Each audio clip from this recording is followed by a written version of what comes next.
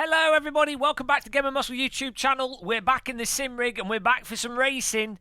We're going to be checking out some iRacing, a little bit of chilled driving, checking out some new content, driving into people, hopefully, not Mr. Old Tyres because he flags our videos. We'll see how it goes. Give us a shout in chat.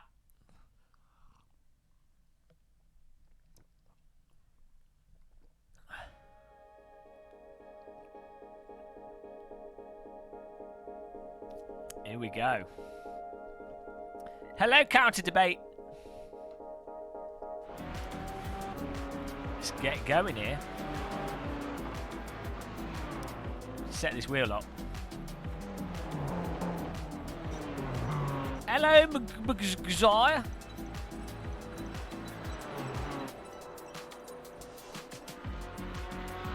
Hello, Tortellini, Marco. Hello.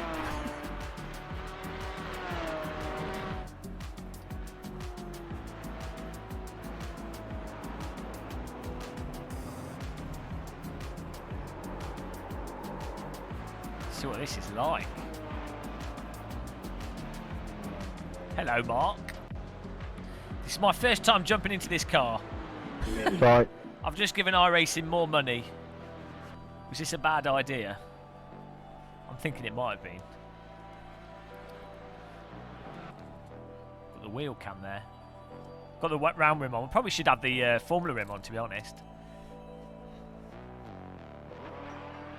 New GT4 Porsche, yeah. Check out my keyboard tray, guys. We got double keyboard all the way. Oh, you guys can't see it. Oh well. Well, let's see.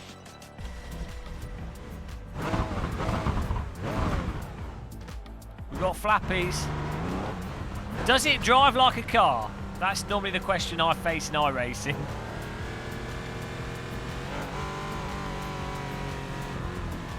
Why are we... The game's only running 63 FPS. Why is the game only running at 60 FPS? What's going on here? Complaint stream.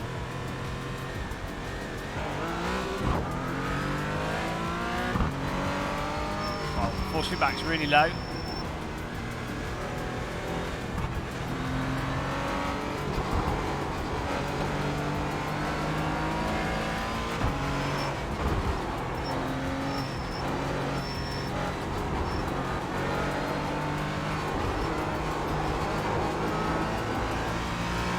Oh, it's not done anything stupid yet. Nothing stupid's happened yet. Oh, is it driving like a car? Frame rate's terrible. What's going on? Prepare. Ah, okay, we are running the silly layout. Oh, there it is. We did squash the suspension though. Oh.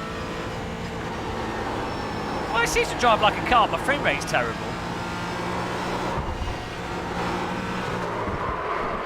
Thanks. I was doing a little bit of drifting there. We didn't need to be punted. I mean, it was my fault.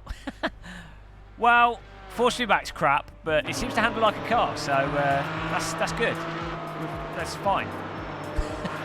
Okay. It's a pure default setup, so... Why is the frame rate so bad? It's what I don't understand.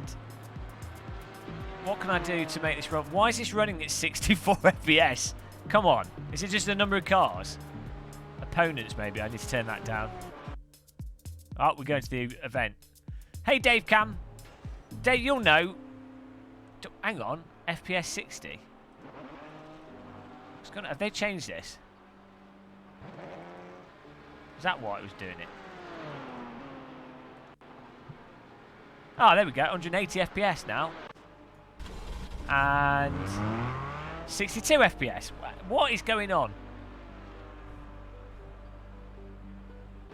What's changed with... Well, it's 180 FPS there. What's going on?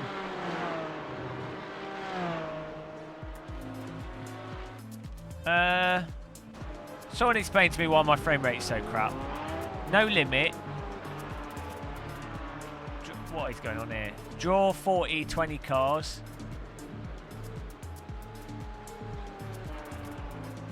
I haven't messed with anything.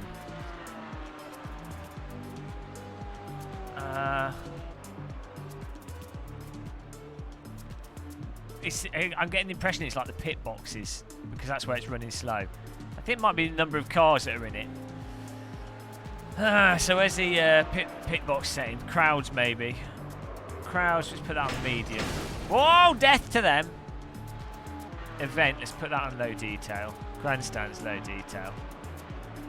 Oh, it's cars in the mirror, that makes sense. Yeah, mirrors always used to be pretty heavy in this. But I've got high detail mirrors off. Can we? Is there a car in mirror settings? Draw. Oh, in pits.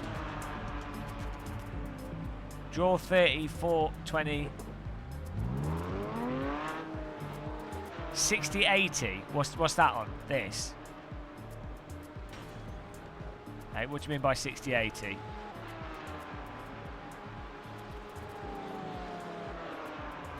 Well, dynamic. This should be. We should hit 100 FPS easy.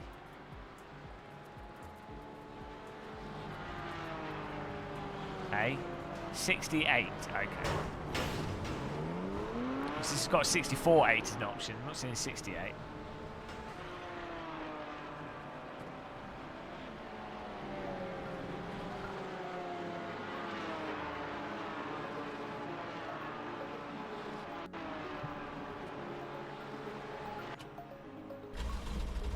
$60, 70 FPS. We've gained 10 FPS. Come on. Hello, Ginger Malteser. What are we doing here? Dynamic, objects, headlights. Shit, I mean, come on. The game is like an old game engine. This should be fine.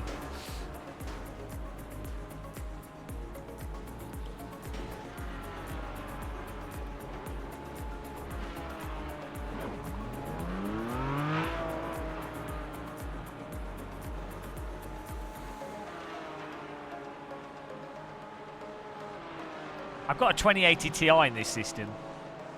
I've got basically the highest spec system you could probably want to play this with, give or take.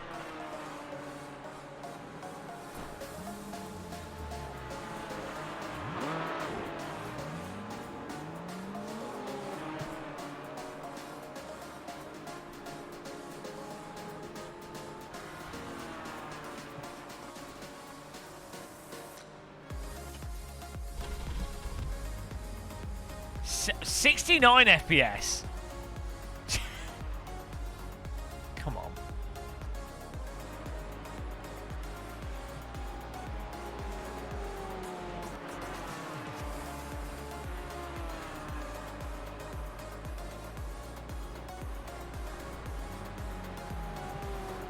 Well, nothing else is running. I've just rebooted my PC and I just updated my graphics card.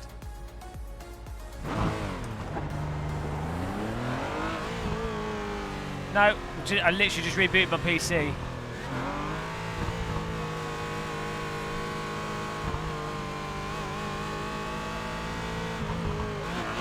Oh, we did not have a pit limiter.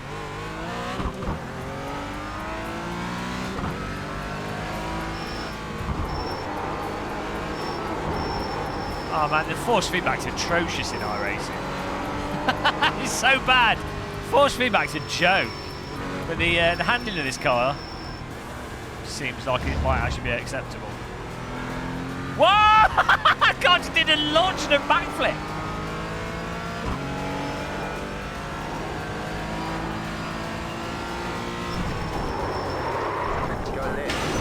I was just braking on the ground. Yeah, what is going on? Corner and got a slow down penalty. It's not had the force feedback that high.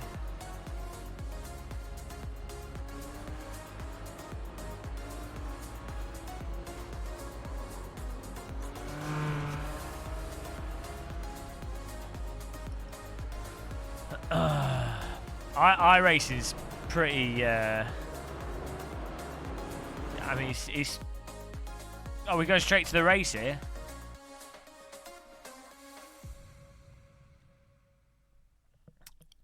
Yeah. iRacing, guys. It's really does feel quite dated compared to the other simulators now on the market. In terms of handling. Tracks are nice and everything. Damage is really nice, I think. Let's get driving though.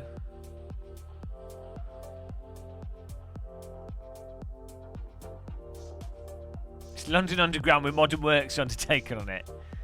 Yeah, unfortunately the Modern Works aren't actually with their handling and force feedback. Hello Dario, I'm not too fussed about graphics engines. I quite like how I quite like the visual appearance of iRacing.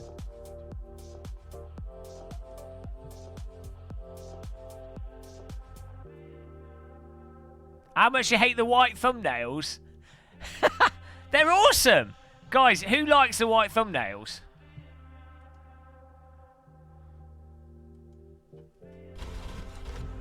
Who likes them here? Who hates them? I think they're I think they're nice. They look different to.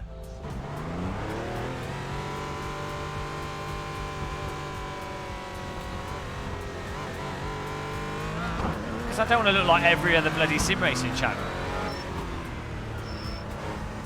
Left side. Clear on the left. Force feedback feels grainy.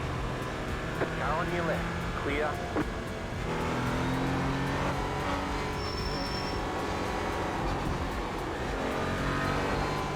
So we're getting 110 FPS now.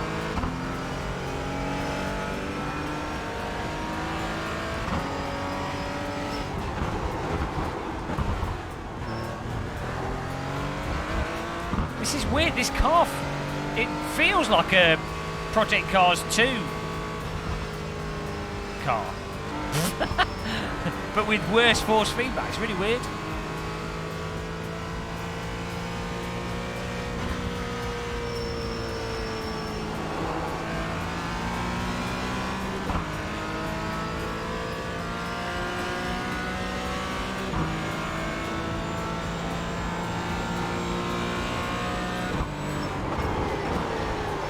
Your reveal is broken. I'm just used to playing games with really good force feedback now. It's, you know, like R Factor 2, Assetto Corsa, Automobilista 2. You know.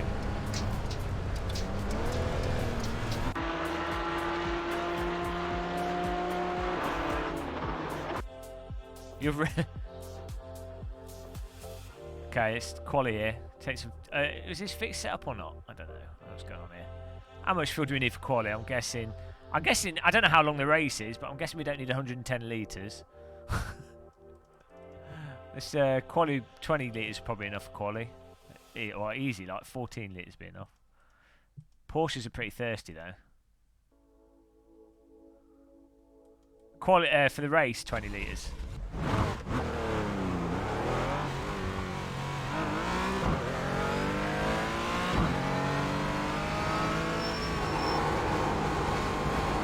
Yeah.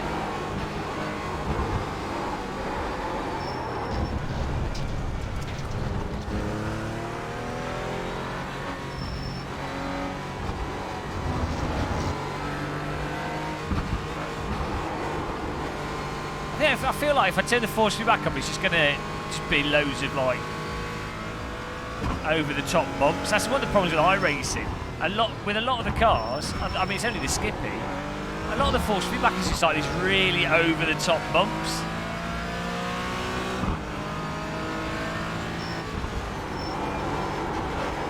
It's like really on and off. It just feels like I don't know what. Green flag, green flag. Is it because the tyres are cold? What is it with iRacing? Like, come on. Jesus Christ. I'm critical of ACC at times, but Jesus, it's not even, like, iRacing is not even. I don't know what the iRacing developers are on, guys. Click the dislike button if you're an iRacing fanboy.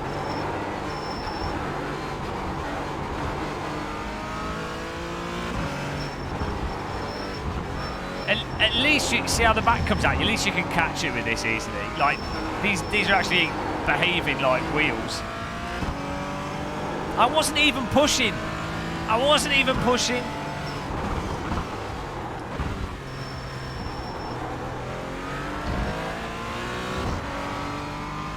You know, I can literally jump into AC, race room, Automobilista 2. I can literally just jump into it straight away and drive perfectly fine. And R Factor 2. I could just jump into it and drive. Default setups, jump in and drive. It makes sense. I'm not fast. Makes sense. iRacing, I don't know what they're on. This is ploughing.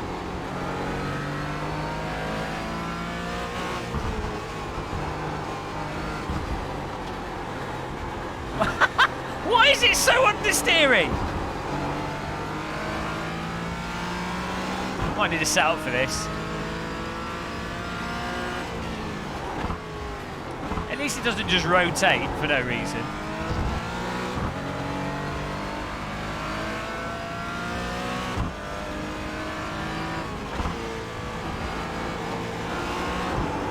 It has a little bit of push on the throttle, which helps.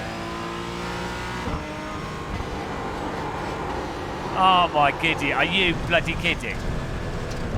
Are you kidding? Like, is this because iRacing has, you know, cold tyres which apparently don't work at all? You got to do like you got to do like 2 whole out laps to warm the tyres up enough to go around the corner.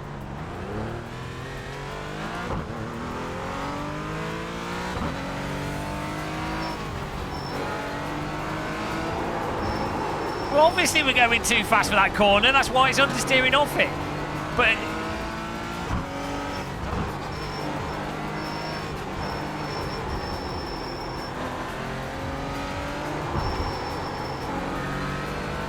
the force feedback doesn't lighten up that much for the fronts when they're going off, so you can't feel it through the force feedback.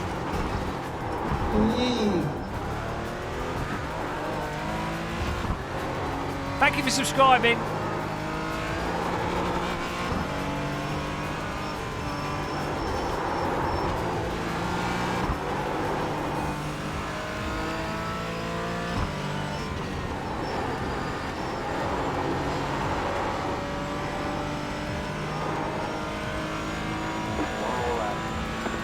Well, I'm only talking about them as they're handling right now, whilst they're cold out the pit.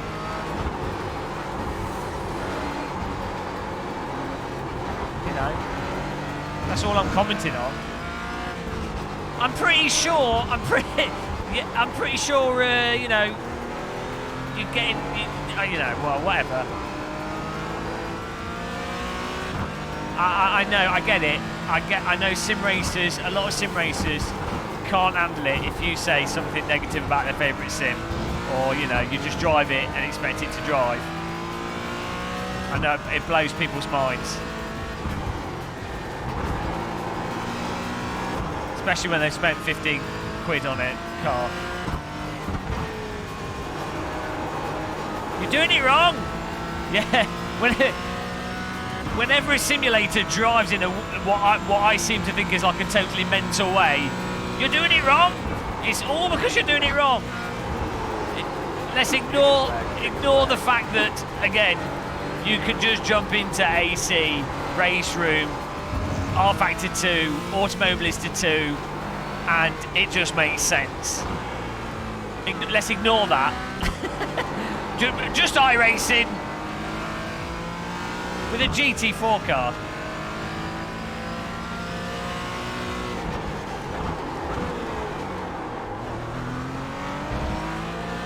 Fortunately, it does have a forgiving. It's forgiving on the brakes and stuff. It's just lacking front end grip with the cold tyres. It's getting train tracked as well. It's getting stuck in slides. Just, you know, it's forgiving, but it just feels. It doesn't feel good.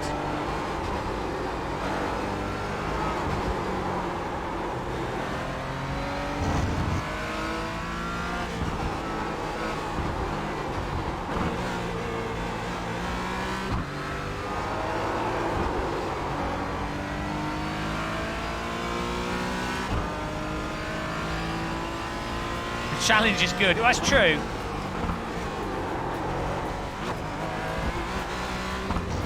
I mean, look, at least you can. Like, you can counter steer and catch the rear. It is getting train tracked. But you can recover it and pull it out of it. And it is biting on the brakes and the back's coming out, so that's nice. It is handling way more like an actual car. This is pretty good for iRacing. Yeah, you know, because I'm a huge fan of iRacing. All right, how much fuel did you say we need? About 20 litres. It's just a short race, isn't it? Default set here. Maybe with a good set, will be all right. I mean, I like the skip barber in iRacing. I enjoy racing the F3 car, but it's not. iRacing's not even like the underlying handling in iRacing is not even close to AC, R Factor 2, Automobilista 2, Race Room. It's like, I don't know, but it is what it is, and you have to deal with that. Just to deal with me complaining, guys. Click the dislike button. Click the dislike button. Dislike this bold git. All he does is complain about it. Why are you playing it? Why are you playing it if you're complaining? Why are you playing it? Why are you playing it if you're complaining? Don't play it. Don't play it if you're just going to complain. Ah! Thanks, Electrical Mama. How long's the race? 15 minutes, okay. How dare you? You're wrong in everything, all the things done wrong, and guilty perpetually. Super generous donation there. Thank you. Stop complaining! Oh! You choose to play it! Why do you stream and complain? Just don't buy it! You know you don't like it! Why are you doing this? It's not even entertaining! Right, race is starting, guys. Just had to get that out of the way. Thanks, thanks for those donations, guys. Green flag. Oh shit, we're racing. Sorry, I thought we were doing rolling stars in ACC mode there. Right, we're going to make T1 here. Car on your left. What? There's a car doing You're on backflips! the left. Car on your left. Stay on the right. Go left. Well, the brakes, this is not. I tell you what. Still there, hold your line. Oh, thanks, Virtual Racing. Virtual Reality Racing and Electrical Mama. Thank you so much. Oh, Jesus Christ. Right, we're just going off the road here to avoid that. Okay, the grass is absurdly slippy in iRacing. I forgot about that. That's another iRacing quirk that you can enjoy if you haven't played iRacing for a while. Slow down. You got a penalty for cutting the course. Oh my God, good quality racing as usual. What the fuck? What are you doing? Go right. How am I supposed to avoid that? You're on the left. So, I'm so glad I paid a monthly fee for this clean driving. Okay, we only scrape the car there. Oh my God, what? This is the easiest car to drive in. Oh, the grass is so slippy. Easiest car to drive in iRacing. Literally, this is probably easier than the Skippy. I guess you can't count, the Skippy doesn't oversteer at all. Right, we've got through there. What was I saying? I think the suspension simulation in iRacing is really good. Like, I really like that initial rotation.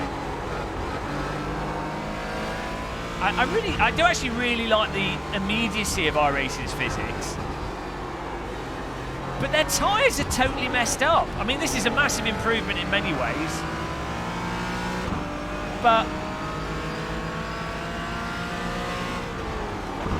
I'm just going to let him through. He's just going to drive into me. Clear on the right. The end drive of the tyres in iRacing is awful.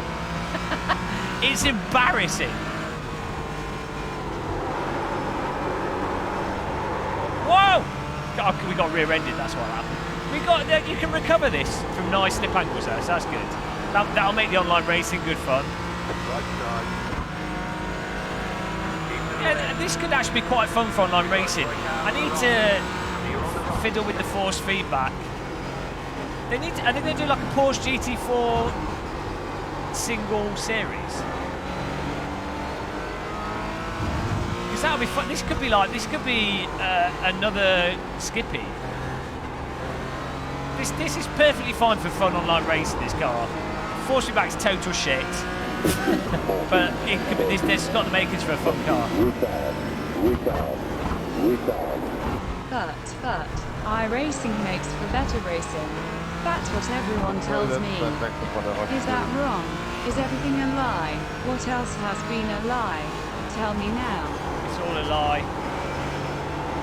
Do you know what? You can trail brake this car properly. So on the brakes, this actually bites in. How many cars in iRacing? Why are you Whoa! How many cars in iRacing, when you trail brake, they just go super erratic, like you can't hold an angle and like... So that's really good. That's very promising. Thanks, Izzie, by the way. Really appreciate the donation.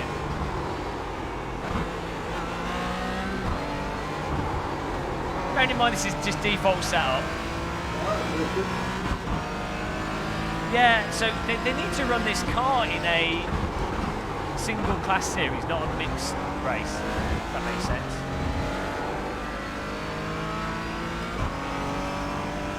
But yeah, this is probably, I can see this having really good racing.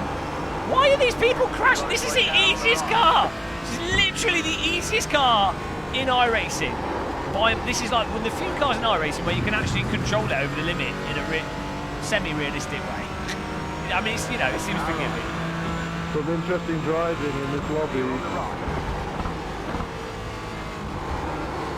Okay. I really like how it bites in on the brakes. That's very satisfying.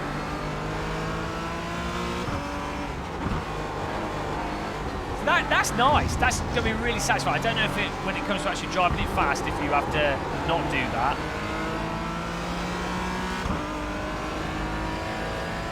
Well, Marble, those outlaps were literally my very first time in this car. I haven't practiced it or anything. I literally just loaded the car, and I don't get on with iRacing whatsoever because to me it doesn't make any sense.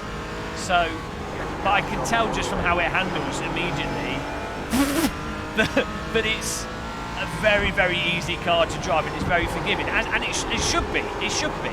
This is what cars should be like in terms of probably more forgiving than this in some ways. $15 dingles, £13 or something. Tell you what, that being able to dab the brake to nose it in is very satisfying. Also, the cockpit's really nice.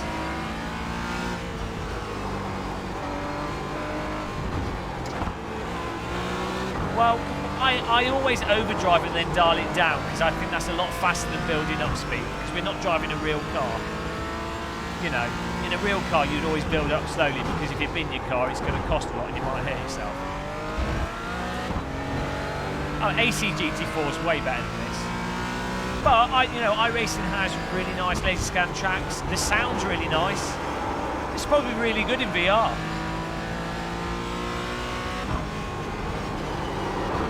We need a bit of sound. This understeer though, I mean that's that corner camber is as it is, but yeah, I mean the understeer could probably be dialed out from setup, so the back comes out more rather than the front just washing out. And then this be a good fun car to race, you know.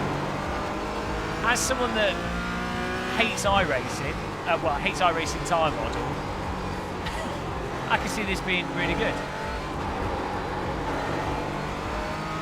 It's actually driving like a car. Holy, oh my God! iRacing has got a car. Well, this Skippy drives like a car, to be fair. It's got road tyres on it though. Has this got road tyres on it? Thanks, Steve Phillips.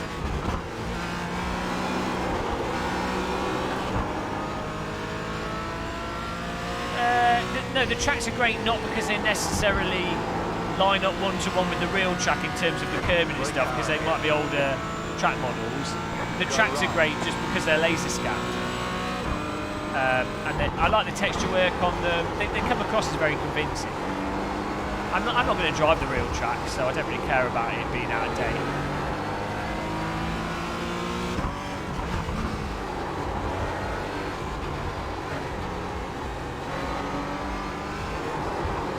And the force feedback just feels really lacking. There's something weird going on with the force feedback. I mean, I've just been playing Automotive Listed 2, so you know, it feels like it. Maybe I'm running 3 on the Fanatec for the force interpolation. Maybe I'll put the smoothing up. Normally, if you put the Fanatec smoothing up, it makes it feel really nice and rubbery and smooth. You don't normally want to run too much on the smoothing. Maybe there's some new force feedback settings in the game. So, yeah, force feedback interpolation is on 3, but it feels like it. Oh, it's down there. It feels like it's on 1, not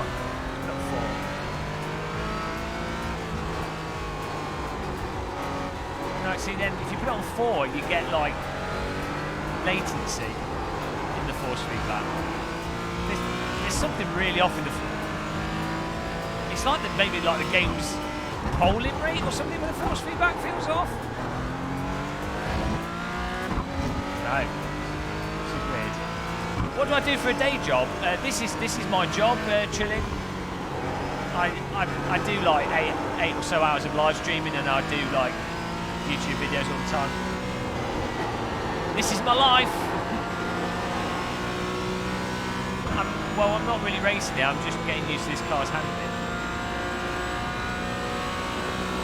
Day and night job, yeah. I mean, we've been up since 1 AM live streaming today, so complaining. Ah, thanks. Really, I appreciate that. Force feedback's really on and off with this. There's like variation to it. There's stuff going on, but it's doing these like really big, weird.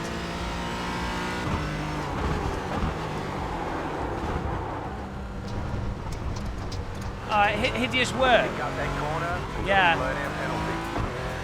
Yeah. Well, so it definitely is. You're right. You've got me with that. You've got me, mate. Shit. Ah, jeez. Oh no. You got me.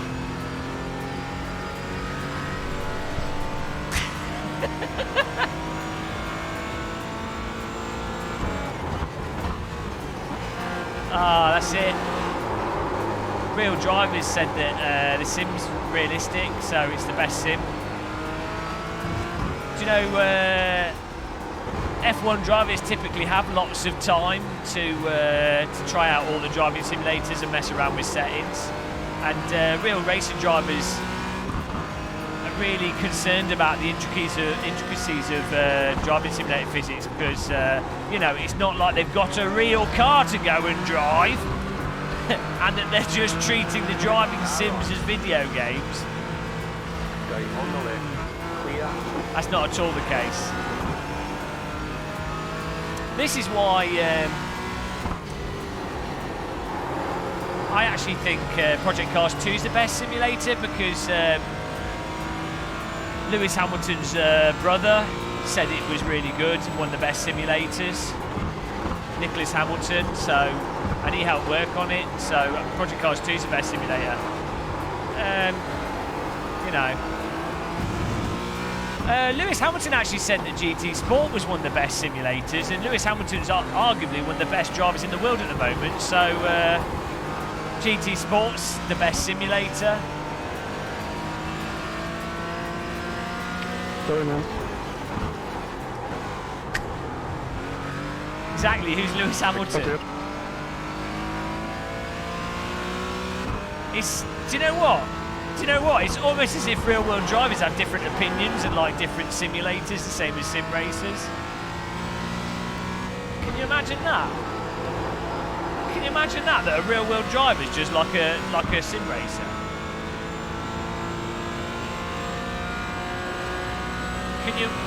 Can Can you imagine that real world race drivers are actually just normal people that have different opinions on things?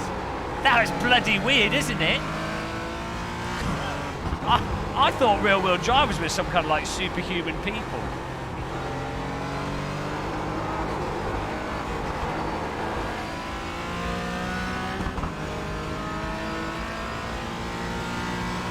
Yeah, I mean, you know, what would I mean, look, you can't trust David Perrell because he races. What? He drives with a really high field of view and he doesn't even use the low tail pedal. Well, he does now actually. His Thrustmaster have a low tail pedal. So what does he know? Playing on console with V-Sync. Can't trust him. Jesus Christ. If another person says the whole bloody real world race driver says X-Sim is good, so therefore X-Sim is good, they need to microwave their face. Also, who cares? All that matters is that the sim that you're playing is enjoyable for you. Oh, well, that's it. Nicky Tim said iRacing was bad. So does that mean... yeah, but Nicky Tim's not as good as Max Verstappen. So you've got to trust Max Verstappen more than Nicky Tim, surely. I mean, surely a person's opinion on a driving simulator and how valid it is depends on how good they are in a real Formula 1 car, or a real car that drives totally different to a simulator. People have different opinions? What?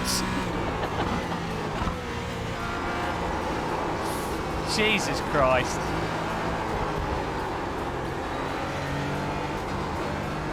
So, glad we settled that. Who was it that started that in the chat? But I should probably start driving a bit smoother here.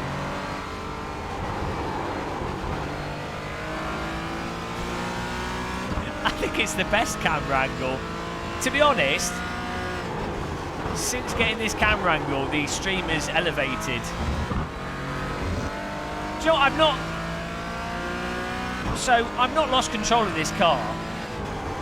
I mean, I've run wide, I'm not driving well, but this is actually a lot better and a lot more like what should be happening with a car.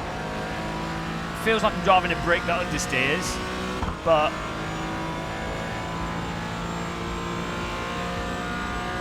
we finished till 11th here. Chicken flag. Bring it back to the pits where we're going. Yeah, we need a setup. Why is my co-driver, radio person, garage man, upset with me? Did he see the crashes that we avoided? Right, look at this. Right, here we go. Yeah, so you know, I mean, ooh, who's going to hit us? Yeah. This is probably the best car after the Skip Barber in iRacing. I still think it's a bit crap, but I think it's way better than other cars in iRacing. So, give it a good setup. I don't know what's going on with the force feedback. Maybe that's a bug that they just need to work on. There is the force feedback depth there. There's stuff going on, but it just... it doesn't feel rubbery, if that makes sense. It feels like it's... like there's a technical issue there. It doesn't feel like steering rack graty. It just doesn't feel smooth. It doesn't feel right. I don't know what's going on. It just feels like there's something technically wrong with the force feedback. Like the details there, there is stuff going on, but I don't know. You probably won't notice it. You won't notice it unless you're using a DD wheel, because a belt wheel will smooth it out.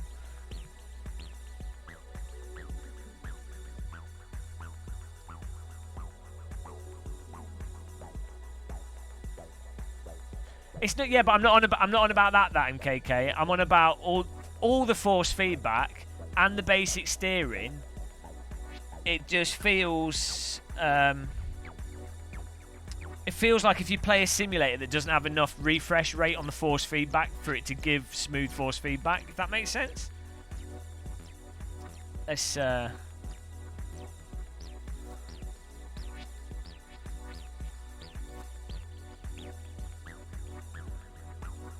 This is how we find out where the limit was. So you've got to do it. You've got to bin a few Porsches and you're good. What time's the next race for this? What, hang on, where's the actual bloody race start? Oh, there we go. I mean, maybe it is. If they do a single make series with this car, that'd be really good. They need to do that. This could be a really popular car. It's more engaging to drive than the MX-5 because it's more tail happy. I'm sorry, Thomas.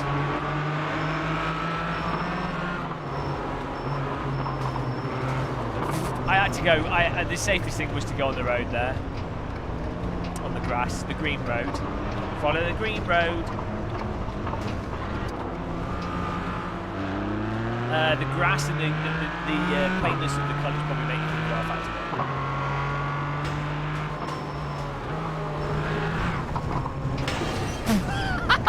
That was the best I could do. That was the best I could do. I forget how slippy iRacing grass is. I think I made the right decision. Out of all the decisions to make here, I think I made the right one. Like, that car's moving to the right.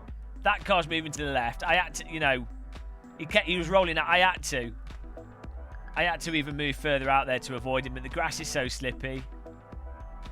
I could have been... don't use the brake pedal, mate. Come on. Look at how I really skillfully use the wall here to bounce us back onto the track, and then, like a pinball, look at that, still recover it. I've used the mirror there. I didn't need that. Lighten the car up. Next level technique. Timed it just right so that we didn't hit this car. Look at that. Doesn't get closer than that, does it? That's pure skill. I mean, we need to get a car skin on this. Yeah, I'm optimistic for this car.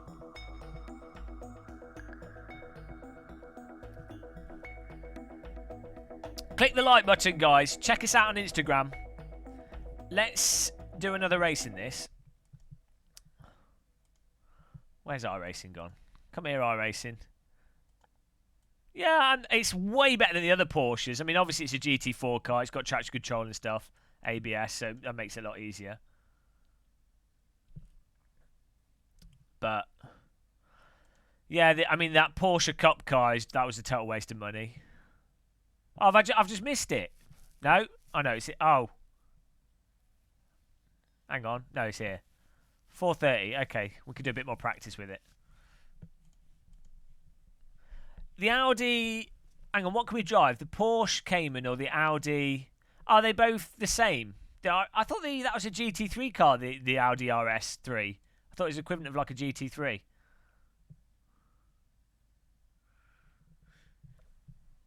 I personally, I would... I mean, I don't know. I don't know for sure. But I'd imagine this Porsche in real life would have a little bit more lift-off oversteer. But again, that's going to be like car setup, you know. Did you know that you go below 48 kilometers per hour in quality, your tyre temperature gets reset? No? Yeah, what's TCR? It's basically the same speed as a GT4. Okay. TCR's front-wheel drive, though, isn't it? That Audi TCR drives like crap in iRacing. People really... iRacers like it. Yeah, see, Dave's got good taste. I like Dave. I like Dave Cam. Dave's a good guy. Anybody that can agree with me, like... Can you type in chat, guys? If you think front-wheel drive cars are crap, type in FWD equals crap. And if you think front-wheel drive cars are good, type FWD equals good. Let's have a little survey here. Because the only good front-wheel drive cars are BTCC and the Clio Cup. See, electrical mama, that's it. There's exceptions.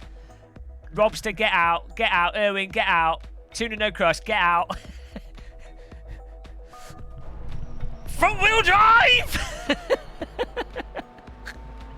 Oh man. No expenses spared when it comes to our streaming technology here. Serious crap. Open wheel. Yeah, it seems to be a bit of a mixed view in chat. My Nissan Juke is okay. Well, road cars are fine. You're not driving a road car on the limit. Or Dave Cam probably is. Front-wheel drive's good for road cars. Less components. Like, don't have to have like the drivetrain shenanigans and everything. Cheaper to maintain, cheaper to build, cheaper. And you know, you're not driving over the limit. So front-wheel drive is great for a road car. Do you know what? I've never driven a rear-wheel drive car in real life. I've only ever driven front-wheel drive cars on the road. I know, a go-kart. I've driven a go-kart. That's rear-wheel drive technically. It's not a car, is it? Right, I'm gonna... I don't know. Maybe if I add some dampening to this, maybe that'll smooth it out a bit. I don't normally like to use dampener. Maybe it's just because I'm really tired. I've been up since midnight, so I could be just brain dead. But I'm normally brain dead anyway, so. Let's have a look at the settings here. Which sim racing will TCR suit? No, I'd rather not. Doesn't Paul Smith do commentary for that? I'd watch it for Paul Smith commentary. Shift aid.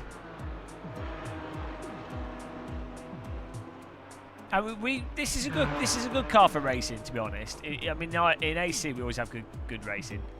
Don't give Dave Cam compliments, Troy. Don't give him compliments in this chat room. I need to get a Dave Cam. We need to get a Dave Cam.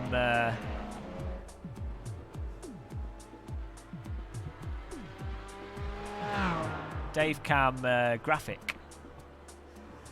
By the way, guys, click on Dave Cam's name and you can subscribe to me. I mean, if you play iRacing, you probably know who he is already. But if you like iRacing, or you're just one of our viewers, check out Dave Cam. He's another chill guy with no hair. To be honest, I only support sim racers with no hair. Jimmy Broadbent, I hope his channel gets removed off YouTube. But Sean Cole, Dave Cam, I've gone off random call sign. He's got too much hair. Who else has no hair? We've got Raging Beard. Raging Beard. He's changed his channel name. I can't remember what it is, but I'll call him Raging Beard. Dave Cam. Sean Cole. Chris Hayes got hair. So no. Hi guys, I'm Sean Cole and welcome to the Sim Pit. In this episode of the Sim Pit, I'm going to be driving the new Porsche GT4 in iRacing.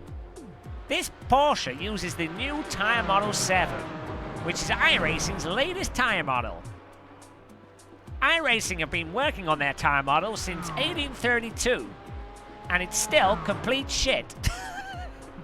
That's harsh. That's harsh. Harsh. Hang on. Why is this now too high?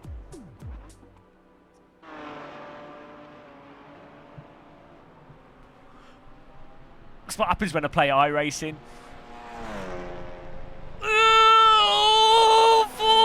iRacing force feedback. Right, let's put this here. God, too much excitement got. Oh, I've broken my stream deck again. There we go.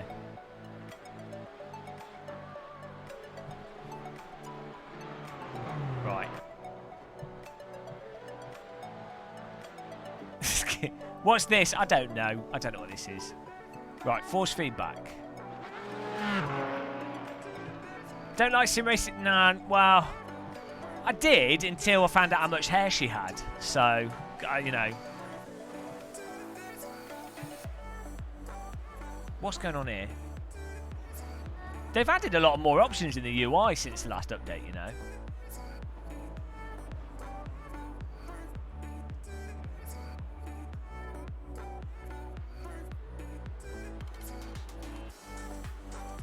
Well,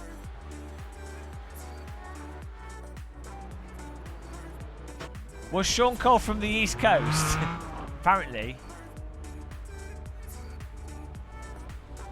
Right, let's work out what's going on here with the... Yeah, it's... Do you know what it is? It does feel like really crappy power steering. So, you know, maybe this is what the actual real car feels like. But That's not good news for sim racers. What are you doing, mate?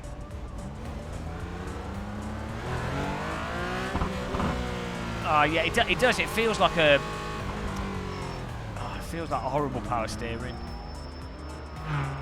Like, we don't... Come on. We don't really need that in a simulator because we can't feel any G-forces. Come on, iRacing. Your force feedback's bad enough as it is. You don't need to implement...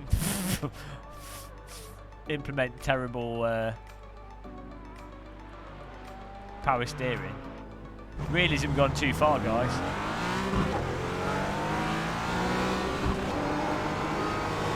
Ah, it's really like Yankee. Yeah, right. Clear. And like dead, it's dead in the middle, and then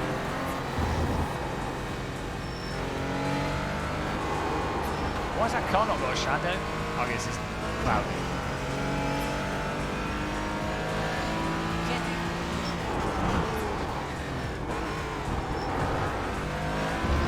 Man, I mean, there's information there. It just feels horrible.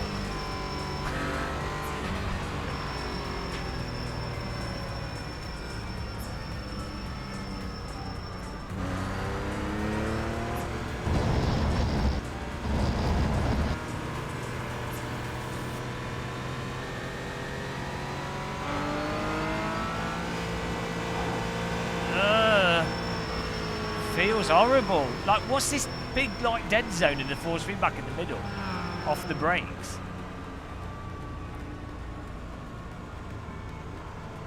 I think iRacing secretly hate Porsches because they make them like have like really weird stuff in them that makes you think, oh, these would be crap in real life. Just setting up the wheel settings here.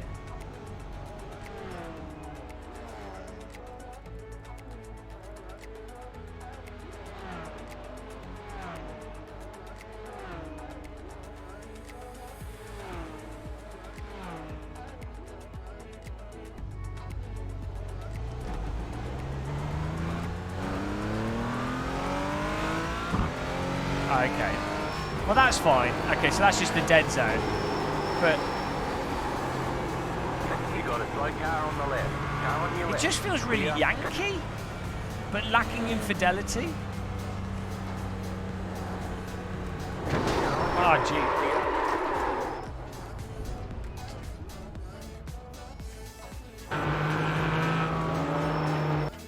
I mean, I don't know what to do here. Should I just turn the force feedback? It feels horrible. This honestly feels really horrible.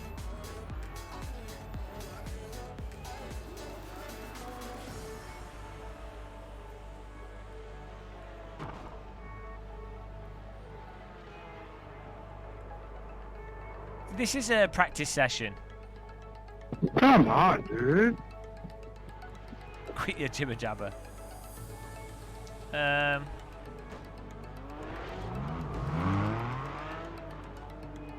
Yeah, but I can see how that will fix certain aspects of the force feedback.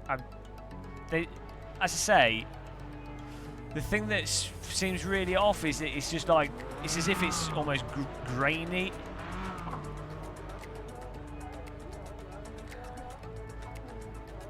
It literally just feels like a really crappy real-world power steering system.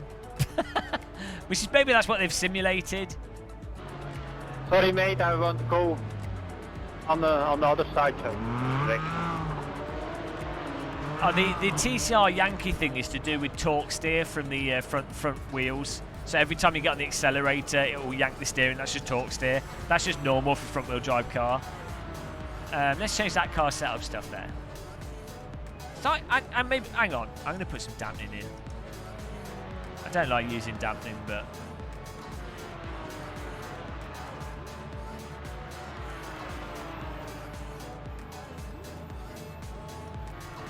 put on 10. Plus 1mm in the toe, the rear. Where's that?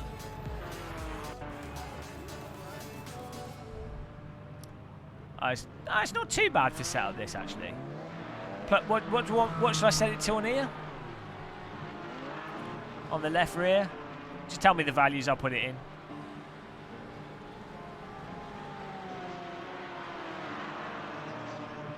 It depends on the simulator and how each. Why has this gone black? It depends on how each sim does the force feedback and stuff as well. But with a lot of rear-wheel drive cars, they do have a front-wheel drive car will have torque steer. Like it's just. It depends on caster angle. It depends. There's loads of stuff. Do I fancy? I don't have a driving license, so I can't drive your car. Also, I wouldn't be able to afford to fix it if I crashed it. So, I really appreciate the offer, though. Of course, I have no idea. I don't play iRacing. Not even race intros. We'll sort that out. Just put back on your steering wheel. I've got a flight yoke. Someone give me the values to put in here that are the good values. Here we go. ARB blades. Front. Anti-roll bar. Tighten her up. Okay. Put it on 3. 2mm toe in the front and 2.8 in the rear.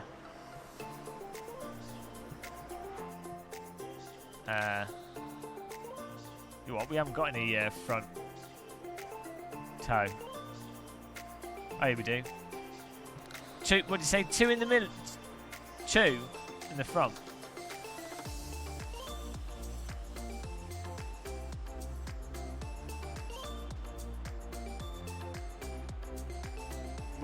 That'll get a bit more rotating. That's good. It's weird that don't a lot of cars only have a rear anti-roll bar rather than front and the rear.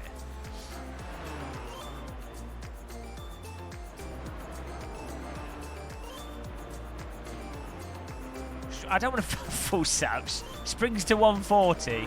Okay. Well, it doesn't go to 140. We've got 130 or 150. Could someone give me some legit setup stuff here? Oh, I don't know, Drunken Zombie. Maybe I've just been mental. ARB front keep to 1. Okay. Yeah, you want the... I don't know. What toe setting? Someone was saying for the rear. Did we already move this up? I can't even remember. Let's put it on 2.3.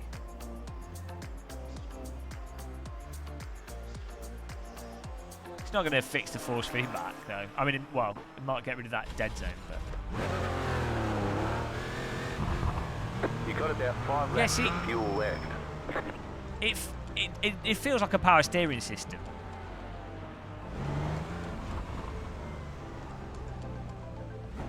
When I was at Autosport, I was messing around. As Richard, if he's still in the chat, will remember, they had power steering systems at Autosport that were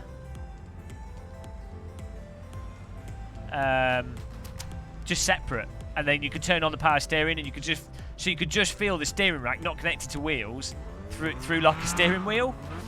It's quite interesting because you could just feel the innate quality of the power steering. It felt like shit, but it's quite interesting.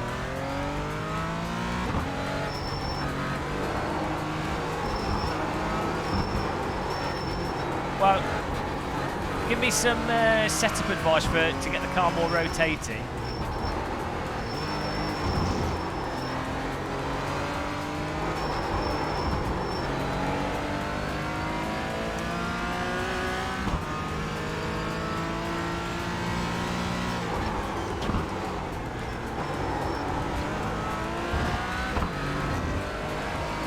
That's what I thought. The less anti-roll bar, I mean, the more anti-roll bar, the tighter the rear of the car, so the more responsive it is. I always got that impression, though. Well, maybe I'm totally wrong. I'm not exactly an expert when it comes to car setup. So you're on the right. Don't even,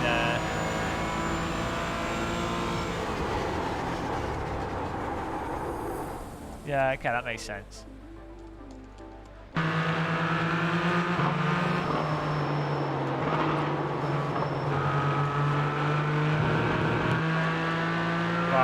That's on 1. We've already moved that up. Can we change the traction control whilst driving in this?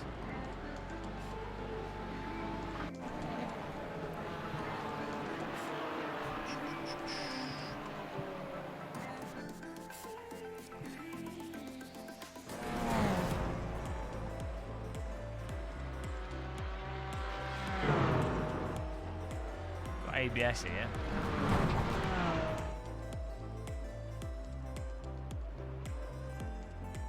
Where's TC?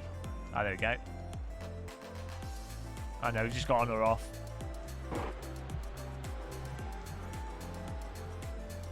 Now I'm trying to trot up and down. Yeah, we just did a race, Steve. The tyres were warm. The tyres still didn't turn in much. I'd hope so, Ben Moss. Yeah, it doesn't have to feel the same. It just has to not be a bag of crap. It's fine. It's all right. I'm tired, so I'm going to be doubly moody about this. Deal with it. iRacers can't take criticism, so...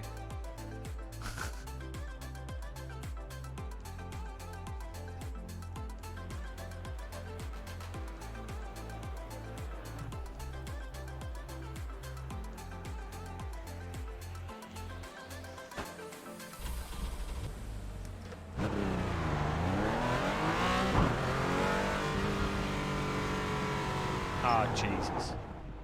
Forget I'm playing iRacing. Yeah, that'd be nice, Drunken Zombie. Do that if you want. I'm here to just make silly comments whilst... Where's the... Oh, there we go.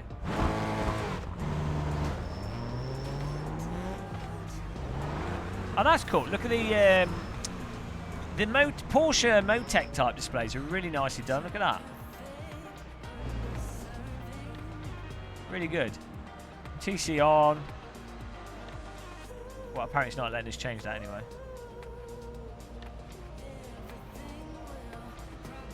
Oh, that's weird. Oh, why are you dropping? You've got another lane, you knoblet.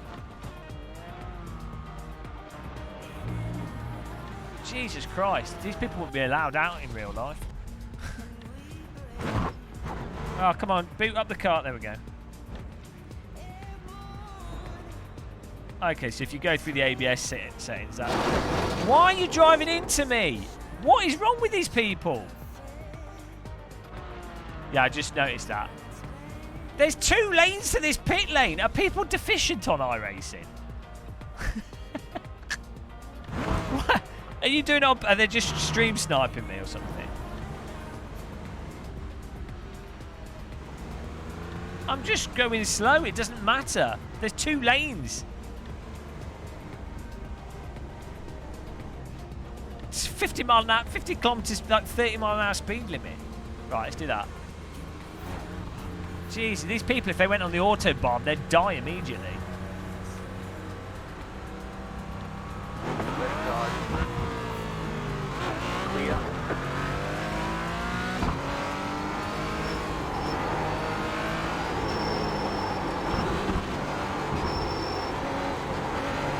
Oh yeah, I could do with sorting that out.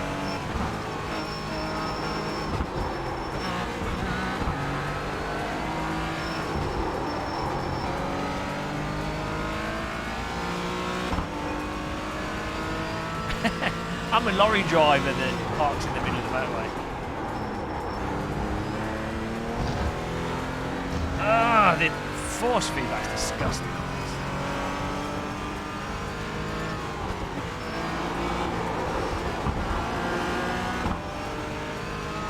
So I've got this really nice force feedback wheel.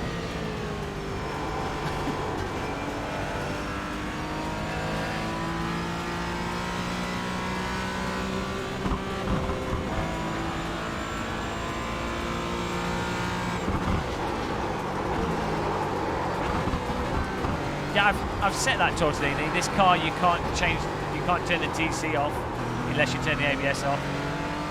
Left side. Clear on the left.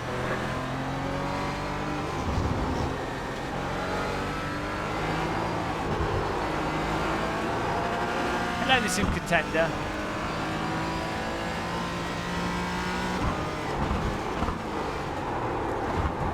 Oh man. That force back to front. Yes, what's going on? Left side. Clear.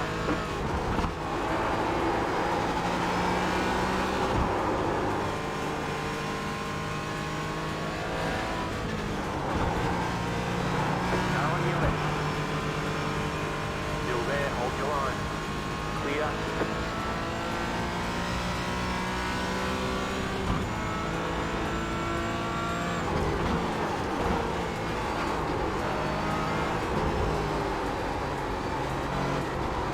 That's all right.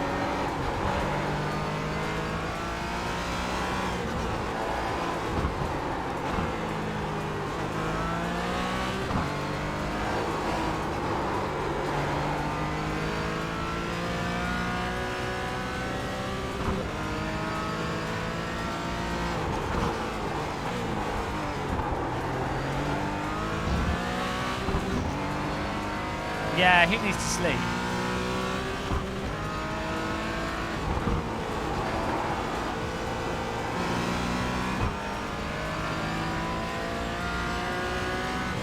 Just trying to dial the force feedback in it. Try and make it not feel crap. Normally don't use this inertia setting, but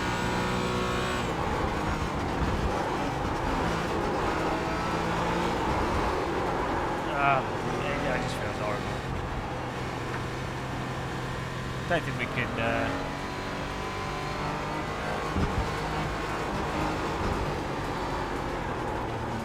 Left side, clear. Can't stop ahead. Is there an option to increase the polling rate for iRacing? Oh, you shouldn't need to. You should be able to just use this inertia setting on the wheel. It does add dampening, but that has smoothed out a little bit. It adds. The problem with the inertia setting is it adds latency to the force feedback. Setting higher in number, like towards 11 as you fire one up.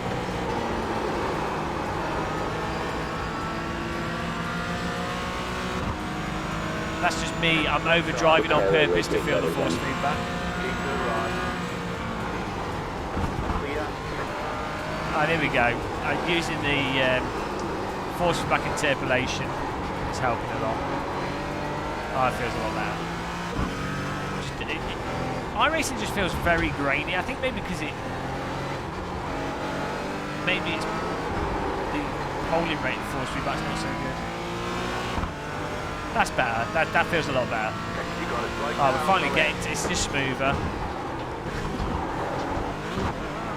Ah, there we go. Yeah, that's so much better. Jesus Christ. Right, we're getting there, guys. Ah, that feels more like rubber now. We're actually starting to feel like we've got tyres rather than. You got it right now. I don't even know. Go right. It Got about 2 laps of fuel. It does add latency though, so for the rear, catching the rear, but this car's so forgiving. It's not a problem. Sorry, man, see that. Just need to turn the force feedback up. Side, clear.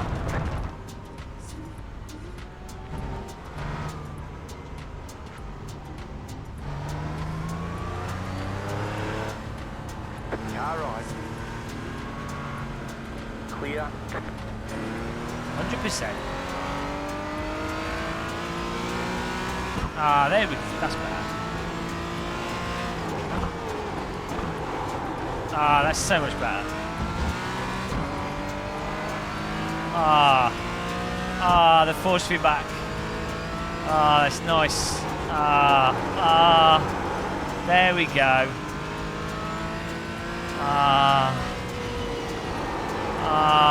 Force feedback. Smooth. Communicative. Go left. Go left. Force feedback. So much better. About 1 lap to fuel left. What settings you change? I've just added filtering on the Fanatec wheel. Clear. It's all about the force feedback, guys. You got it right car on the right. Go left. I mean, I could probably reduce the. It's weird that much, but most simulators, Car stop on the left. 6 would be overdoing it. Like 3 would be overdoing it. It's plugged in the USB cable. Right. Forget the car. Forget how the car drives. We've got force feedback now. That's not making me depressed. This car handles like a car. So 10 points to Gryffindor there. Let's click the like button, guys, if you enjoy weird force feedback obsessions.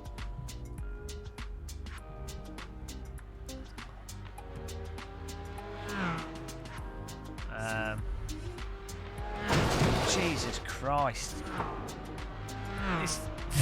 I mean, I'm parked in the worst possible place on the track, but... Right, we can just default it. This is fine. We can default hand in. We'll just learn how to drive it. We might actually have a pretty good car here, guys. I'm helping them train a muscle. I'm helping them learn about how to react to a parked car on the track. It's week 13. They're gonna have to learn that eventually. I'm just doing them a favour.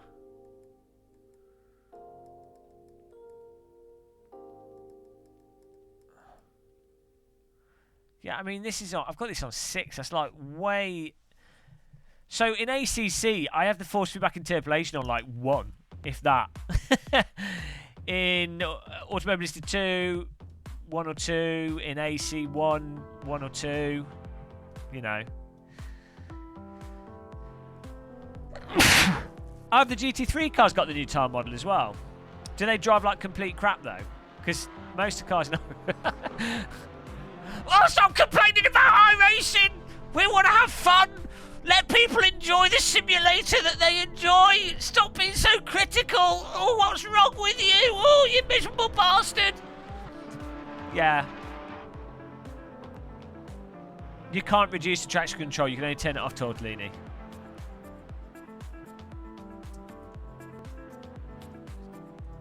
We're just going to go with the baseline setup.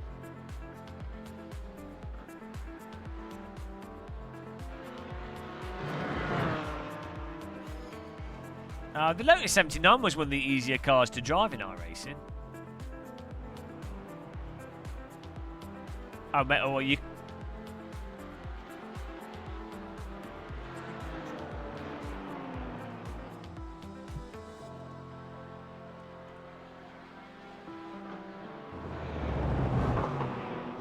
We're fine. I can drive the default setup for now.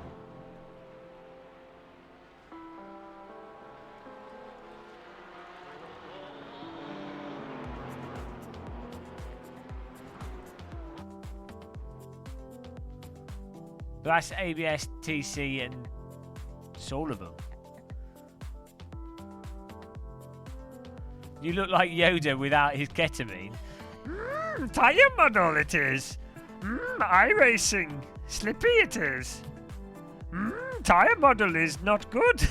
I don't know, that's not what he'd say. He'd say, tyre model bad it is. Crashing you are.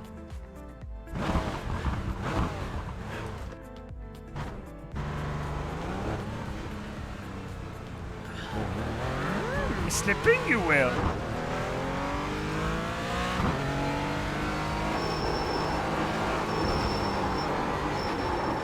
Okay, well, maybe we should have kept the. Hang on, this is like.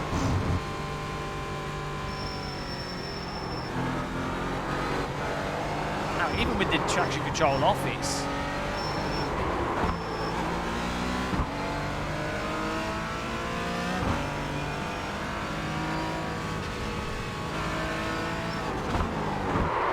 Okay, you want the ABS because it just locks up and goes in a straight line otherwise.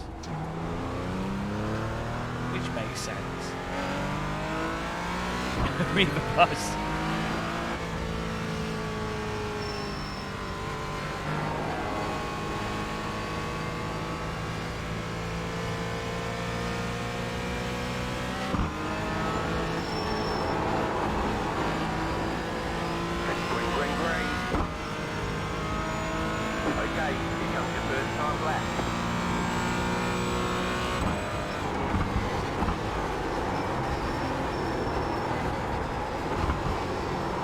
Yeah, I should have. The ARB setting was good. So that definitely made the back come out more.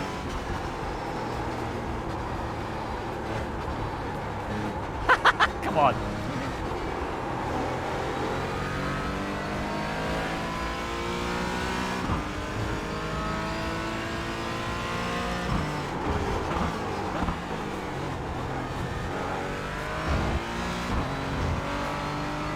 I don't know, maybe the tyres are flat.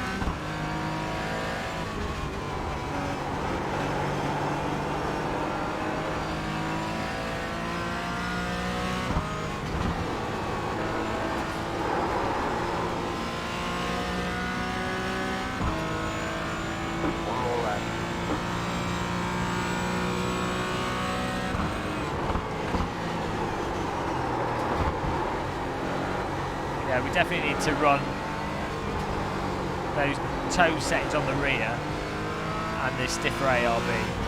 That definitely made the car handle nicer. It's not going through the corner there. I'm on the brake and nothing's happening.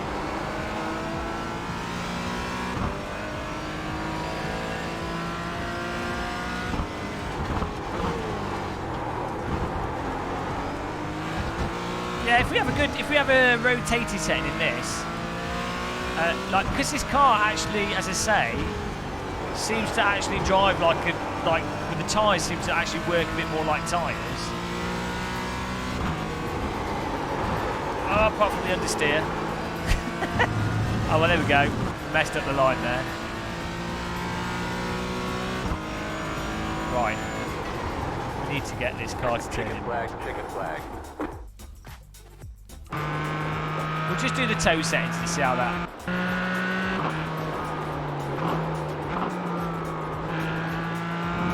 You can only move it off one.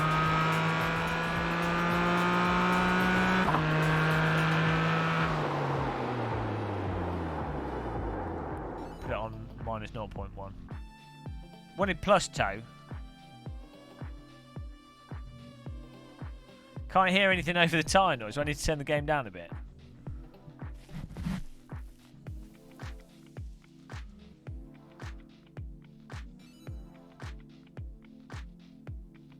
I have. Oh, do we want negative? +2. There? Yeah. Is that good enough? Oh, the brake pressure is actually quite. That'll do. Whatever.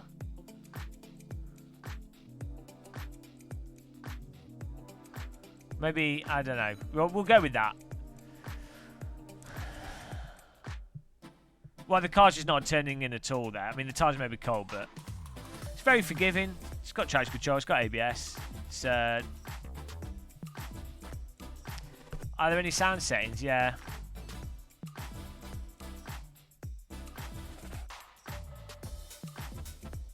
We could turn it down, but we're fine.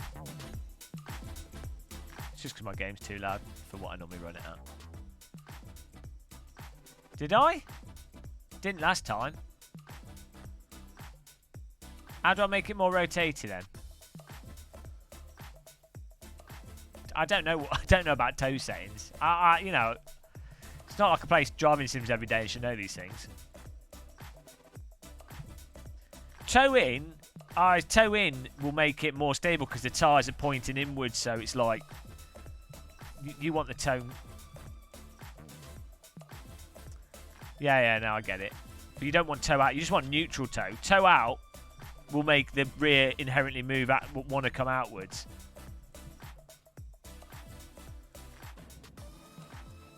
Let's leave that on 1.8.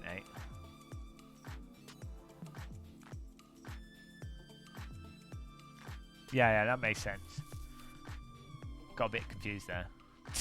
I'll leave that on 1.8. We've got the front is towing in. That'll do. See what happens. Whatever. Yeah, because toe in, as I say, is the wheels going like that way. So they're basically, the force is kind of like pushing them to stabilise. Whereas if they're toe outwards, it's the opposite. That's as I understand it. But, you know, as with all car setup stuff, one thing affects something else, and it depends on some other setting. And probably, I don't know how much is more to do with tyre temperatures than it is whatever. Well, we'll see what happens. Do ARB rear one click. Okay. If the car turns into an aeroplane, ARB blades for the rear. Stiffen up the rear. There we go. A bit more responsive. Front toe out makes it turn better. Yeah, so your wheels are going out like that more, but when you turn right... I don't know. You know, this is the... Like, my excuse... Get ready for the excuses here.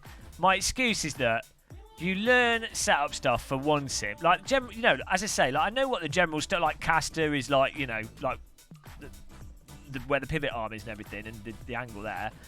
I know what the general settings do generally, but the thing is, when it comes to actually making a good setup for a simulator, you just have to know the bollocks thing for each simulator. So, like, you know, in AC1, it's like you've just got to try and set the car up as low as possible to the ground. Pretty much, that'll get you like the biggest speed boost, and then have that in a way that doesn't cause the car to crash. In Race Room, there was a thing of putting 0 wing on. Was better than having wing. I don't know. There's always something in each simulator. Like iRacing is probably stuff to do with like the weird tire temperature stuff, you know. And I can't be asked to apply real world setup stuff when the ultimate thing is going to be some like arbitrary thing. There you go. That's a good explanation, Chris Forward. Yeah, I totally agree with you, Tortellini. But I can just say to someone that's fast, give me your setup, and they normally do. So, you know, I'd rather do that. Well, Denizen, I clearly just explained what Toe does, so that's not true.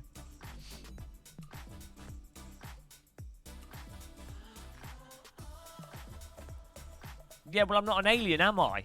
Not all of us live in Area 51. Some of us have to come up with witty banter and amazing puns whilst driving, you know. That takes a lot of mental power and slows us down.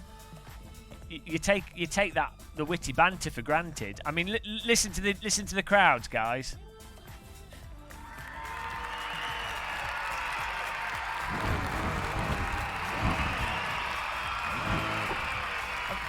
Green flag. Clutch doesn't work.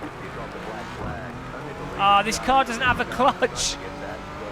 Jesus Christ. This car doesn't have a clutch, guys. Jesus. No clutch. We've learned that lesson. Bloody hell, people can't drive.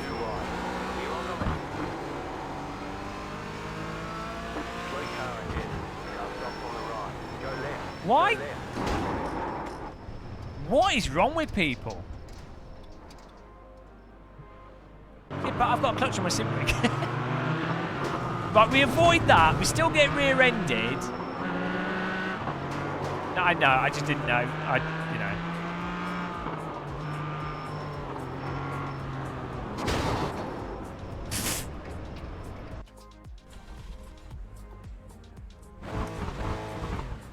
Great driving there. I mean, week 13 is not an excuse, though, is it? Week 13 does not mean you're now allowed to do piss poor driving. Thank you, guys. A lot of videos in here. Bye-bye. Bye-bye. What the hell? Totally agree with him.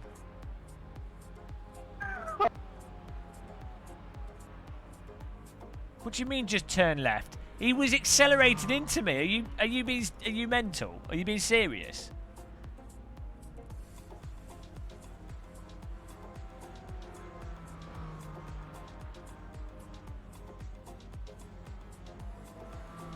That wasn't a racing session, you mentalist. That was a practice session. Are you brain dead? Are you brain dead?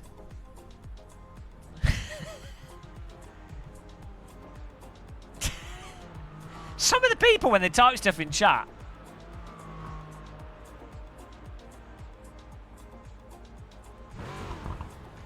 Hello, Johnny Cage.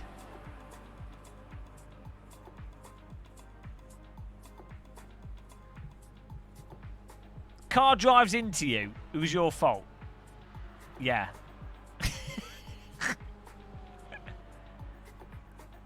I think if you like iRacing cars, you'll probably really like this.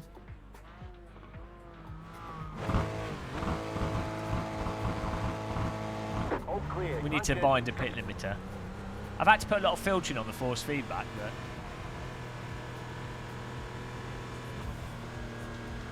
I was black flagged because I thought the clutch would work.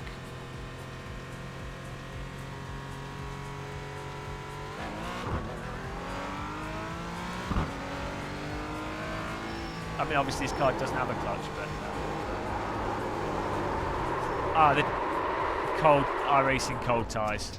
I forgot iRacing cold tyres, and what is going on? Are not like any other Sims cold tyres. I forgot about that. My fault. Oh, let's not join the channel. Let's let these guys get past.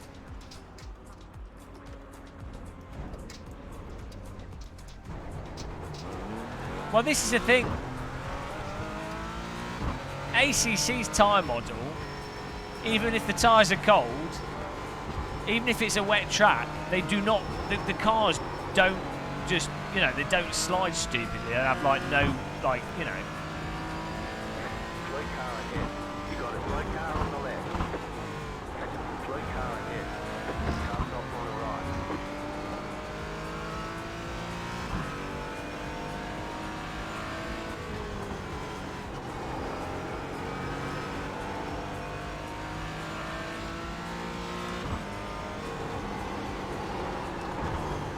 Man, normally cars hook up through that final corner. Let's get out of the way.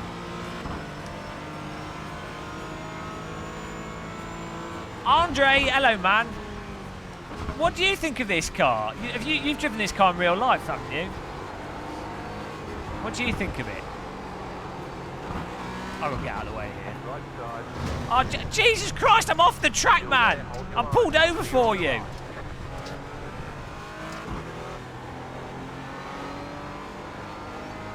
When you've driven this car in real life, Andre, do you find it just, if the tyres are cold in real life, does the car just plough off the road, understeer, with no, like, feel for it at all?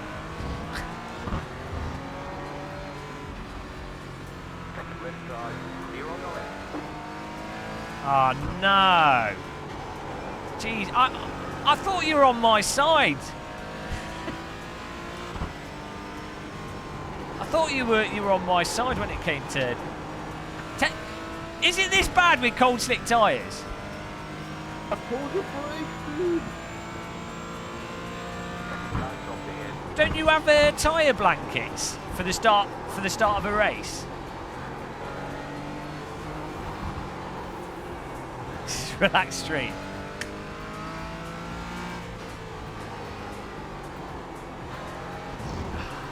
It's always the car's fault. It's never the driver's fault. Come on. You guys know this. I'm on the straight. Someone please. Hit me. Yes, yes. Exactly. So, I bet in real life you would just feel, you'd get on the brake and you would feel that it wouldn't slow down as much, so you wouldn't feel the braking. So you'd be like, oh, there's no grip on the front. I need to be really careful. So you're not going to like randomly plough off the corner, because you'll be like, oh, hang on a minute. You can feel through your body that the car has a lot less grip.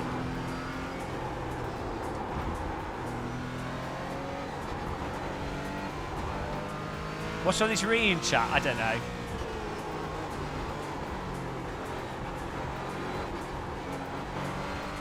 Is it in when you drive this car in real life, is it like very understeery though? Even after like, what, we're on lap 5 now, I'm not really pushing. It does seem a bit brick-like in iRacing.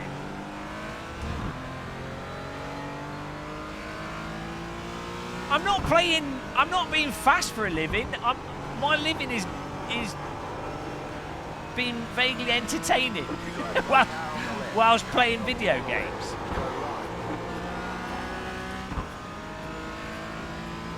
Do we have a new mod? Don't know. Yeah, well, Jimmy's hair probably got in his eyes. He's got a lot of hair, you know. It's very understeery because it's an amateur. We call it customer car. Okay, fair enough.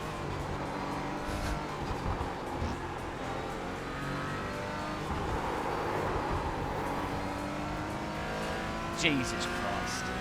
I was saying, look, in fairness, Andre, I was saying this is probably one of the best. I'd say the Skippy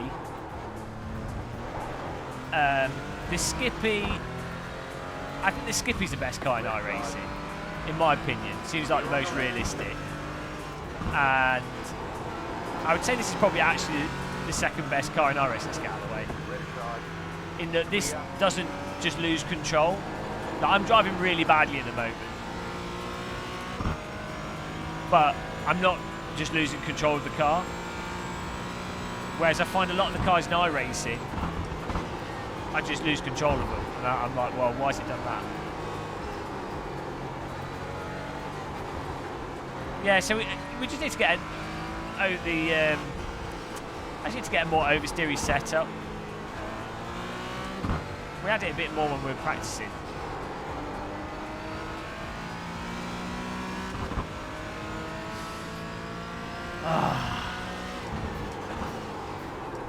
Bloody race driving, eh? I was saying earlier, I think this is a fun car. This would be a really fun car to race. They need to run it in its own series. Because we have loads of fun racing this in the Assetto Corsa. Yeah, we do it. We've raced this a lot in AC. And you always end up with really nice close racing, really good fun. It's got enough speed that it's not totally boring, but it's nice and easy to drive, so you get, you know, you get nice driving with it. It's not, and obviously with it not being like a super slow front wheel drive car, it still has a little bit of stuff going on there. Yeah, whatever we've done to this setup, we've made this car even more brake-like. I'm surprised so many people have been in it. Because this is not hard to drive. So when are you joining us for a race, Andre?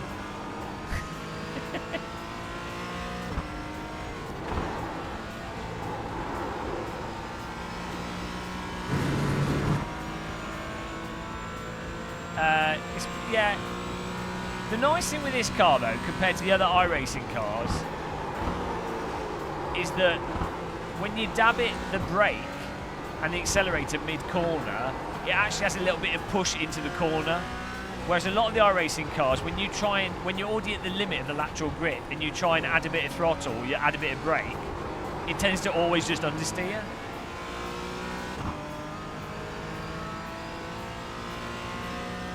Yeah, you should be allowed to... I keep missing it. I need to brace in for that. You should be allowed to push too much, and then you can dial it down a bit. Like all it should do is overheat the tyres a bit and lose a bit of lap time because you're over driving. That's fine. What about the Porsche Cup car, Andre? That's total garbage. Don't tell me you think that's good. Jesus. Oh God. Unless they've changed it in the last update. Do you like the Porsche Cup car?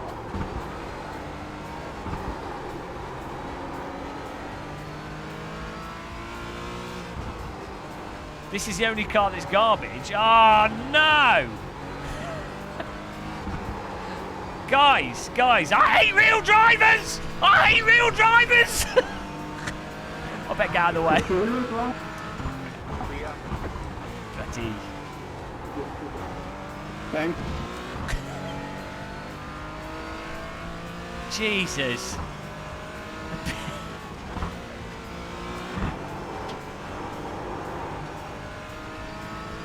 Oh, I don't know.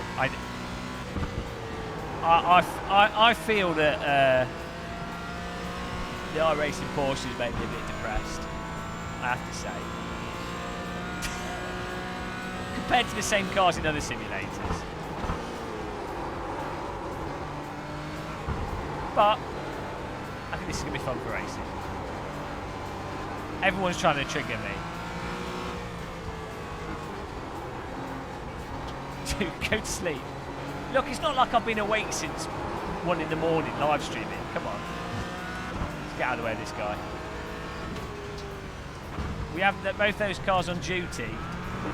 718s. I think Porsche should sue iRacing because they made the cars like Porsches are my favourite cars in driving sims, but they're my least favourite in iRacing. I guess I'm never going to be employed by Porsche or iRacing. Jesus. Mind you, you know, maybe French drivers just have a different taste in cars, you know. Do they sneak like a really nice saucisson on the passenger seat? So you turn up at work and you're like, oh God, I hate Porsches, bloody hate them. But actually being French, you'd be like, oh, le Porsche, ils sont nuls là. Oh, il marche pas. Oh, c'est quoi ça? C'est quoi ces voitures? Oh, c'est vraiment nul. And so you turn up to work like that, and then you sit in the car, and then you're like, ah, c'est le meilleur saucisson. Oh, c'est fantastique. Ah, j'aime le Porsche. Ah, même aussi, on a une baguette avec le saucisson. Oh, et c'est le bon fromage aussi. Ah, Porsche. Ah oui, ils sont vachement bien. That's how it works at Porsche, guys. That's how they get the Porsche driver, the French Porsche drivers to support them.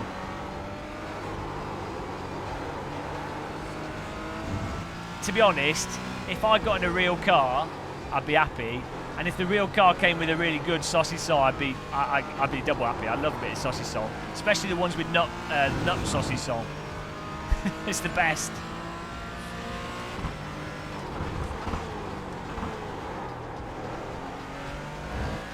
It's French muscle.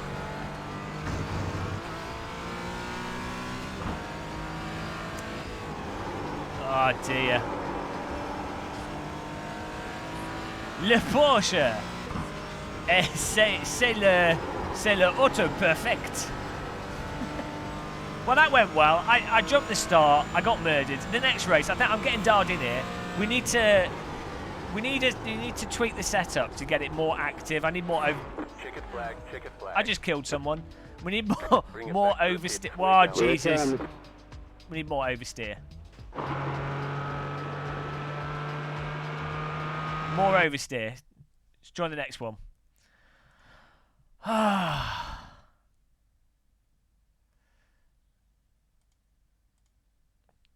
We're getting there. Guilty. Race and finish. It's alright. You're allowed to murder people at the end of a race. It's perfectly fine.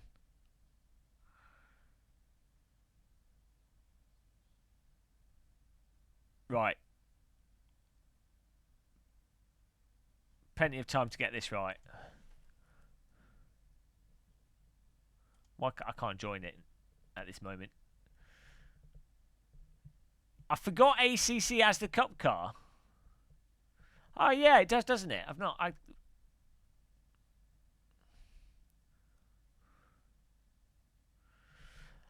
I can't drive the cup car in iRacing. It makes no sense to me at all.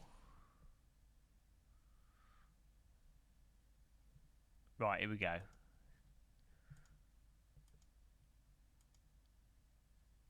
You have registered. There we go. Right. Let's get a setup here, guys. Let's do this. Oversteer, Super Beast. That's what I want.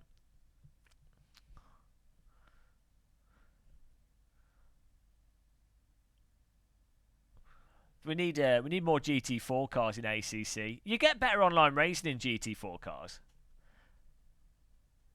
Everyone's obsessed with like. Okay, I'll do that. Thanks, Andre. Is that what you run in your real one? How many of these cars have you crashed in real life? Are you going to give me an honest answer? How many have you destroyed? How much damage?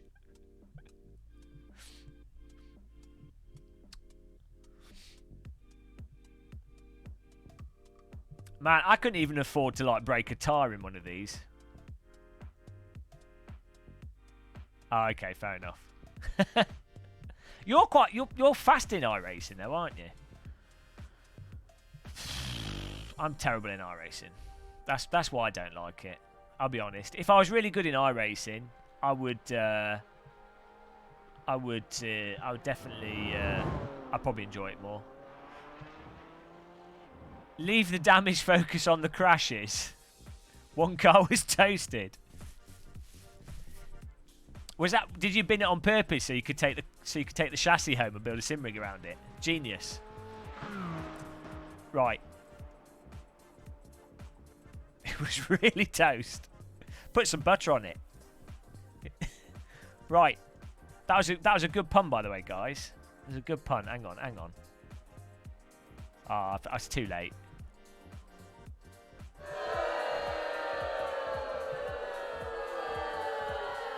There we go. We've got the pun sound effects in there. Right, here we go. Setup. So, what were you saying to do? Yeah, I'd imagine. I've only ever been in a mild road traffic accident. So, the worst motor vehicle thing I've been involved in was crashing a motorbike off into a tree. That's it. In fact, that was less worse than falling off my mountain bike onto like stones and then falling down a hill.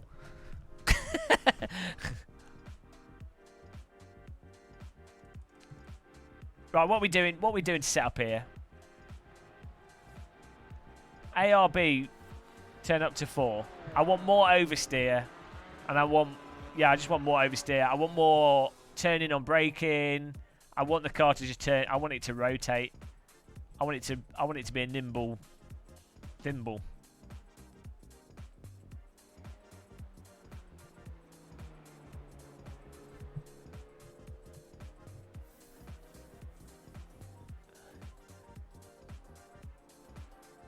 All righting. Falling off a mountain bike hurts. Yeah, I didn't break anything when I fell off it. I bruised a lot of things. Front ARB on 3. Thanks. Getting into right. Welcome to Andre Car Setup. People probably have to pay like a grand or so to get Andre to give him like professional car advice. Here's me going, oh, please tell me what to do. Nimble's hard-coded into iRacing physics. Wow, we went on the ground. Oh, that's another car written off. Front toe 1.8. I can't. It's 1.7. Minus or plus?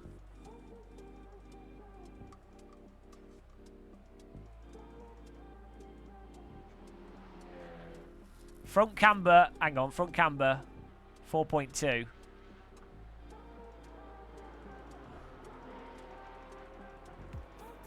Hang on. Minus 4.2. We don't want like... Are we going positive here? That doesn't make any sense. What? Hang on a minute. I don't, you know, I'm not the biggest truster of iRacing setups, but I don't think it's that bad. 4.2. Put the spring rate up.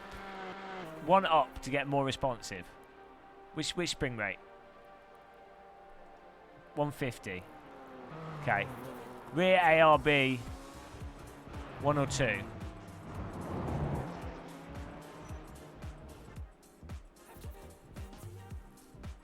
Okay. There we go. Does that look right? Have we done everything correct? If this doesn't make me an alien, obviously you've completely wrong value. Okay. Save as Andre Special.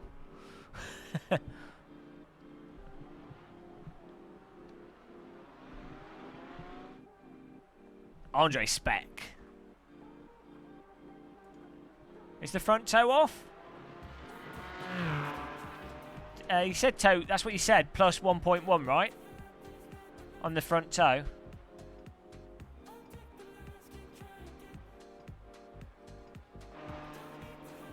I'm just going with what Andre says, guys. Andre's in command.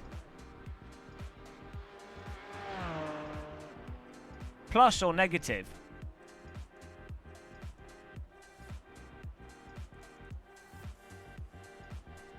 Plus or negative?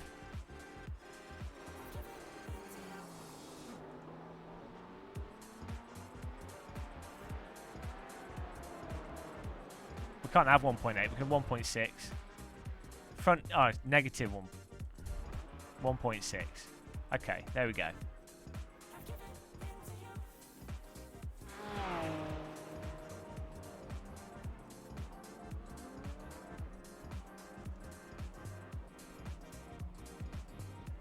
Oh, it says that's minus. I don't know. Right, let's try that. So if this doesn't literally make me drive at the speed of sound... I like how the Motec has to boot up on this car. Okay, John, I'm going to bind a speed limiter as well.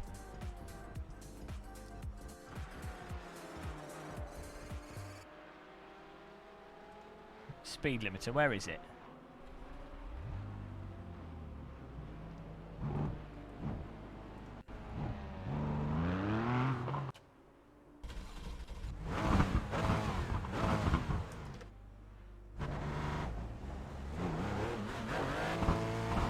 Perfect.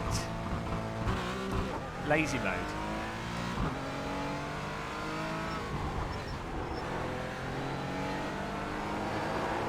Oh, that, okay.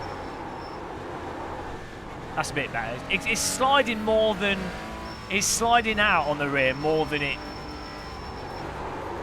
Yeah, that's like way over the top on the brakes. Adjust the brake bias though, should be alright. Also, tyres are cold. So I never get in iRacing.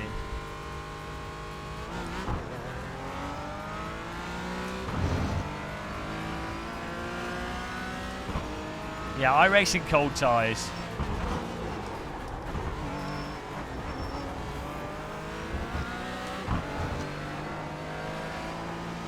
I'd rather it oversteer on the throttle rather than the steering. Oh, but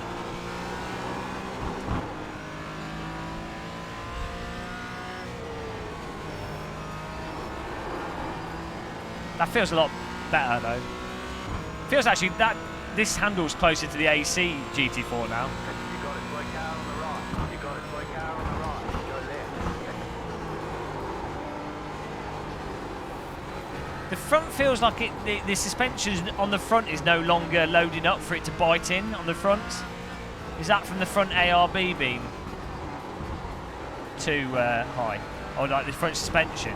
Maybe if I make the front suspension lower, less stiff, it will hook up more into the corner. I feel like maybe the front suspension is stopping it from biting in, if that makes sense.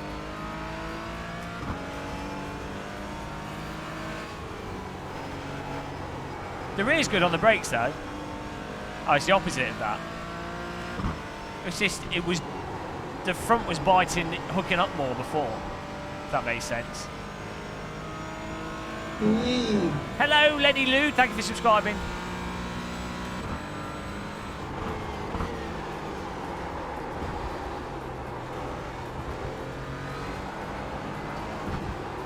Like, it's not biting in at all on the brake mid-corner.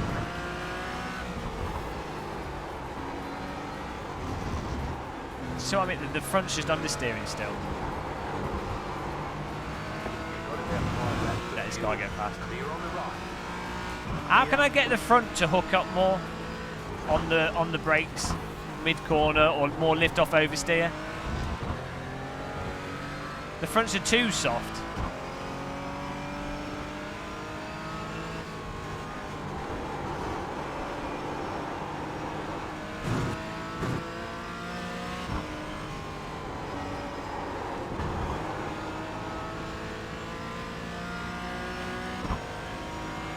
Put front brake.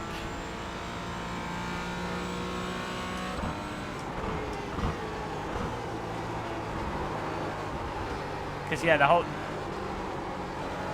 It's just understeering on throttle as well. It's still not... The rear's good on the brake, but it's on the throttle it's not. It needs to come out more on the throttle basically.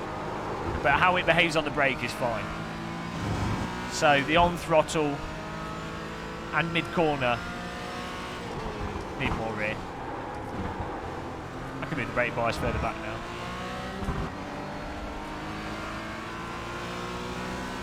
Oh, maybe the brake bias is too far forwards, actually. Slow car ahead.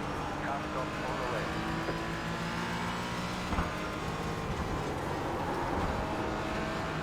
Oh, that's a bit better. We might have just had too much front brake bias.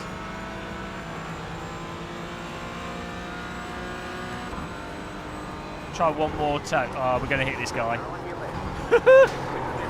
Ow! Ow! Ow! Okay.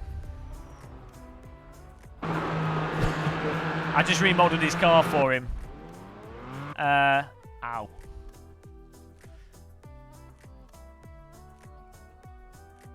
Mid corner is try one more click on the toe. Okay.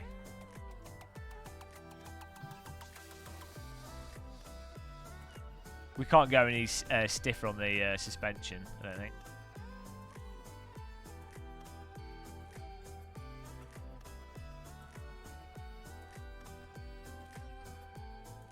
Ah, show your ride heights. Oh, suits you, sir. I'll show you ride heights. right, here we go. Ride heights. Okay, where's ride heights? Please adjust the heights. Okay, let's put that back. Go front as low as you can. Which setting is this? Where's the ride height setting? Spring perch offset. I don't know what to call it in this. Perch offset, yeah. As low as we can. Too high. Hang on. Hey? Why you... I'm confused. What's a good number, guys, to put here? Sure it isn't...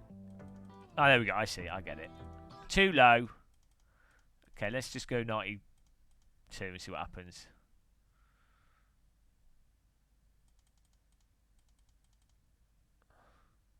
Too low.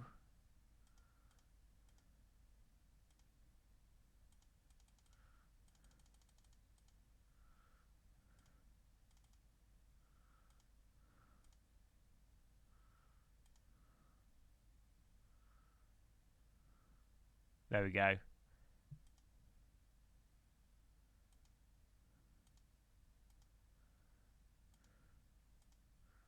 We're grating the floor now.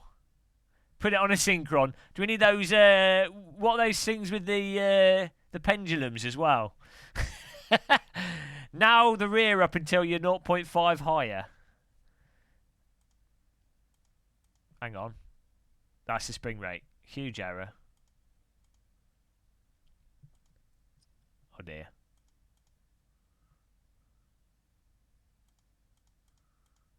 Ah, too high.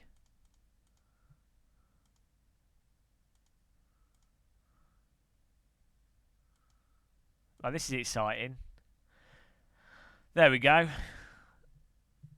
That'll do. Look at this. This is like train sim. I've just got to put my music back on. I can't do this without music, guys. This is as exciting as it gets in sim racing, I have to say.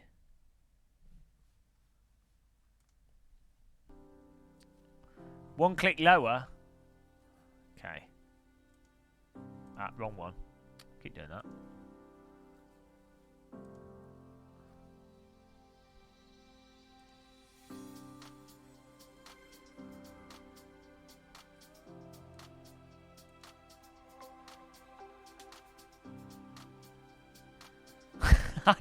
I don't know. I don't know iRacing. I don't play iRacing much at all. No, we'll go with that. We'll give this a test. If I'm not winning races in the next 10 minutes, then... Oh, okay. More setup. Adjust the rear to 1.2. Okay. Okay, here we go. Rear toe. 1.2. I've lost it.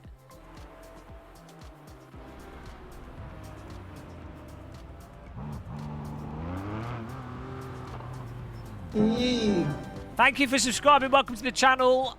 Andrew Lacey.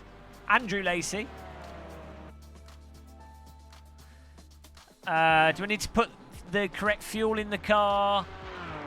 Have we had a baguette with some cheese on it and some saucisson? Unbelievable. And maybe I'll have some oysters as well. That'd be nice. Exactly.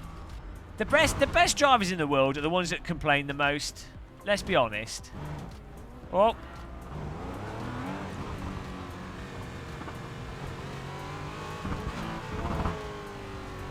Right side, clear on the right. Get out of the way for this guy. No, I keep forgetting. It's an automatic habit.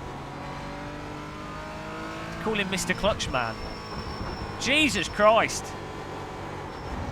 Jumping and bumping there. You got a slow car on the right. Can't stop on the right. It's got sudden. Got a slow car on the left. Oh, that's better. That's turning in on the brake nicely. The Lord has entered the car. Ah, that's so much better. It's driving like a car.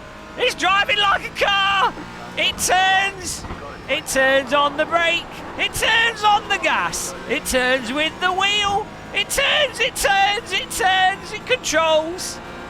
The power of setup from a real driver.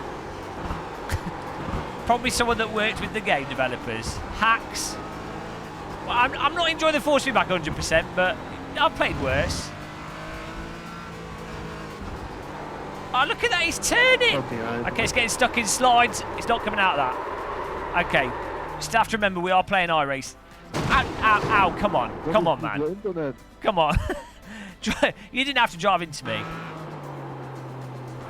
We still have to be aware of the auto bin, but we can avoid that. We'll just learn where that limit is. Awful setup. Why'd that guy just drive straight into us? Wow, what are you doing? Oh no. Hang on. Have I loaded up Wreckfest by accident? Man, I'm probably don't want to force me back on this high. I'm going to have broken wrists. Week 13, guys. Wrecker. Broken wrist week. Right, here we go. It's me driving into the guy at the end of the pit lane. It's exactly what I was complaining. Oh, come on. It's driving into me. Clear on the left. This is deathmatch. Right. We want a little bit of practice here. Jesus. Yeah, no, I think this car will be good to race, to be honest. It seems to have like the most forgiving tyres out of all the cars in iRacing, unless they've updated the other ones to this extent. There we go.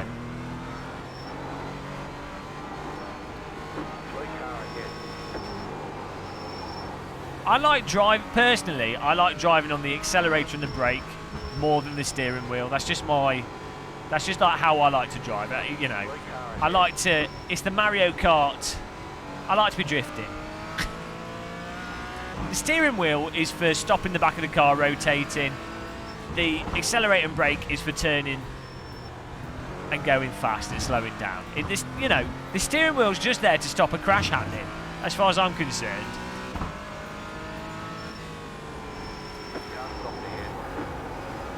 Nice one, Camter. Oh, there's another car. Oh, he's lost his wing mirror. Now we can't see behind him. Probably for the better. Right. What am I doing here? I was going to change something on my wheel. I've totally forgotten.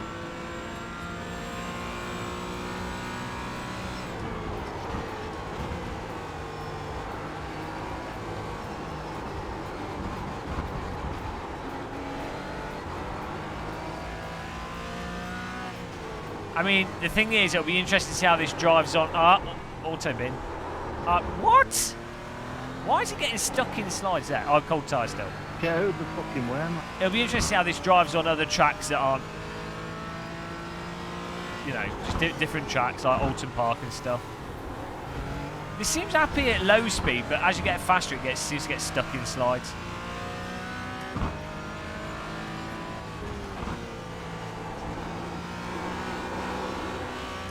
Doesn't like the maybe I'll soften the suspension a touch. Okay. It getting stuck in the slide, is that part of the ARB? Like the initial oversteer is alright. It is for the most part, Jeeve, I think. Compared to some of the other simulators out there. Much prefer the handling in R-Factor 2 and AC. You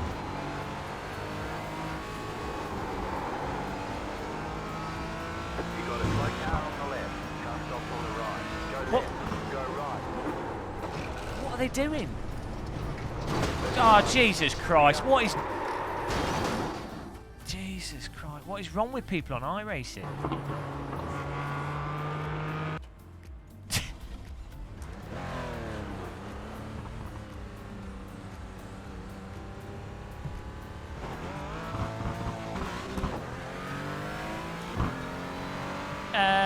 Because I like trying out different stuff and playing different simulators, and it's, you know,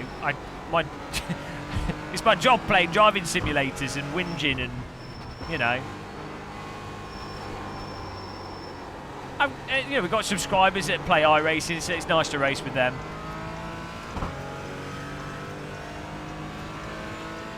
Yeah, week 13 is a little bit. I mean, it always is a bit mental.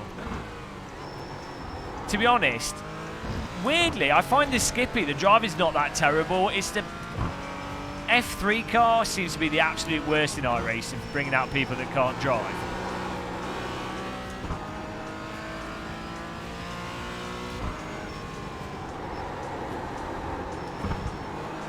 Yes, this is getting stuck in slides a bit too much.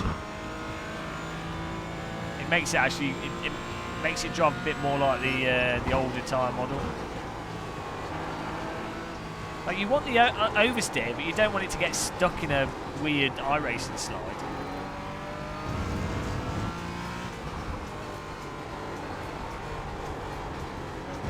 Yeah, I mean, to be fair, I've noticed in a lot of simulators, you have to be qualifying the top 8 or so, otherwise you're probably going to get crashed into.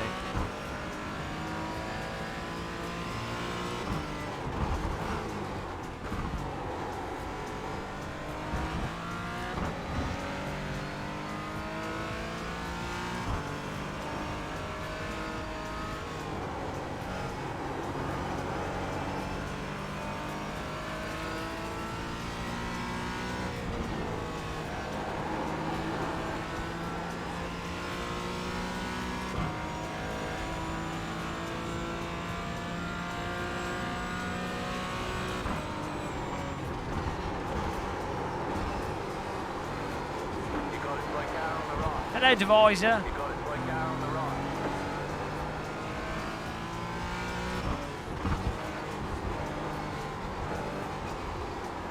It's still understeering through these corners though. Now the tyres are warm. It's like understeering that when the tyres are warm, is weird.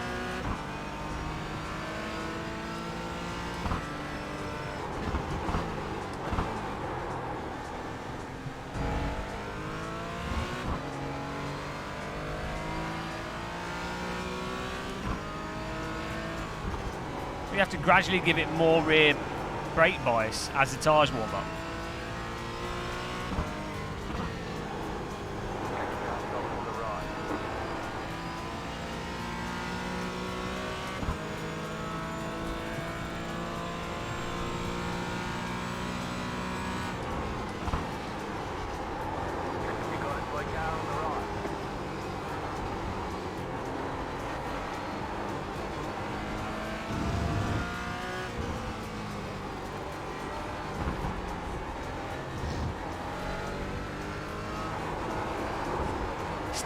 It still feels really reluctant to get into the corner.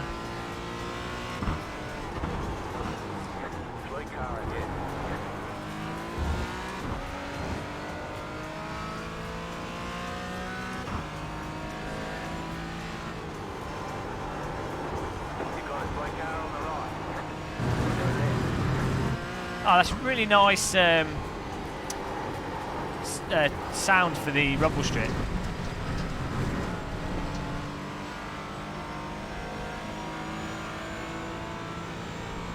Needs more back seats. 176 people sat in the back of the car.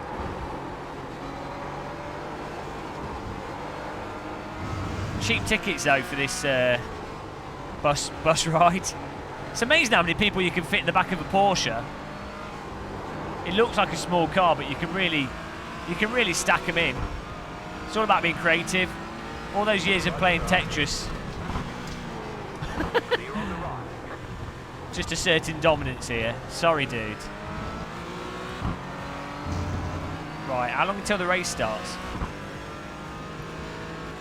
No, but I mean, attack helicopter curbs, I do like them. Haggerty.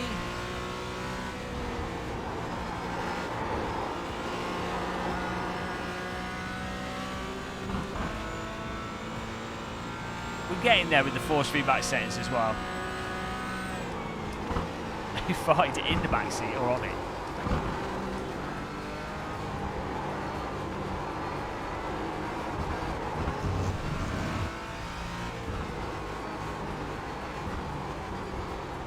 Oh, come on. It's such a chore through these corners.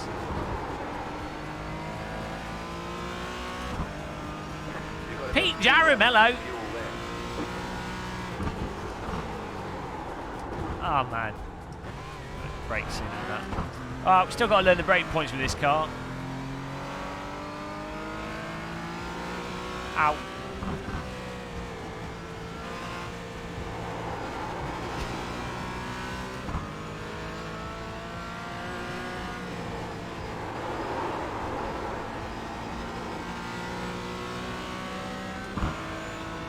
Ah, yeah, maybe. We've only got one more wing setting that we can adjust though.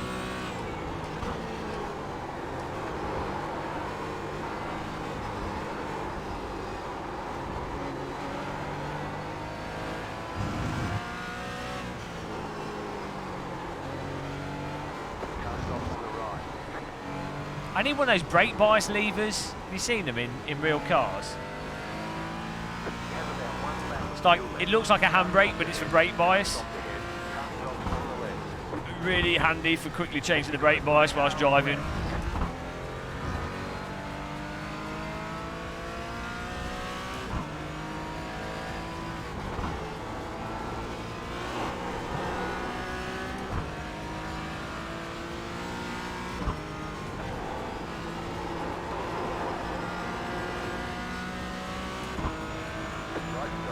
ARBS? What's that? Andre would know. How do you change the brake bias in this car in real life? Is it a button on the wheel?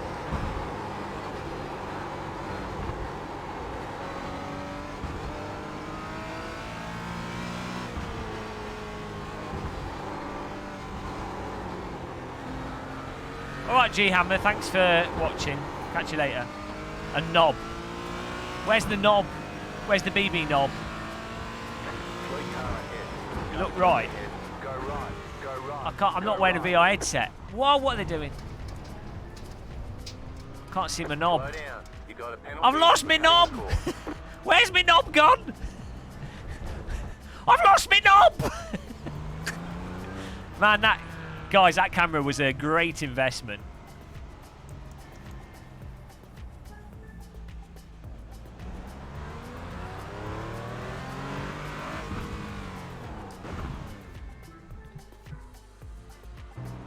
I was told this by many women. They keep saying they can't find the knob. Between the wheel and the main switch, there's a red small wheel. Oh, okay. I do like it when a good-looking girl plays with my brake bias. I prefer it when she gives me a. I like a girl with a good rear brake bias.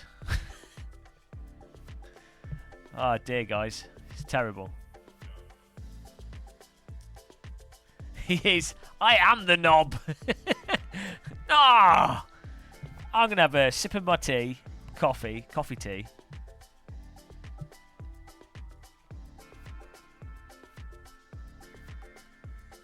Well, yeah, I wouldn't be able to breathe properly, so I'd have to complain less. So it would reduce It would reduce whinging, incessant whinging about driving simulators. What's going on here?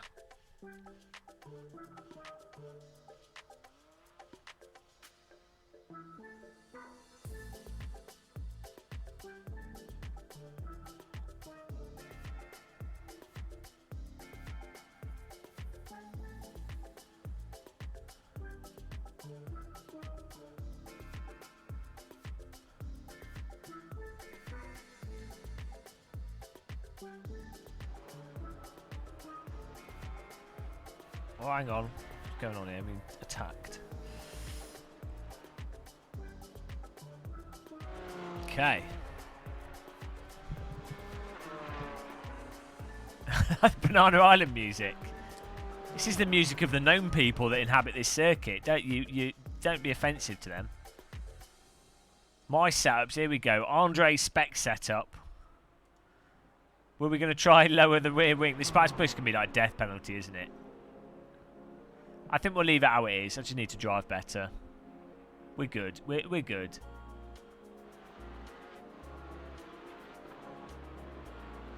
Do you guys want to see my... I can't show you my knob. Stop asking to see my knob. Oh, we could talk to people. We could give them a bit of commentary here. This should all be working now. I need to add this to my sim rig. Oh, bollocks. Okay, I can't move. That cable's not long enough for that. At the moment... Ow! Just bang my head on it. At the moment, the wheel camera is mounted to the chair.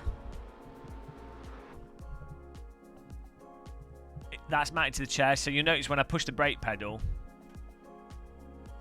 I'm pushing back on the chair. But what I'm going to do is I'm going to attach this to the back side of the sim rig. And then I can attach the camera to this ginormous piece of metal, and that should be more stable. Hopefully. I mean, maybe not, because the chair's, well, the whole rig's moving, but you know, whatever. It's worth a try. We'll see what happens. We'll give it a go.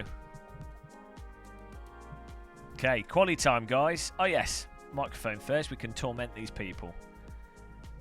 The best feature of iRacing, tormenting people in a server from around the world. I need to redo my options. Sound. Microphone. Yes. Oh, we need to...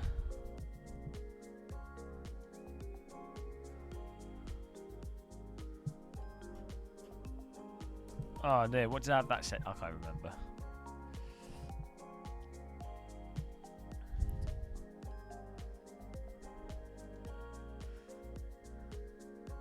Right. Great. What's the talk button?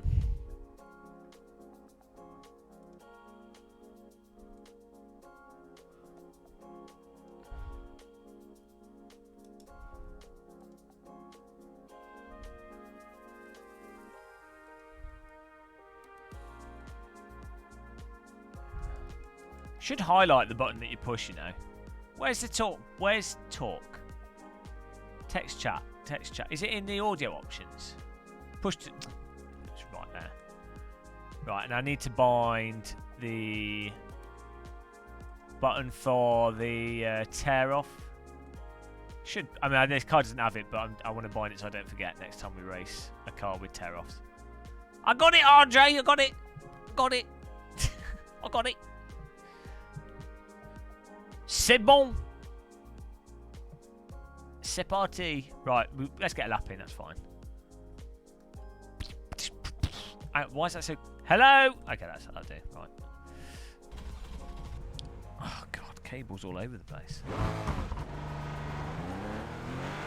Did I just speed then? Chat has to do everything.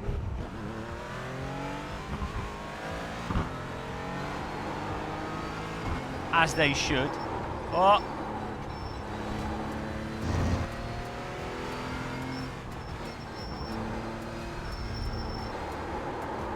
Oh.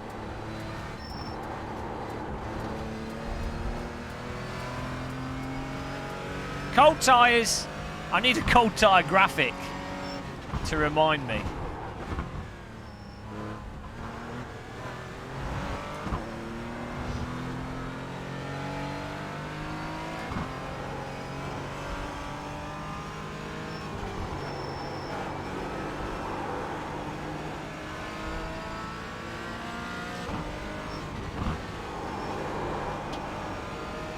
Warm up the brake bias knob. Flag, green flag. Is a BB knob like a DD knob? First time lap. Hi guys, welcome to Lime Rock Park. I'm your driver today, Gamer Muscle, and I'm going to be taking you a tour on this world famous race circuit used for training drivers, famous for the Skip Barber School of Race Driving.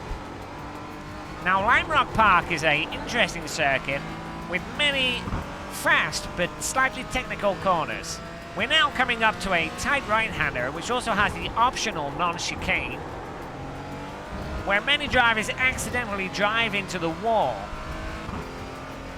You really have to get the exit just right there, then line it up, turn in right here, watch out for the curbing, because that will unsettle the car.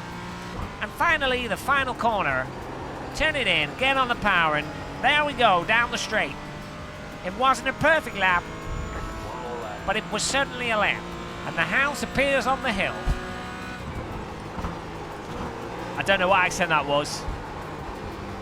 Hi, guys.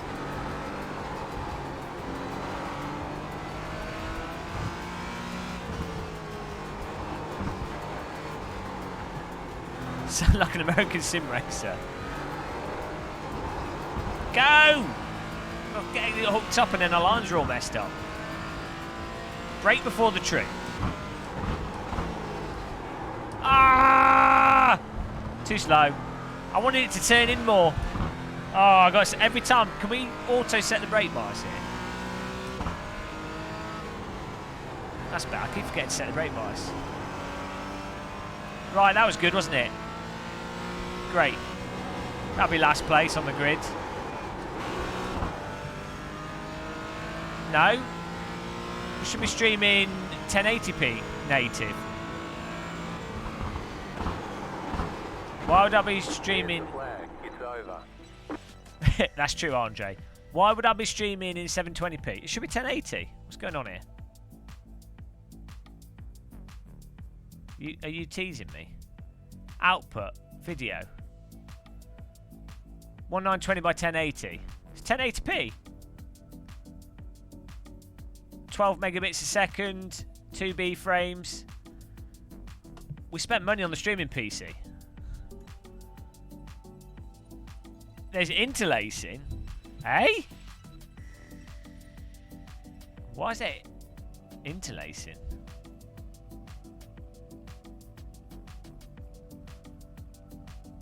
Shouldn't look like there's interlacing. Not sure what's going on there. Does it all look good for you guys?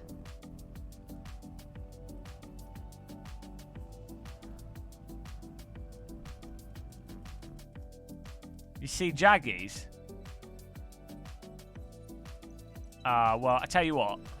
Hang on. Interlacing like your undies. Hang on.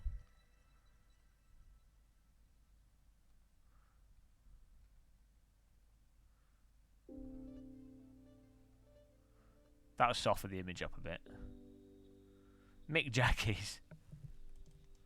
Oh no! Car's too low. Hang on. The fuel's weighed us down.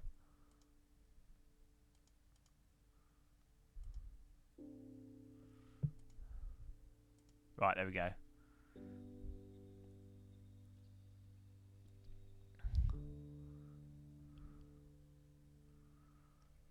It should be all right. It should be all good now. I just oh, it's maybe because of the AA in iRacing is what you're seeing.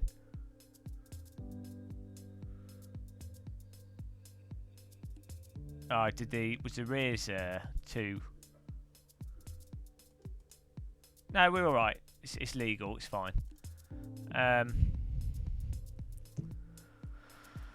What was it? Graphics. What AA are we running? 4x should be enough. I mean, we could run 8x, but 4x should be fine.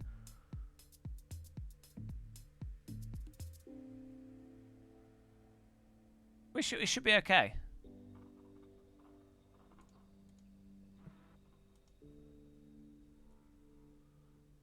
Bottom middle turn shaders to ultra. Okay, let's do this at the race start, so if it breaks, it's all good. We've got 2 seconds. Graphics. Bottom, middle, shaders. Are you doing this to troll me? I think we have to restart it anyway. Okay, we're just going. We'll see what happens here. I've done it. I've done it.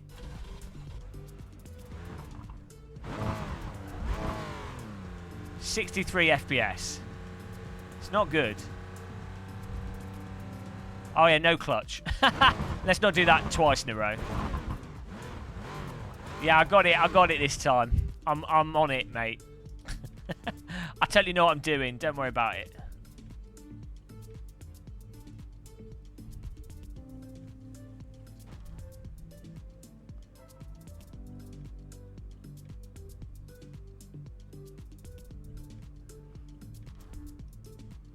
%100% know what I'm doing. Here we go. He's just jumped the start as well. Green, green, green. Jesus. Here we go. Cold tyres, thank you. You got a slow car on the left. Oh no! Oh Jesus Christ! Oh God! There's a Car ahead. Still there. Hold bloody your line. hell! You got a slow car on Wing the mirrors on the. Oh my giddy aunts! Yeah, you so stupid. left. Stay on the left. Oh Jesus! Slow car on the right. Ah, Keep to the I'm going to left. put what I know. Slow car ahead. Go left. Clear on the right. Go left. Left side. You got a slow car on the right. Still there. Hold your line. Clear on the left. Car on your left. What is wrong with these people? I think it's an alright car, you know. I think we can have fun with this. You fucking moron. Seriously. God, we're having a meltdown in chat.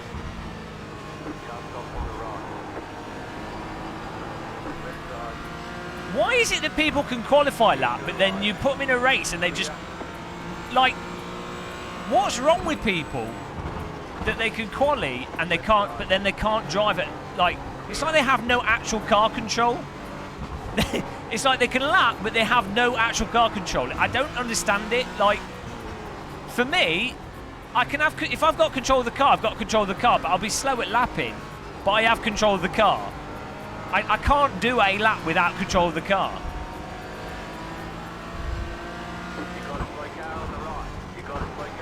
Jesus Christ, he's doing backflips.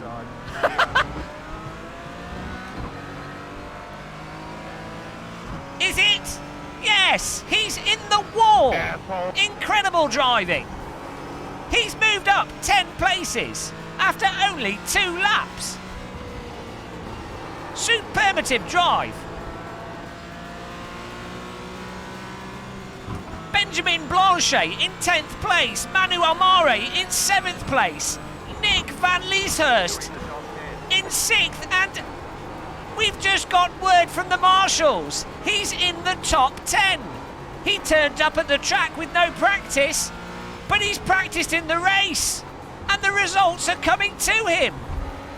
Incredible driving. Here we go.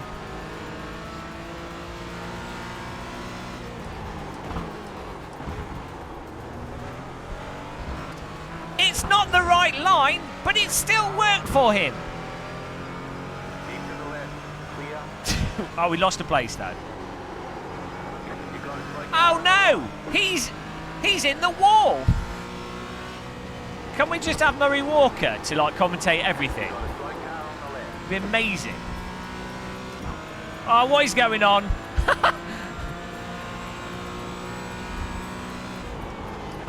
It looks like he's accidentally put the speed limiter on. You don't want to do that. Yellow car alert. He's almost in 7th place.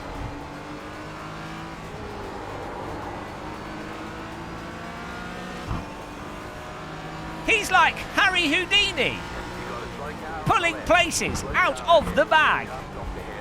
Oh no! There's another spinner!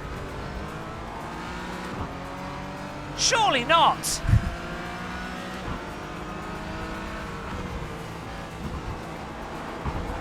He turned up to a GT4 race, but he ended up with a Wreckfest race. It's Destruction Derby out there.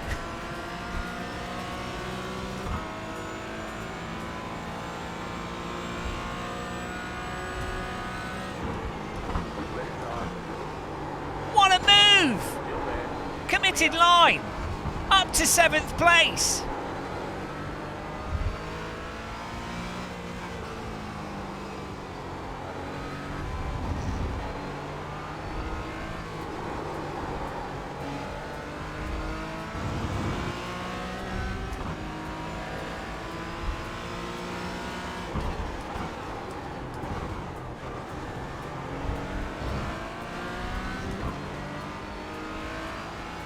Unbelievable drive. He's got more pace. He can get another position. We've got this. Come on. How many laps are left? The car in front loses control into the wall. What are they doing?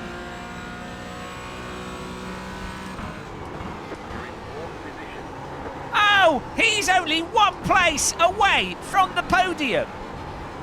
What a turn of events! This will really be the dream result. He turned up at the track with no training. The team unsure that they could compete in this event. But miracle of miracles, they have pulled it from last place all the way to 4th place.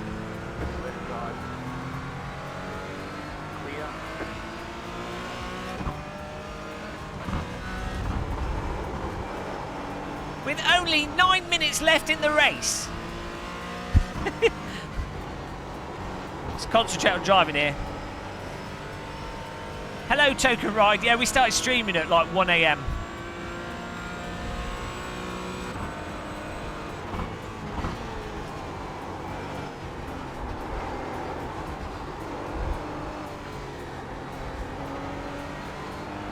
All right. Thanks, Andre, for the setup hacks.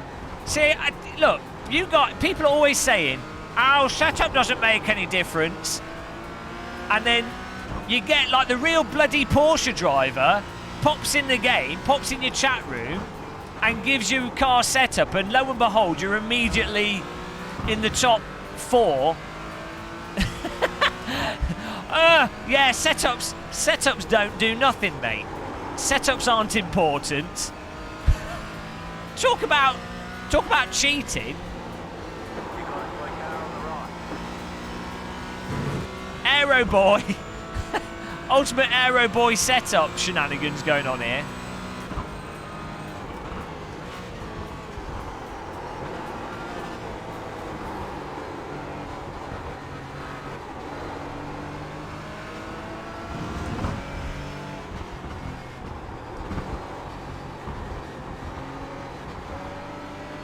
But the point is, this drives properly, it turns in. Alright, thanks for joining us, man. Bonsoir, bonne nuit. Merci pour bienvenue sur le chaîne. Something like that.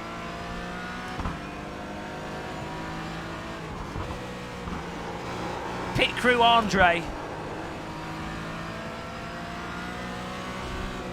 He's just installed a wall hack into our driving simulator. This is just slower, P. Martin. It's a lot slower, a lot less. It's a lot more forgiving.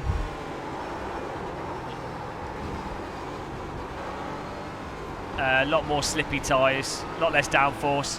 I don't think it's, well, we'll have downforce, but hardly any.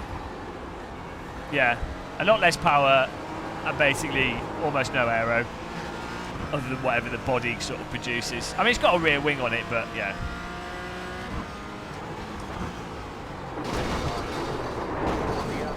I might have missed a break point there. I might That corner, you got a slow down penalty. might have missed a break. My car's fine though. Textbook overtake.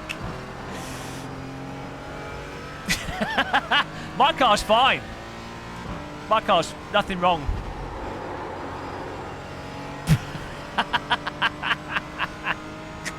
Great overtake, guys.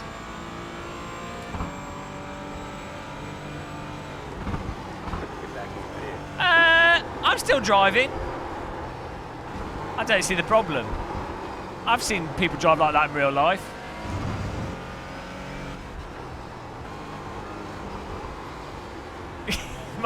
my car's a little bit damaged, but not much. Sorry for killing you. I missed the break point, as you might have noticed. Oh, Jesus. And he's in the rear of the car in front. An unconventional overtake. Well, I want to leave it open in case the marshals decide that I didn't miss the break point, you know. Proper driver tip, that.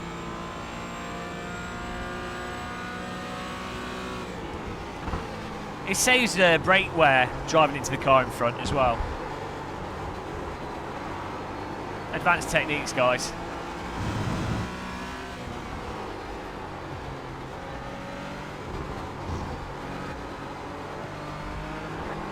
My car's a little bit damaged, we're a little bit slow. Oh, yellow flag. It's really hard to work out the angle to get into this because this car's like weirdly pokey. Insurance scam. I didn't see a red light.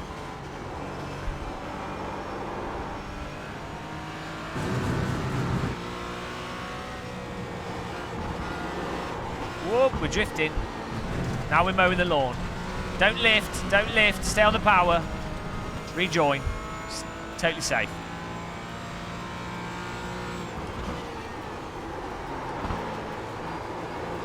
You got a slow car on the left.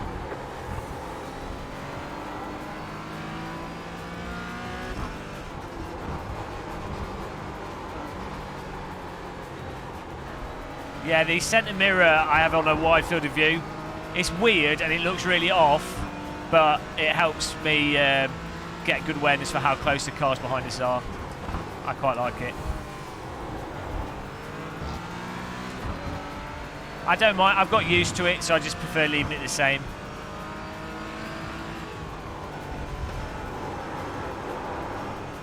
If you were starting out, I probably would have it a bit less crazy. I find it lets me know if someone's coming up beside of me. Right side. Keep to the left. Yeah, I think we got front damage from the... Oh, hang on, is this the car we remodelled?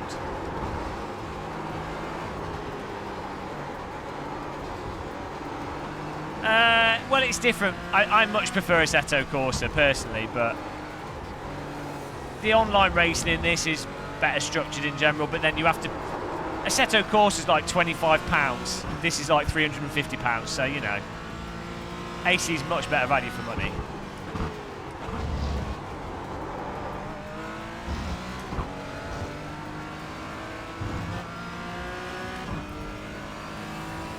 Yeah, I don't drive in real life. I can't really afford a car. Save those pennies.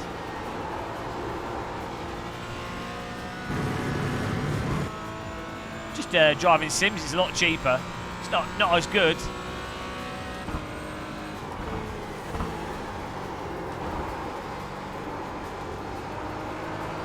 Cheaper and easier though. Sorry.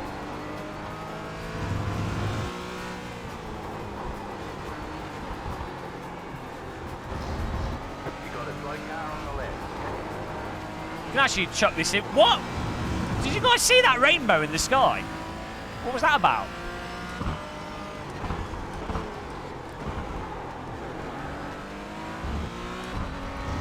It was like a flash of rainbow.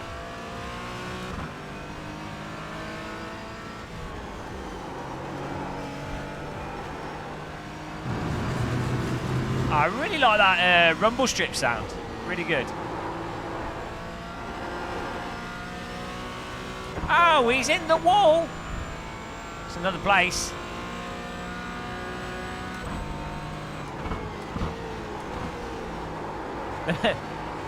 You're tearing me apart, Lisa.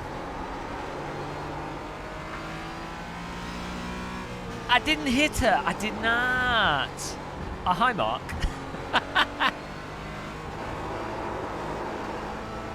Oh, we're floating through these corners now. I'm like a swan on a roller coaster. Hang on, what noise do swans make? I don't know what noise swans make. I've never heard a swan. Enjoy your second place. That's more like a chicken. One more lap to go here.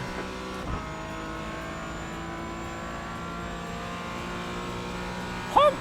Honk, honk. Honk, honk. Honk, honk. Oh, yeah, that is... I guess a swan is kind of like a goose. Yeah, it is really. Isn't that offensive to a swan if you call him a goose, though?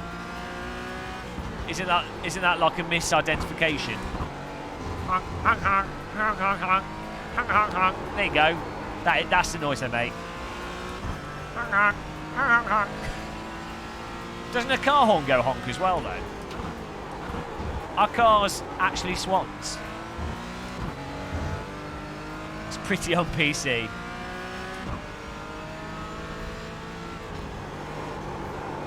Oh, guys, we can attack now. I've got the skills to avoid the spills. Grass line. Woo! You got it, slow car on the right. You've got about 5 laps of fuel. Go left. There's the flag. 6th place. Nice run. Solid work. Nice run. Look at that, guys. Considering we killed someone, that's a pretty good result. Look at that! This car you can actually drive on the grass, which is quite impressive. That's a good test for iRacing.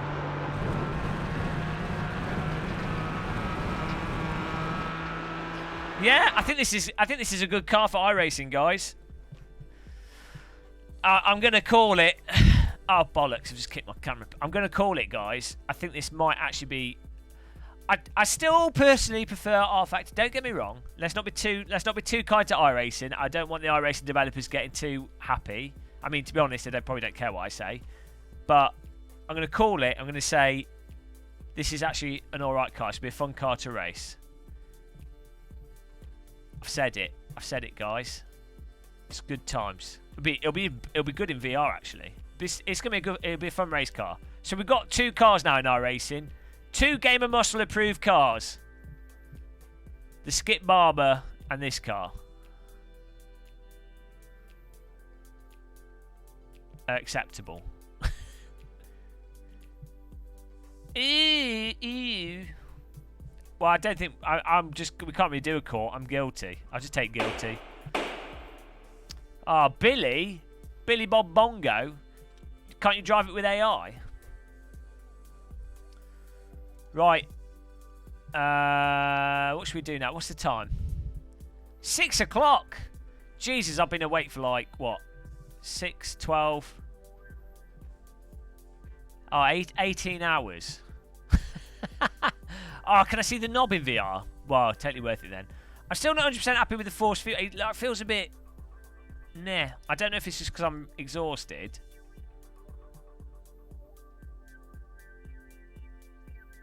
Maybe if I turn it up on my wheel and turn it down in game.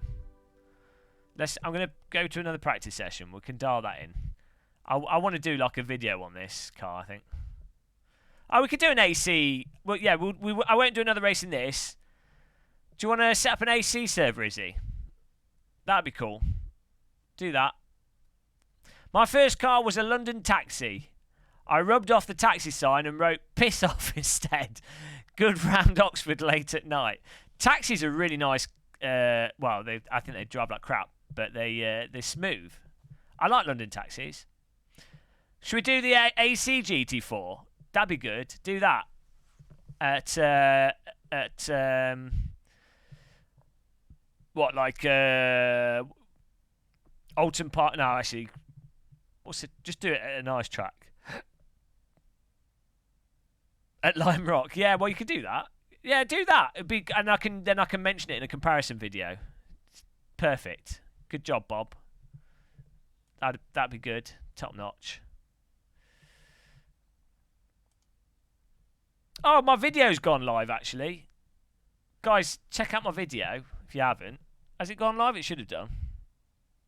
Automobilista 2 video. Let's just see if it's gone live.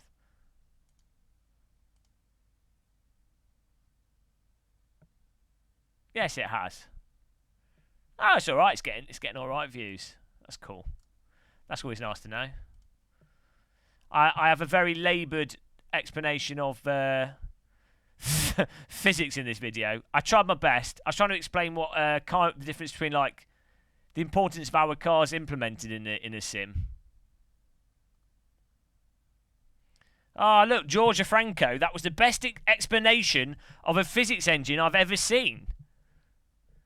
Ah, very important video because many people don't get a physics engine as many people are enjoying the video.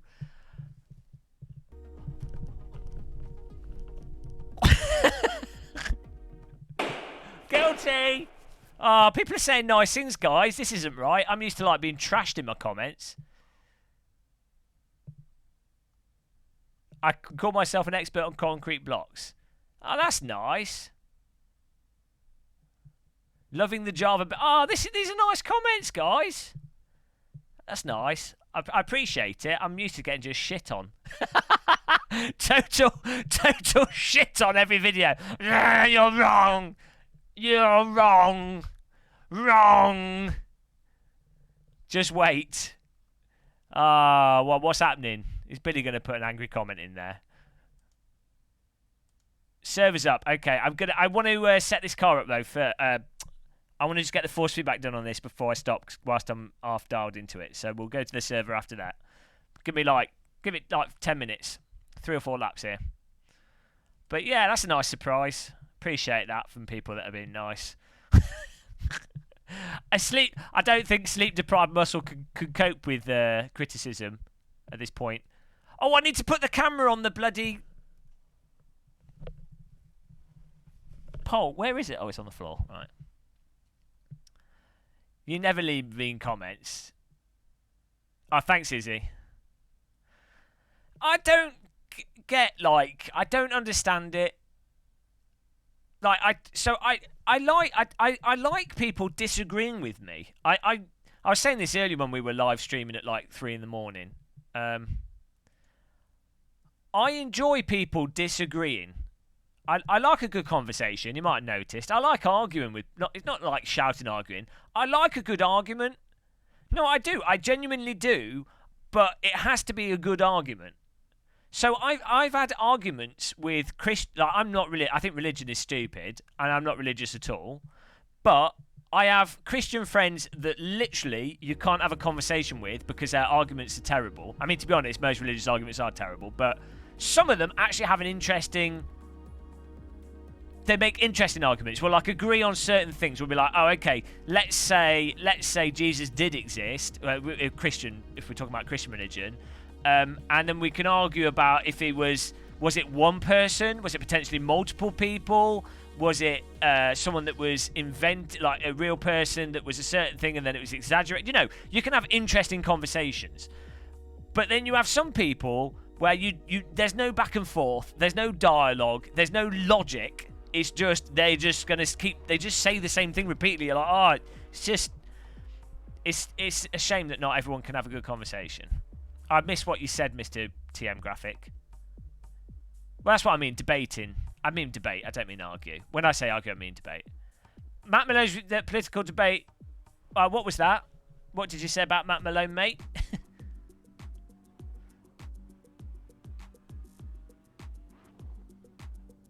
Well, yeah, but then you have an interesting discussion with what is the legitimate scripture. Why am I getting naked here? Top's falling off. Because the Bible that we have in the UK is a It's what the Romans put together, like, and it's edited. Oh, me and Matt should have a debate. Yeah, me and Matt, I don't think Matt Malone agrees. I think he's religious and stuff, and I think he has very different political views to me. But I've talked to him in real life. He seemed alright. He's like nice and chill. Well, Billy, I disagree with you because on a dark day when I can't see anything, I like gaslighting. It helps me see where I'm going.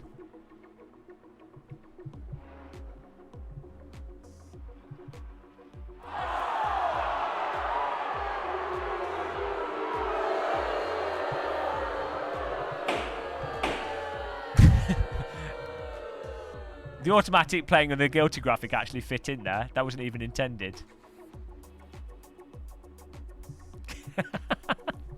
We're getting good. We're getting good at this. Right, we've got to get the force feedback set up just right here.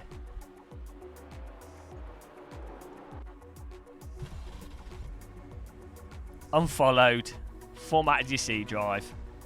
Reported. Red flag.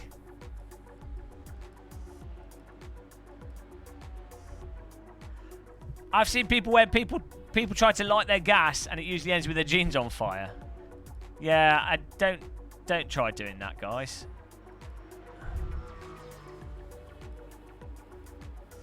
Yeah, I feel like we have to put the force feedback interpolation up on this, but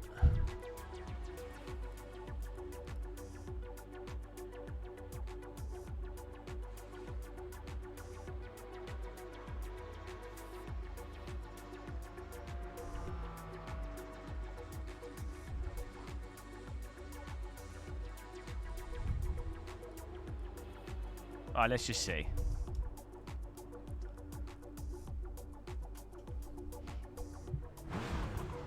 What do you think of my extra cameras, Billy? Do you think it's adding to the production value? All I need is Billy to come round and set up a condenser mic and sellotape it to my face so I can have a deep Billy voice. Actually, we were talking about you, Billy, recently, in how you are like the only person I know that has a deep, like, does the deep voice thing, but doesn't do it shit. You're the only person, because what it is that I've been watching a lot of YouTube tutorial videos when I was doing a lot of OBS stuff, and so many of them were recorded with people setting up crap mics with like EQ settings, just like absolutely knackered. It was like torture. And yeah, basically, the thing is, what you've done, the difference is, you have, like, actual mic, you have voice control, which is the most important thing for using a microphone, a condenser microphone, is actually talking in a proper, relaxed voice. That's the most important thing. The second most important thing is face positioning on the microphone, and keeping your face in the right place, and keeping the microphone in the same place, and you know, that's the second thing. The third thing is the actual microphone and how you set the microphone up and the sort of EQ settings and stuff. Now, the problem is almost everyone else doing deep radio voice has not got the first two things correct. And it drives me absolutely mental. It's like They all think, all right, I've set it up so I sound like Howard Stern. And the only reason old radio stations had massively over-the-top bass was because the signal was bollocks when it went through FM radio and everything, and people's hi-fis and headsets were shit. So they had to like amp it up. So by the time it got to the consumer, it would actually sound kind of okay rather than being super tinny. Ah. Oh. So yeah, I was giving you some credit, Billy.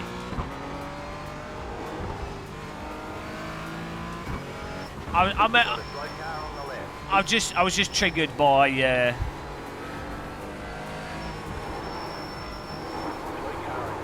as I say, watching lots of tutorial videos. Bloody hell. Driving me crazy. Right, what was our best lap time? Well, valve compression gives you like a nice rounded warm kind of. It's like how tape recording.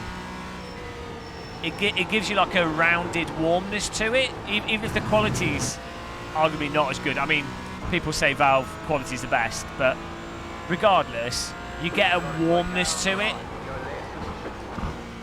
It sort of rounds off the edges to the sound, tonality, to the timbre of the sound, which I think makes it very pleasing to listen to, very easy to listen to. It is. I feel like we did a good job. Slow car on the left. Car on your left. Go right. Stay on the right. Clear on the left.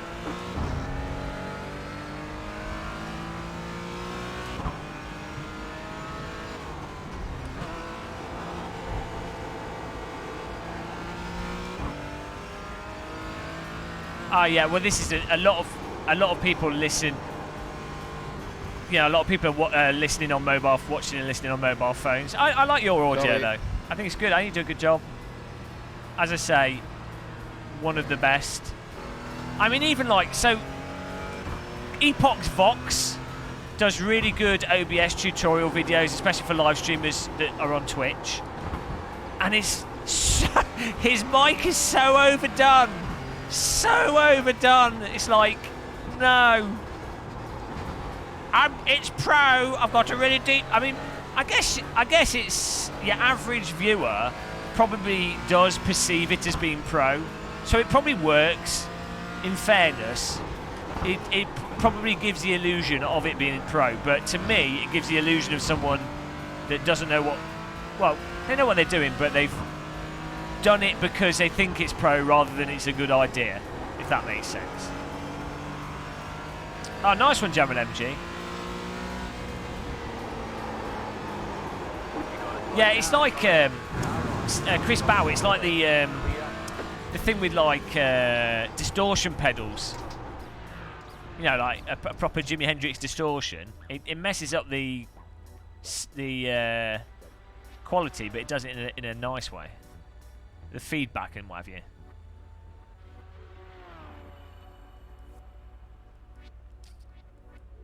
My only thing that I want from sound is I don't like, you know, when you get crackling and clipping. That's as long as it sounds, I want it to sound natural-ish, and just not clipping at the top. Do you know what I mean? I know I often fail with that because I set my I shout too much and I don't have a variable thing on it, and I set it up too sensitive. Well, if we have this on. Jesus. I hope someone doesn't drive into me because this will hurt my hands. 8's too high. FEI you have to have on it. It's...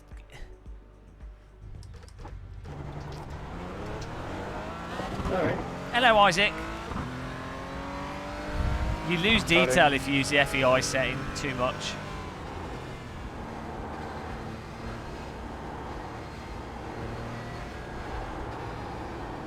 Is that the Shaw microphone?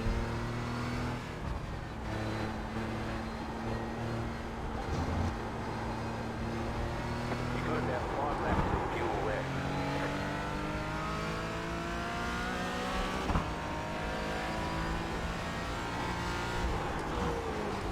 Do you know, it's weird. The Fanatec.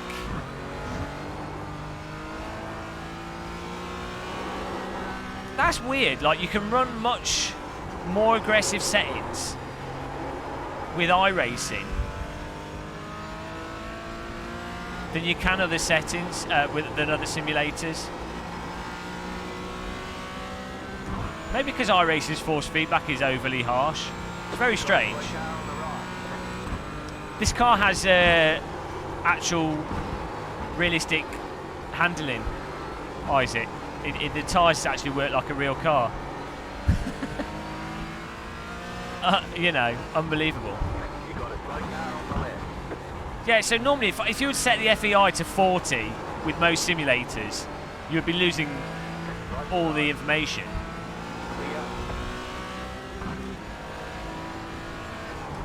Or a lot of it. Like, it just wouldn't feel right. And it's weird. I don't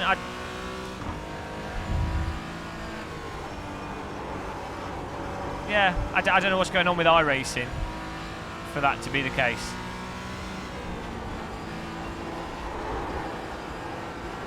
Oh, we'll have to do a force feedback setting video on this because this will help a lot of people. Yeah, that feels so much better. Why is iRacing so out of whack with its force feedback compared to other sims?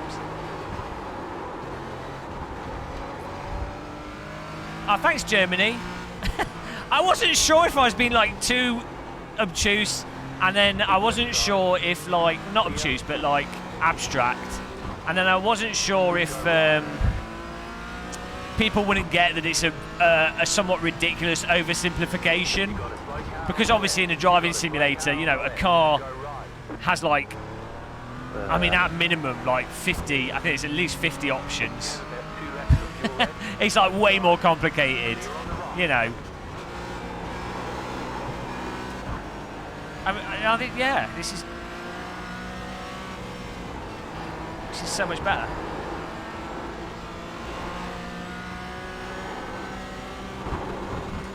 That feels way more natural.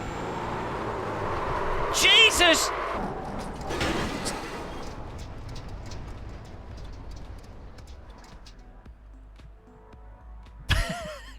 The camera's always in a different place. Why is it moving?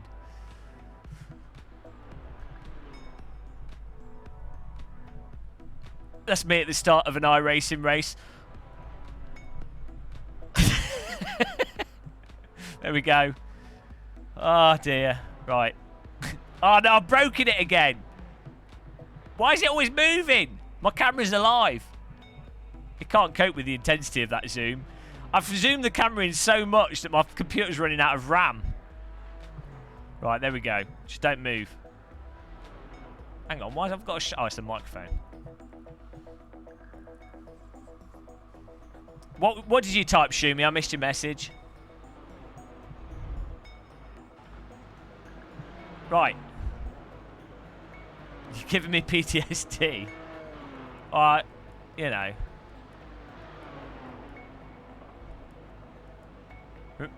Reminds me of that guy in the first Carmageddon game.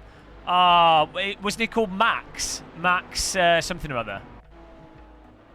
Hello, Tano. Was he called Mad Max? I think it was Mad Max.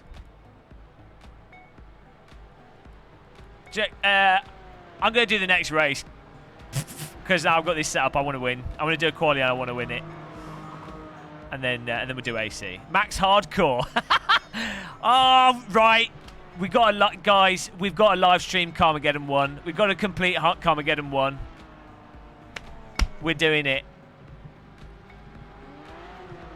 We're going to live stream Carmageddon 1 sometime. I completed Carmageddon 2. But I never completed Carmageddon 1. So no, I've already completed that, and I completed it recently on my mobile phone as well. Well, like a year ago. The mobile phone version of Carmageddon 2 is really good, actually. Well, a lot of people preferred Carmageddon 1 to Carmageddon 2 because the sprites look slightly better. But Carmageddon 2 had 3D models where you could break their legs off and stuff. The actual game design in Carmageddon 1 was better in many ways than Carmageddon 2.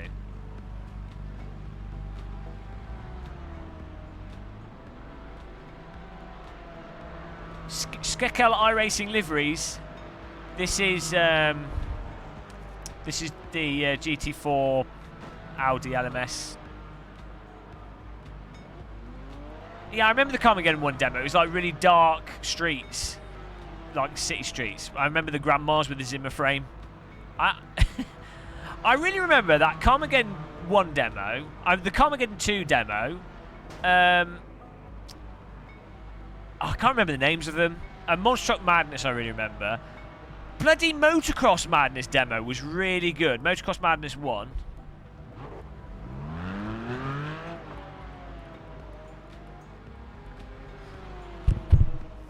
I think we can turn the force feedback down on here. The Motocross Madness games went to crap though. Motocross Madness 3 was okay, but they kind of lost the point. Like the original Motocross Madness games had the same kind of hook and addiction that the Tony Hawk's games had, because the environments weren't overly cluttered, so you could really land jumps and stuff. Yeah, Midtown Madness was good, but the physics are absolutely trash. When Midtown Madness came out and you play it with a keyboard, it seemed amazing, but I've actually played Midtown Madness recently and it's really bad.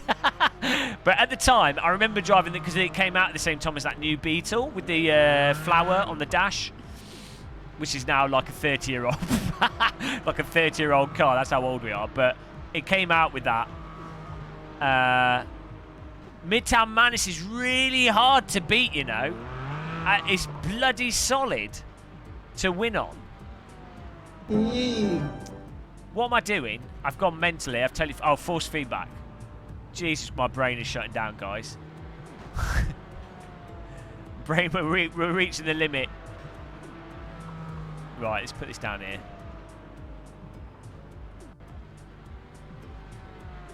Yeah, I thought when Midtown Madness... Because Midtown Madness was the first driving game. Actually, no, did Midtown Madness come out before Metropolitan Street Racer?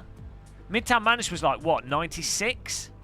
MSR on the Dreamcast. Dreamcast came out in what, 90... No, that must have been 95?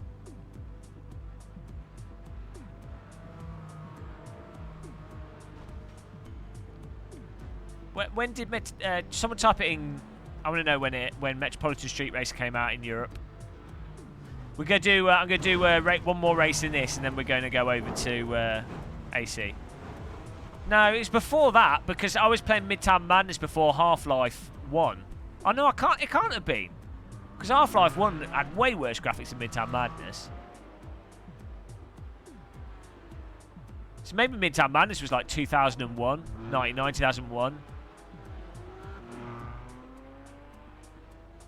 But then Carmageddon 2 was like 98.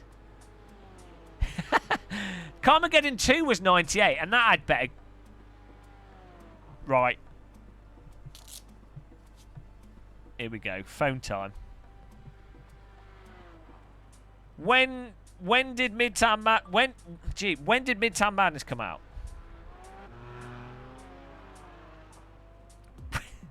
When did vitamins come out? The discovery of vitamins? Jesus Christ. The discovery of vitamins was a major scientific achievement in our understanding of health and disease. Casimir Funk originally coined the term vitamin. Thank you for that. When did Midtown Madness come out on the PC? Oh, look at my chat. 1999, 30th of April. Okay. When did Metropolitan Street Racer come out on Dreamcast? If it... so yeah, MSR was after.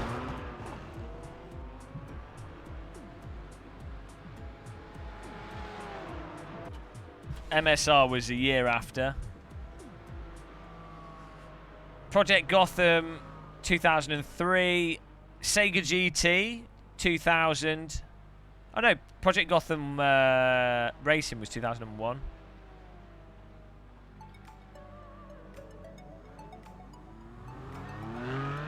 I'll tell you another really good game. G-Police.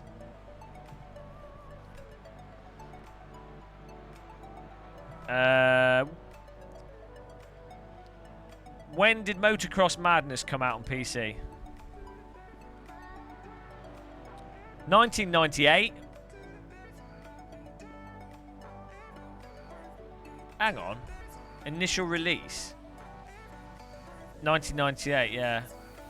Motocross Madness 2 was 2000. So, Motocross Madness is literally the last really good motocross game. Oh, Super Hang On, 1987. I remember playing that in the arcade on those bikes. Plastic bike that you had to manually push back. What happened to like motorbike games, guys? Like MXGP and stuff, all they need to do is just have a big open environment with nice ramps and jumps and smooth terrain and doing tricks where you... What is it with game developers not doing game mechanics? Where you like...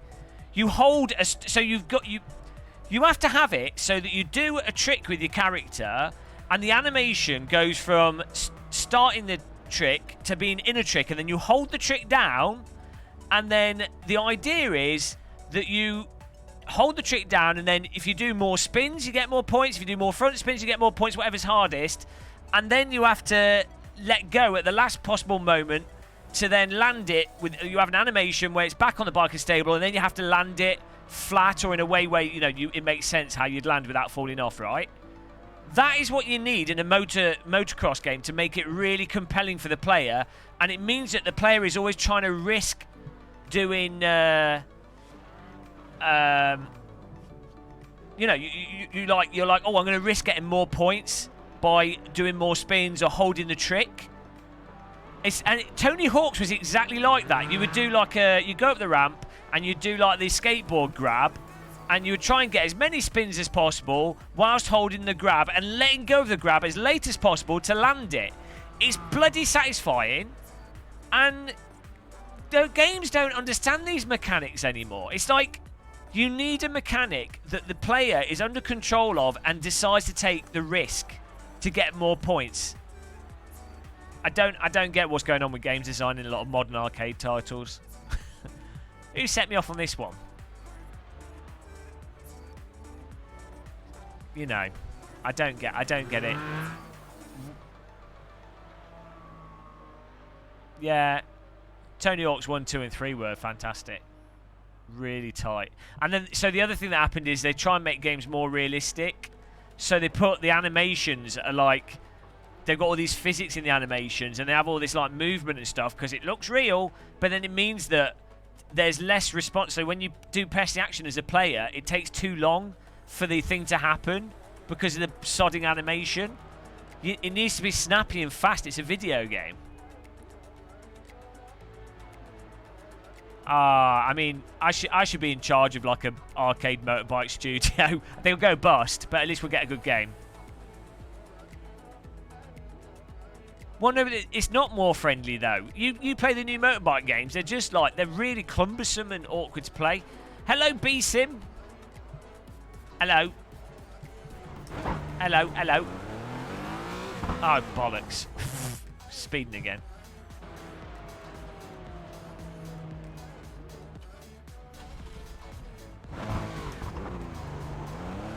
Oh, how'd you turn that on?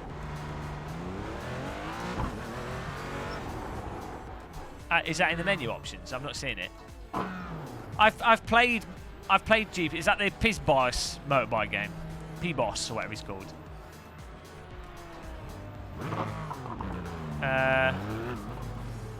How do you enable the pedal vibrations?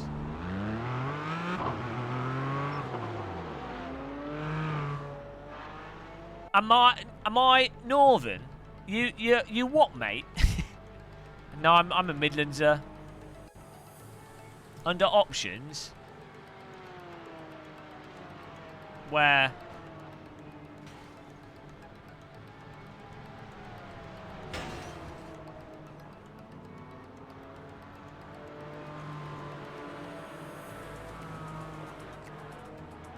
I'm confused.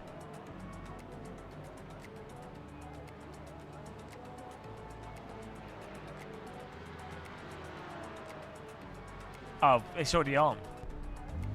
Okay. Do we need to use other tools? Oh, well. That's cool that it's there. I wish the motors on these V3 pedals were 3 times stronger, 4 times stronger. But they're alright.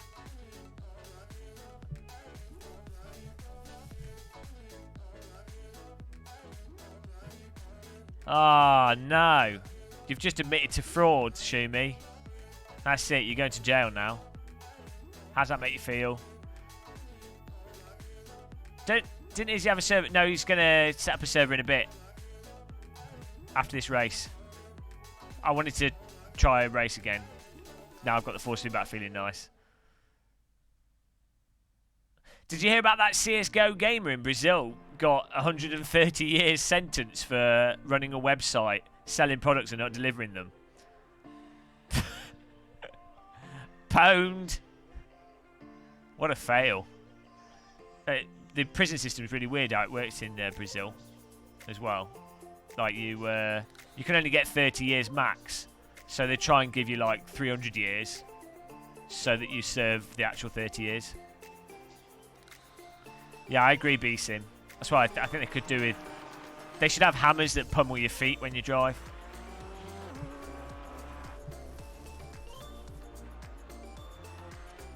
Right, here we go.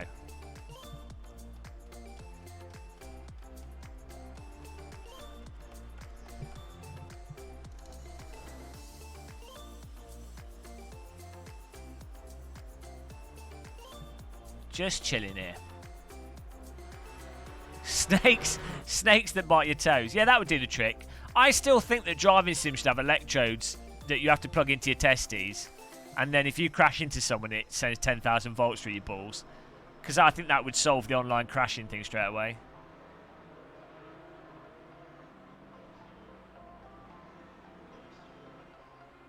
Takes 3 seconds for the motors to kick in.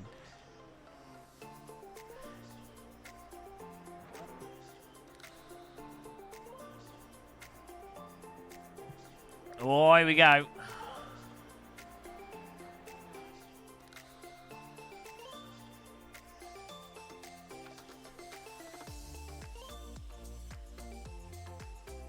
A springed boxing glove. I think, you know Game of Thrones where the gold gets poured on the guy's face? I think something like that would probably do the trick as well. Because that only has to happen once and then that's it. No more problems. Race intro, okay.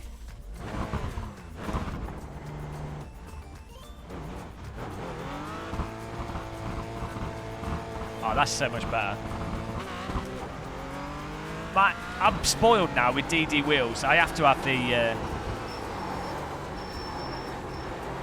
So like, the sounds are really good with this car. It has to be like proper... Understeer. It has to be proper smooth. I can't take nothing less.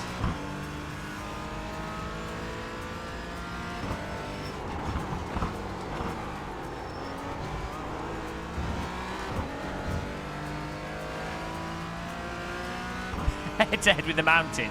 I mean, you could give people a chance, so I guess you could remove like one eyeball. It would be fine. Here we go. Green flag. Yeah, there you go. That's fair enough. I think that's quite merciful. Need more rear brake bias, I think.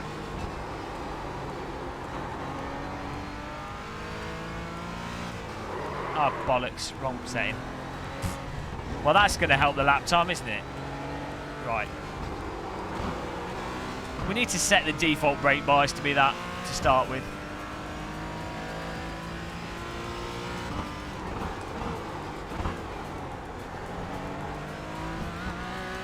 Right. That was the back. This was the bad banker lap.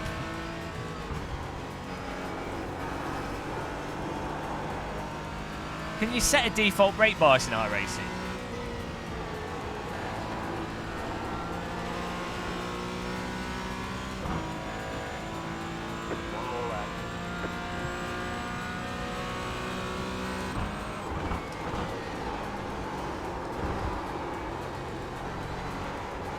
You've got about 5 laps of fuel. Go!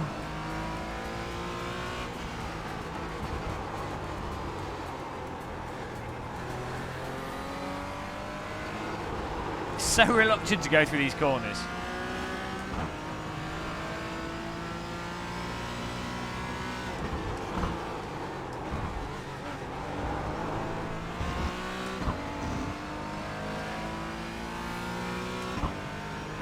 you know, I think I give out these top-level game design ideas, and it's up to developers to listen to them.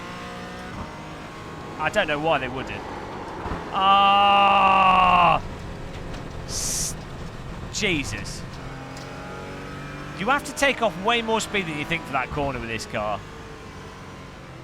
With the MX-5, the skipping, flat it out, bugger me arse. Well, we're in for some crash avoiding here.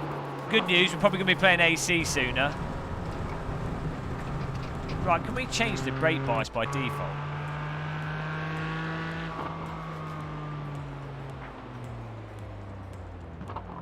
There we go.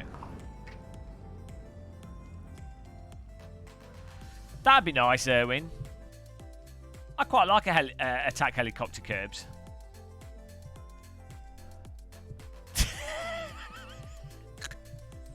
That's too easy, too much fun.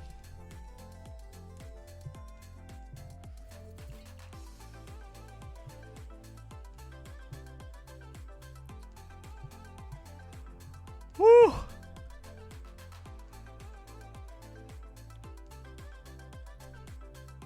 Morning lawn.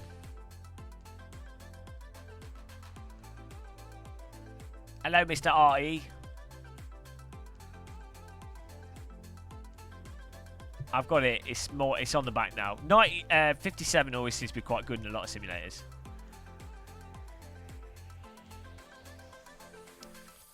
Well, yeah, this was a success. The leaning stream, the cleaning. Oh yeah, we finished. We totally cleaned up the whole basement. No, I've been awake for like 18, 19 hours now. We've done like. We did 4 hours of Rocket League, and we did 6 hours of cleaning, and I recorded 2 videos, and then we've been playing iRacing for 3 hours. Productive day!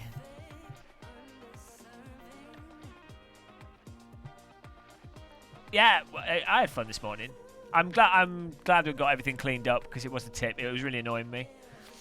I can't work properly when it's a mess. I need tidiness.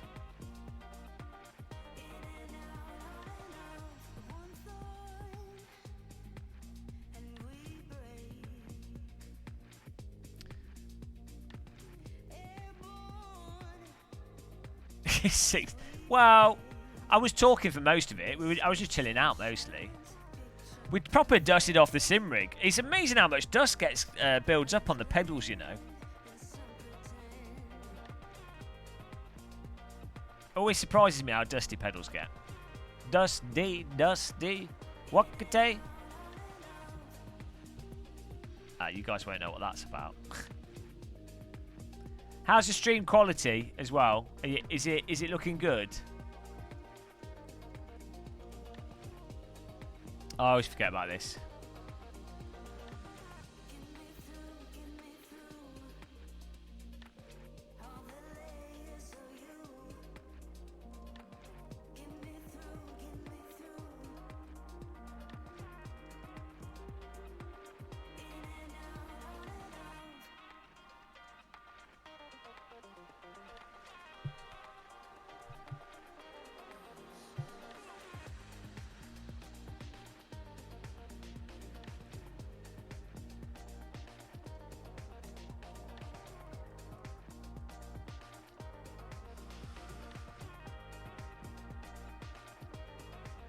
Yeah, I've changed brake bias.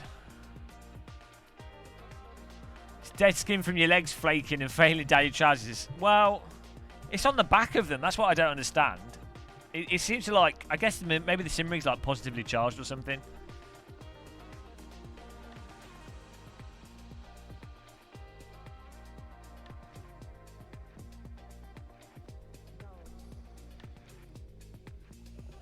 Yeah, I think it's a good car, Jono. I think it's one of the best cars in iRacing after the Skip Barber.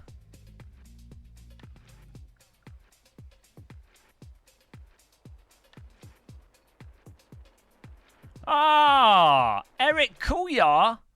Booyah, it's Eric Couillard. Check this out, guys.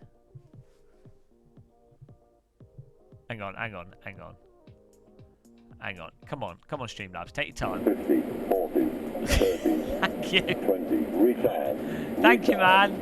Retard. Hi everyone, time to donate. Appreciate that, man. I'm in love with my camera.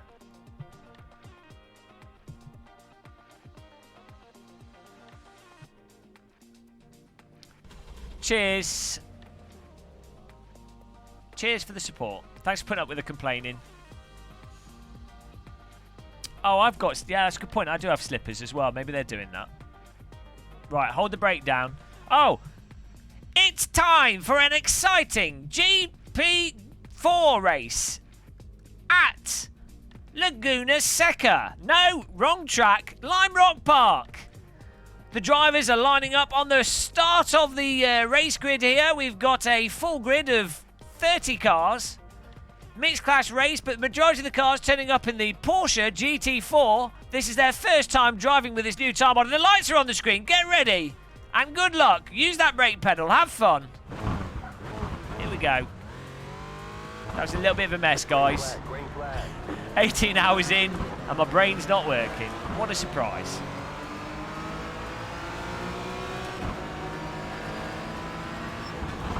Right side. Move out of the way of him. Clear. You got a slow car on the left. Okay. Go left. Okay. Go left. Car right. You Go right. You're knob. on the right. Good driving, guys. Great driving. Car on. Clear. Let's get back in there, hopefully. I think they've improved the damage, you know. Like, it's not absurdly over the top when you get contacted. Go left. Right side. Ah, I had a wheel on the grass. Right, that's that race. Let's get in the Assetto Corsa.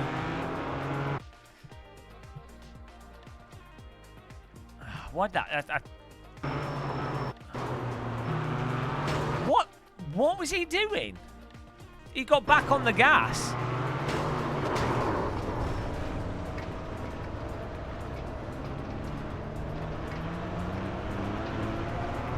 Why? It's weird that people are so bad in this sim. Oh, there you go.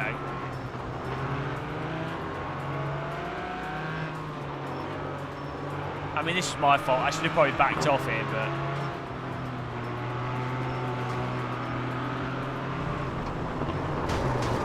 Grass is very slippy in iRacing. You need to remember not to brake on the grass. Why is that guy just trundling across the track, though, after he's rejoined? So it's that car... I mean, I was stupid. It's my fault. But...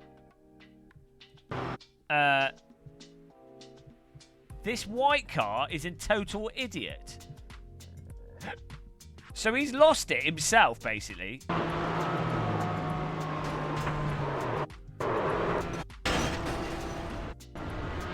Why is he rolling back on the tree? Hold your brake down, you absolute nipple.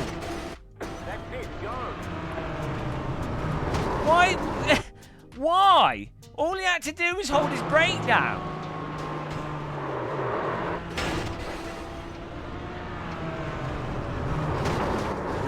He deserved to be driven into, to be honest. Yeah, let's play AC. Week 13. But yeah, no, that car's good. I'm looking forward to racing that. I'm actually giving it a positive. I'm giving it a positive rating, guys. They just now iRacing need to do the right thing and not race and not set it on crap circuits, which they will do. Okay, here we go. AC time, guys. Join the server. Password is T. Lime Rock. Comparison here.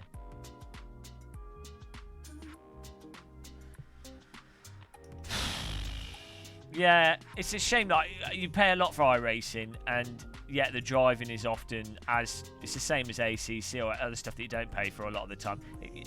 Even on servers where it's good, or ranked when it's good, you get it the other way, where people are so scared of crashing they just like don't race you.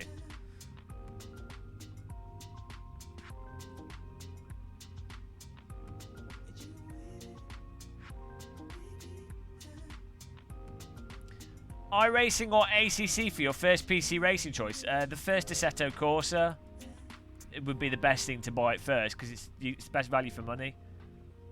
Get it on sale. ACC's, to be honest, you can get good racing in ACC. You'll probably enjoy it, but you need a very fast computer for ACC to work well. So I think AC is the best if you're gonna only get one sim and you want absolute best value for money. You want lots of content. First AC is gonna be the best all-round sim. iRacing, you have to spend like £250–300 to really get into it. No, that's not owning everything. That's just like getting to 2 series. You're not even missing it. What is that? Because you're playing ACC or what? Or something else? Here we go. Thanks for setting this up, Izzie. So this is the same car. Oh, right, so like an older version of the same car.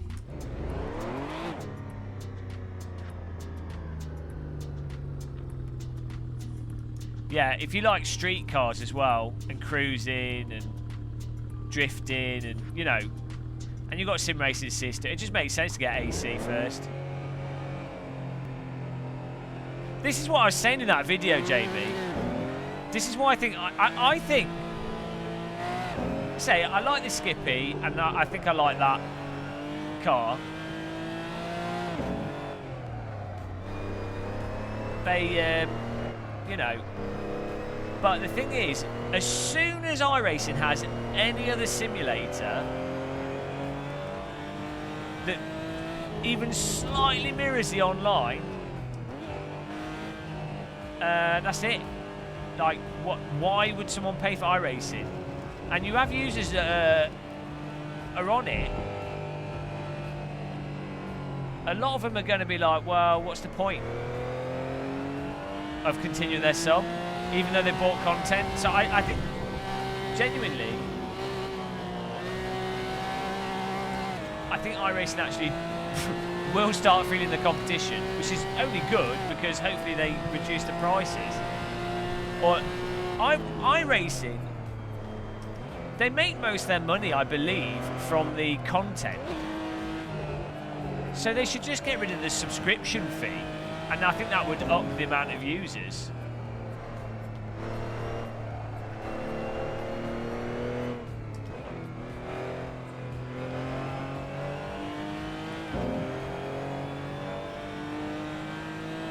Oh yeah, not an oval. Yeah, definitely for oval racing, iRacing will probably stay. I mean, iRacing is very American-centric as well.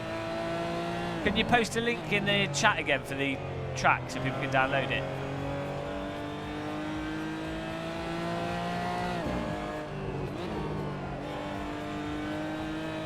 Do you know what? The handling isn't that dissimilar. This just has a slightly more pliable tyre model and slightly more.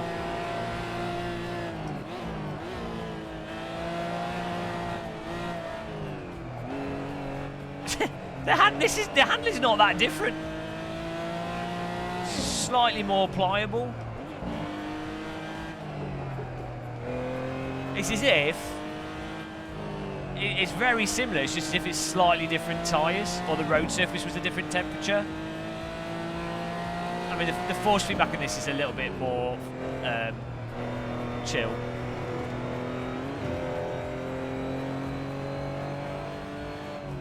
This is like free though. This feels a little bit more stable. I think the track is probably, well, obviously the track's more detailed than iRacing, I think.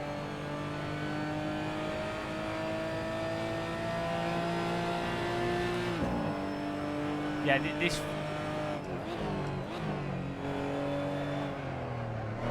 It's surprisingly similar, guys. I'd say this feels a bit more natural. The iRacing one feels a bit forced, going from different physics states, but it's very marginal.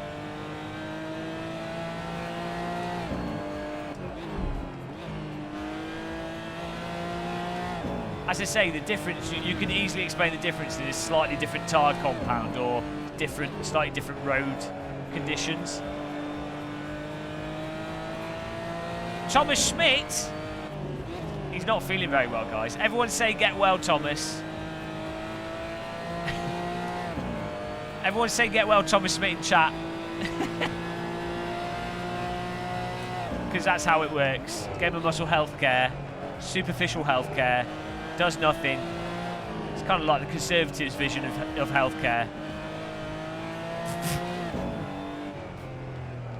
You have to pay for it and you get nothing from it.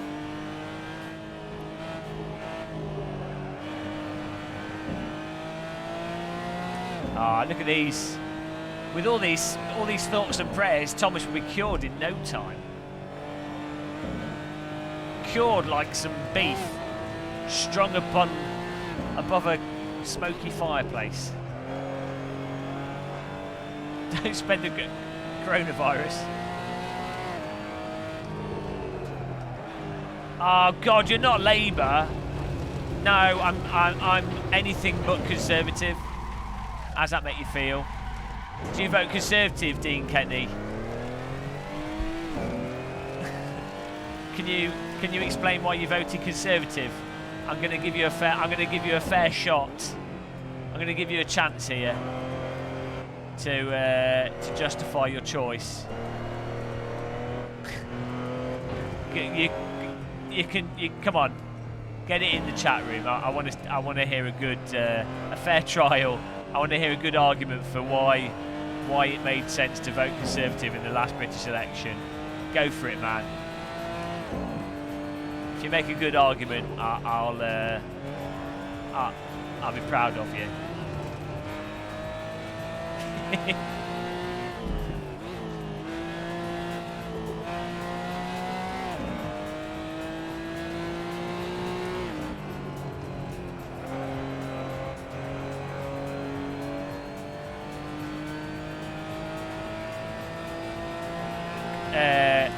Now, Conservatives are well known in the UK for being a very generous party, really good at managing the economy, really good at soft power and diplomacy, and really good at wealth distribution. we're not politicsing, Greggs. We're just having a nice conversation. Don't worry, man. He's gone now. The guy was having. He started it, mate.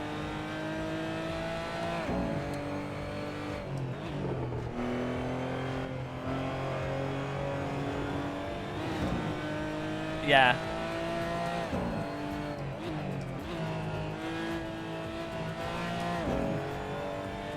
Did he say in chat? I missed it. I didn't see.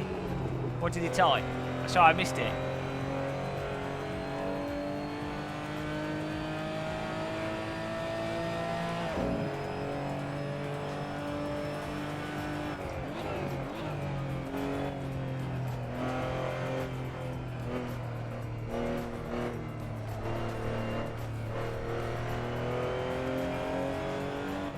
Ah.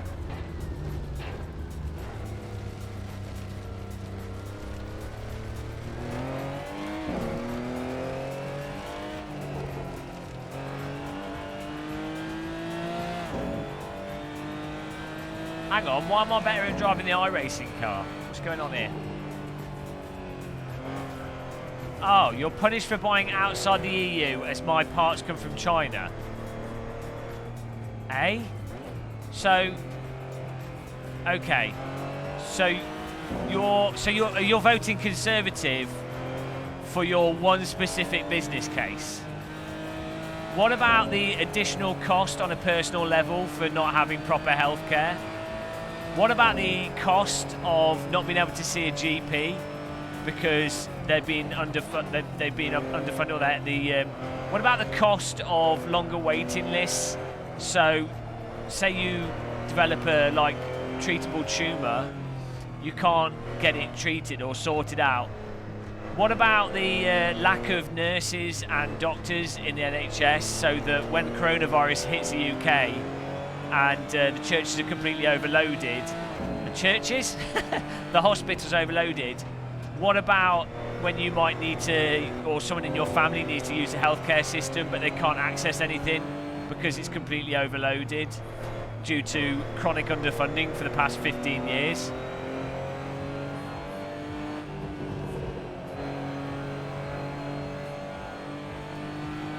You know. Yeah, I mean, in fairness, at least you no, you have given, to be fair to you, you have actually given a logical reason. Like, it's selfish, but it's logically selfish for your business. So that is actually, from any time I've asked anybody, that's actually a reasonable answer. So I will crown you with a reasonable answer. I mean, I don't agree with it. I don't think it's a good answer, but it's logically consistent and it's within your self-interest. So it's actually no joke, total credit to you.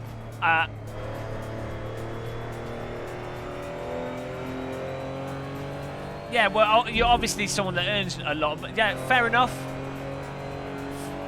Fair enough. Do you know what? Yeah, if you're earning enough money that you can afford private healthcare, it actually makes sense on a totally selfish level. Maybe not long term, but fair enough. You're actually within the bracket where voting Conservative might actually make sense. I can't argue with that. I disagree, but it's logically consistent, which I appreciate. It's bloody rare. It's bloody rare, but I actually appreciate that. I don't agree, but I appreciate it. That you're being honest as well.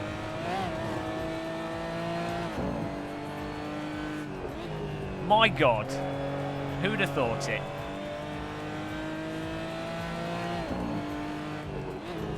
Well, yeah, if you're voting for the best interests of your family and those close to you, you're still probably less beneficial voting Conservative in the long run, because they're having, historically, and are having a very detrimental impact on the overall British economy.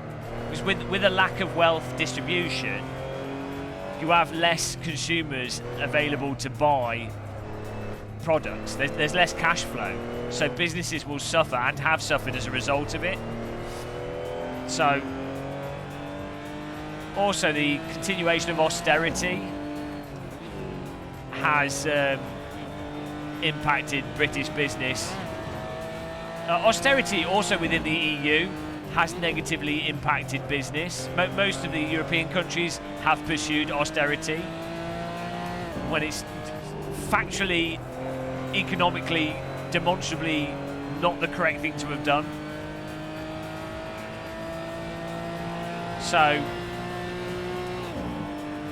in a short-term sense, for your specific short-term sense for your business is a logical answer, but in an overview sense, it's misinformed, I think, because, as I say, economically you will lose out in the long run, as will your friends and family.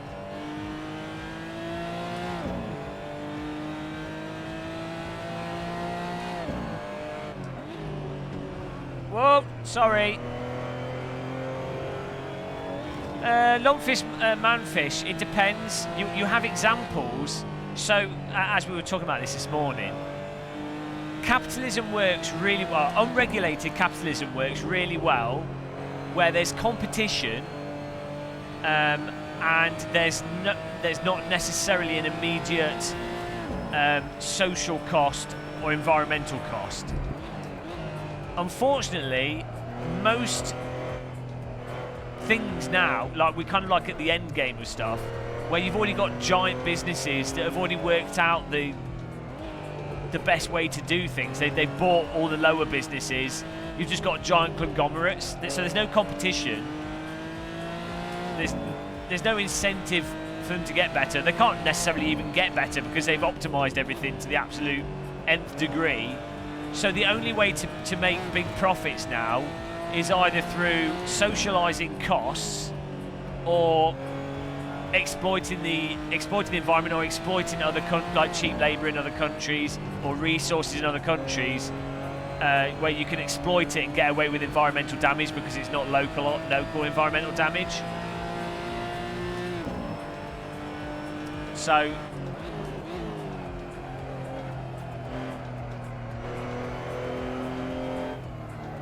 this is a thing.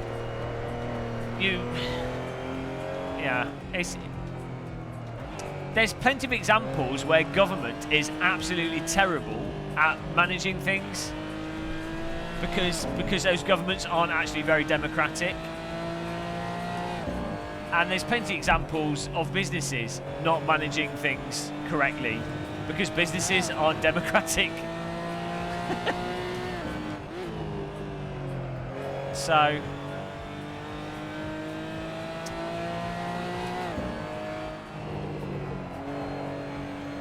I need to move my brake bars back. Have we got it on here? No. No. Can we move the brake bars in this car?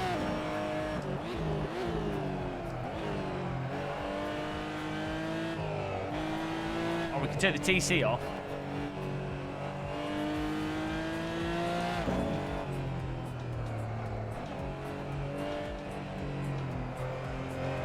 Because government needs problems to solve to justify their most of the government's authoritarianism comes from them being lobbied by corporate interests. So they and from maintaining the status quo to support corporate interests. That's where most authoritarianism is executed by the government, is to maintain the status quo. And it's to maintain the corporate interests that got them into power. They're not like... You don't see the government pushing for environmental action because they're not going to make money from it in the short term.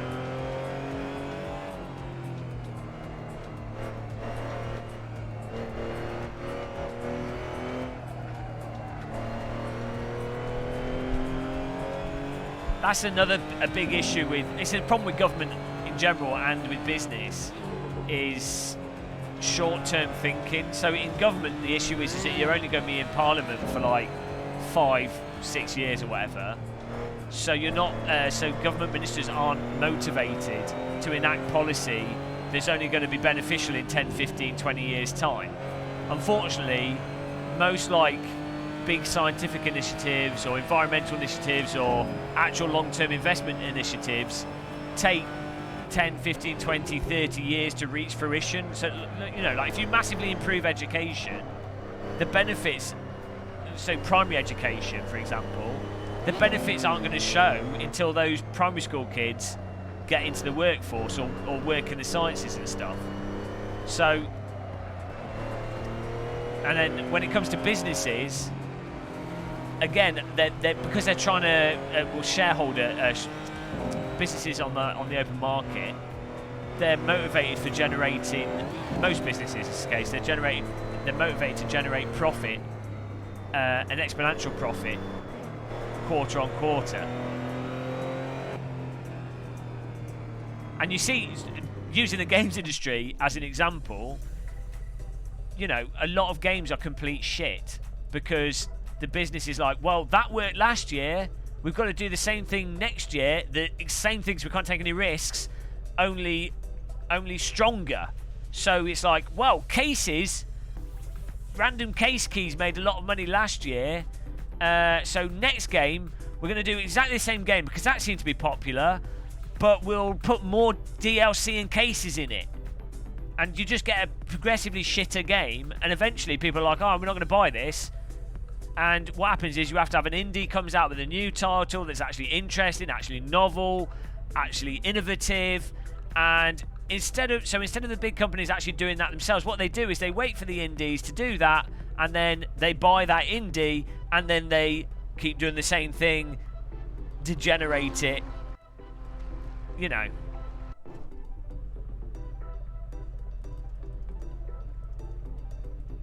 Innovation tends to always come from outside established business.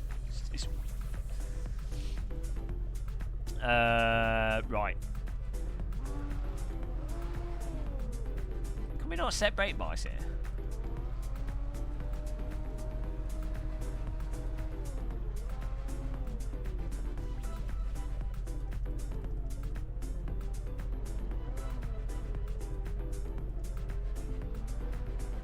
Greta is a public relations puppet. It's sick. Well, she's decided that she wanted to do that herself. So obviously, other activists have lumped on top of her, and they are using her as a vehicle, as a sort of child vehicle, and obviously are using her as a child shield. Can't argue with a child. That's obviously she's being used, but that's what she also wants it. She's not a total child. She's like a. By the time I was like 16, it was pretty obvious that raping the environment is not good for humanity, and if it was the case that she was like a total child actor, then fair enough. But it's pretty clear that she's not dumb. She obviously it's what she wants. Or she's so and she's right. So, if anything, it's a shame. I understand. It's like, well,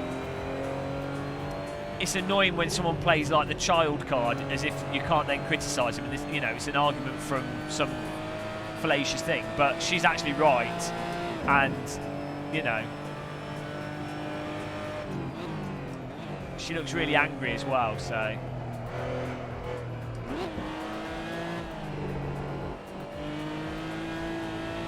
But also, what if someone's at 16? You can get pregnant and have a baby. So why not at 16? You can also join the army and kill people. So why not at 16?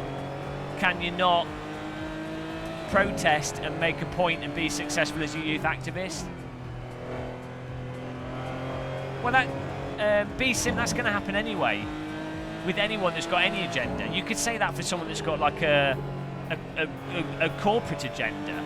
Like, literally, if you're someone that's like a massive corporatist as a teenager, or you're particularly good at business or something, and you're like, oh, I've come up with a business idea, well, you can go to Shell and pitch it to them, and you might be able to get funding from it.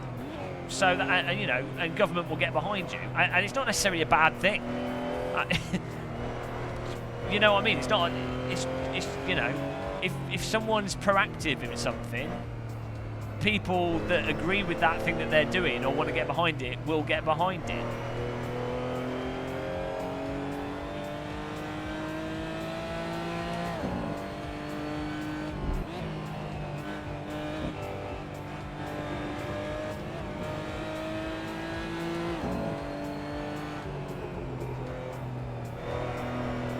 I mean, I do think you should be allowed to take the piss out of Greta Thunberg, though. Like, I agree with her. What she said, and obviously we need to not rape the environment, but I don't think that you shouldn't be allowed to take the piss out of anyone.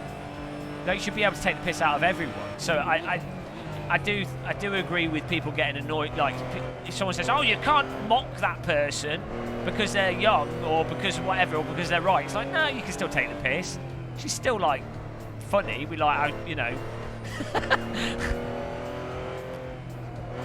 but that's a separate issue as well.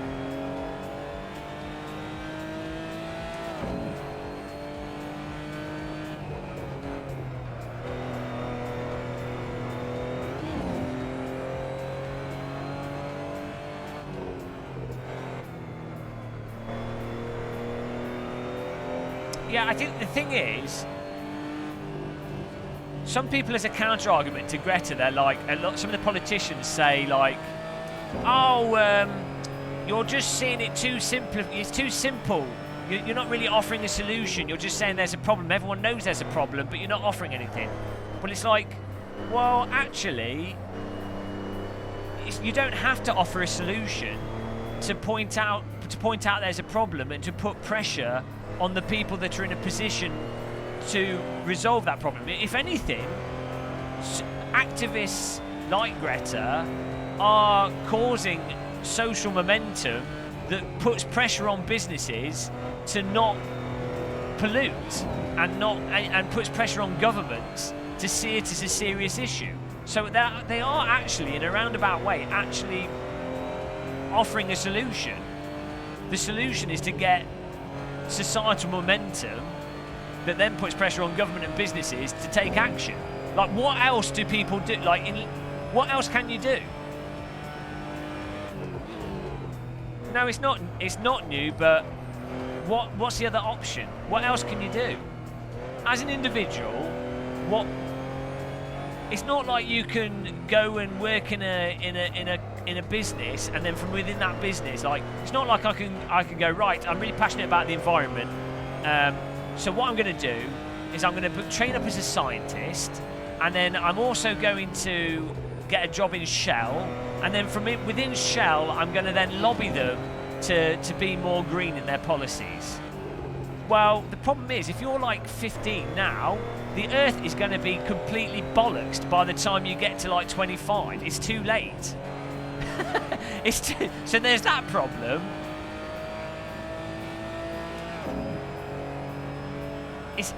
I don't know, guys. Some of you might not realise, but we are literally completely fucked. I'm not joking. The environment and the nature of what's going on. Like, people are worried about the coronavirus. It's nothing. It's literally nothing. Of things that matter in our life right now. Yeah, my I don't have a car though, so it's fine. My sim rig's saving petrol. By doing this as a job, I don't go outside.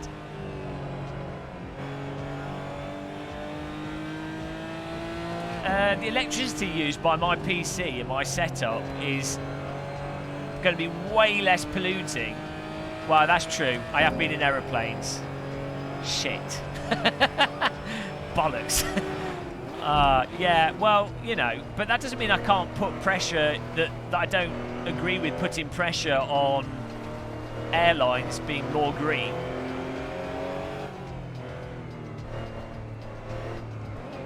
It doesn't mean that I can't agree with there being more pressure put on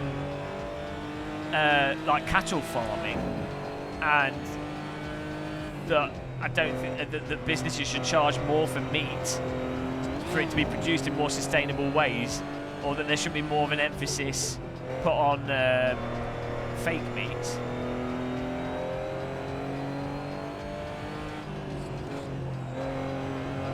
Well, no, but the thing is, all I can do is vote for governments that are going to do those changes, which is what I do.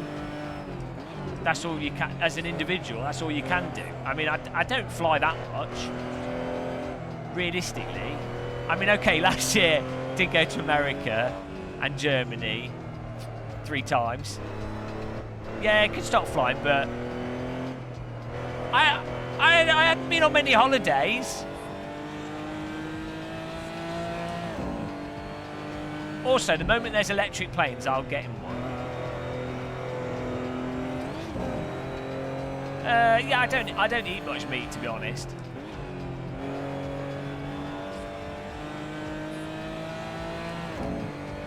I agree. You can take action on an individual level, but at the same time, the actions of what you do on an individual level is utterly marginal compared to stuff like, for example, not having coal power plants, or for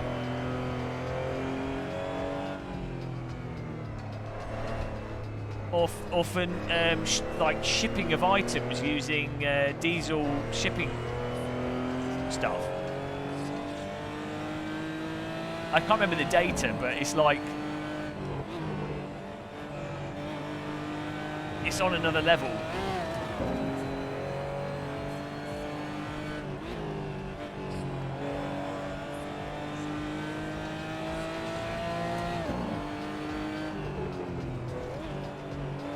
How do you know that, B-Sim Racing? How do you know that for sure? Thing is, I literally have relatives that used to like camping trees to try and get them to stop being cut down and stuff, and stop developments and stuff.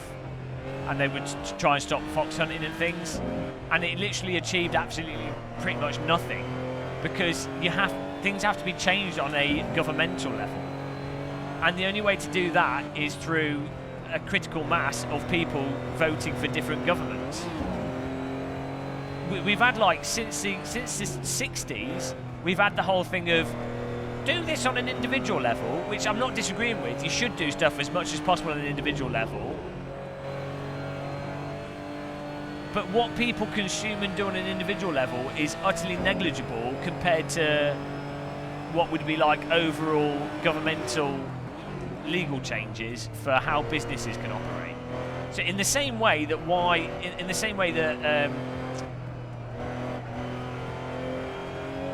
the effect of having, like with the NHS system, having a single payer health service is on another level efficient and cheaper than if you're to have a private health service, or like the private health service that they have in America. You needed that governmental policy change that happened in the UK that allowed for that to happen, for that change to actually occur, and for the huge positive impact that had. You know.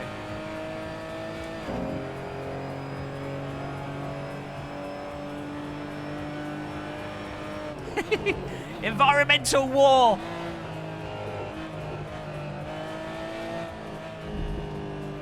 That's true. Yeah, a lot of Western companies have outsourced labour and pollution to other countries. I don't know what the setup of the car is.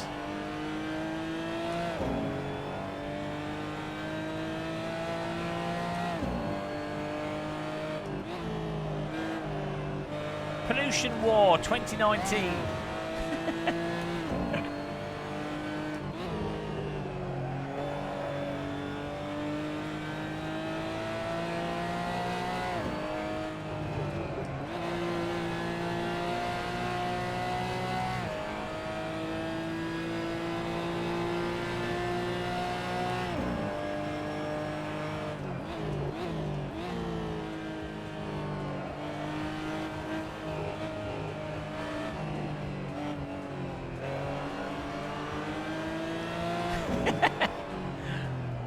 What should we talk about next, guys?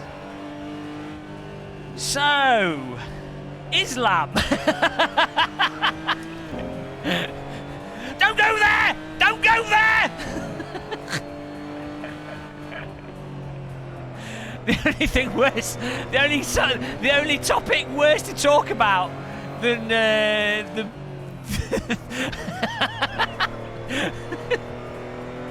Oh dear. Oh man.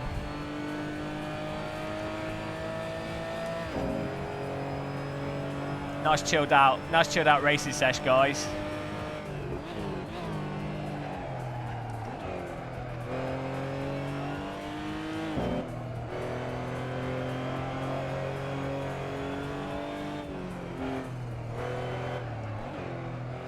Let's talk about guns.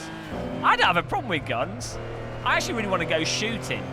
I told you guys before, when I was in the States, I wanted to go shooting, but you can't go to a shooting range on your own and rent a gun because too many people do that and then shoot themselves. So you have to go with another person, unless you're bringing your own gun there. Because apparently people don't shoot themselves with their own guns. I tell you what, one of the best things they do in Germany is their bottle thing, where you buy a drink in a shop and you pay like €3, and then you have to return the bottle to another shop and they give you €1.50 back. And there seems to be a lot less litter. It seems to work.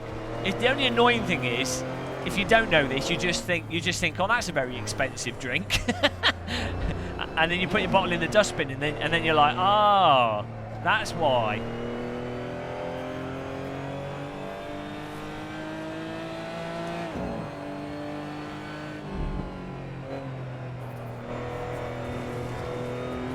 Yeah, well, we need to go back to doing that. even doing it with plastic bottles. JC Sutherland, thank you for subscribing. Welcome to the channel. Appreciate that.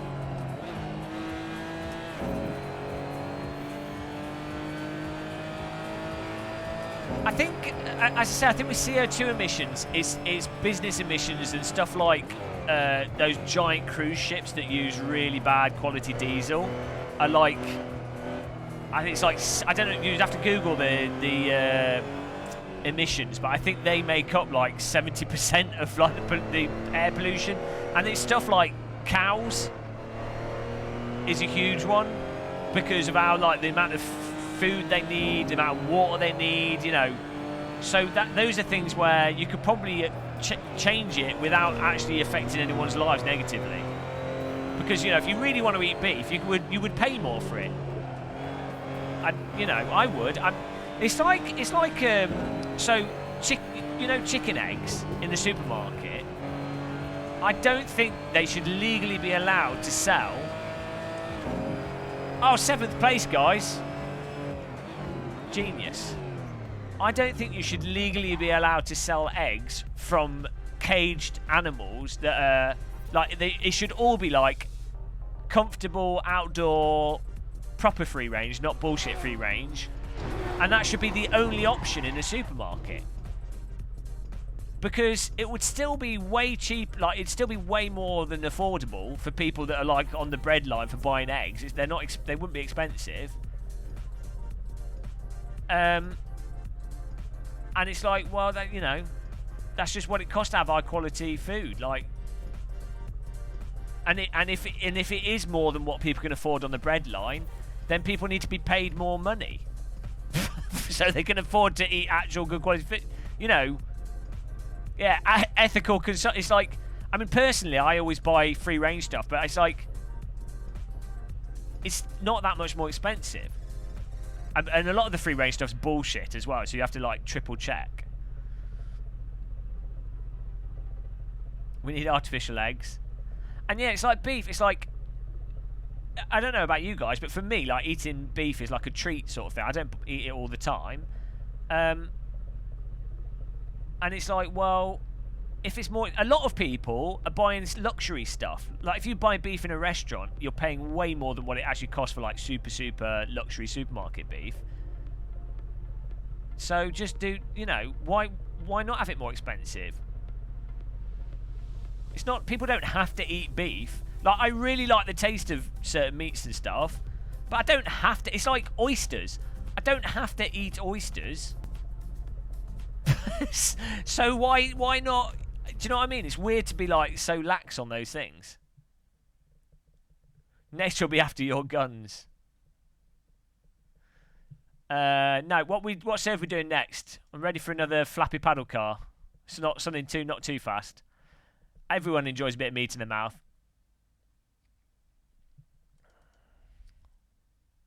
Yeah, well, this is the stupid thing, isn't it? Nuclear power is probably the only option for the next like 15 to 30 years, or 20 to 50 years. Nuclear power is the only realistic option, and it needs to be the thing that we use as an intermediary. It's going to produce nuclear waste, but that has to be factored into it. There's going to be some accidents. That has to be factored into it. You know, realistically, though, the amount of deaths from nuclear waste and accidents is going to be a lot less from if going past the tipping point of the ice caps melting and sea levels rising and wars caused by lack of fresh water in countries that are on the equator. It's like, but you have these idiot activists that are like, oh, nuclear power is dangerous, and it's like literally more people die from coal and like just cars. I know we've talked about this before, but just having petrol cars is killing so many people from that pollution. Whereas if we had loads of electric power plants to the point where electricity is effectively free, you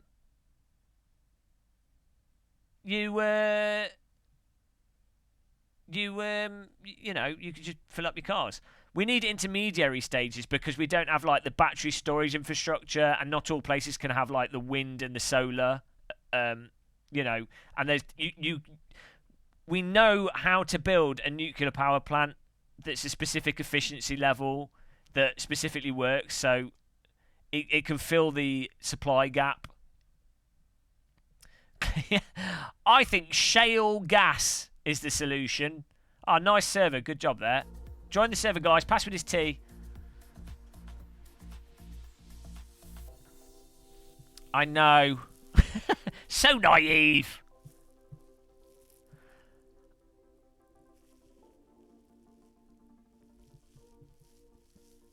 What a naive fool. Oh well, what can you do, guys?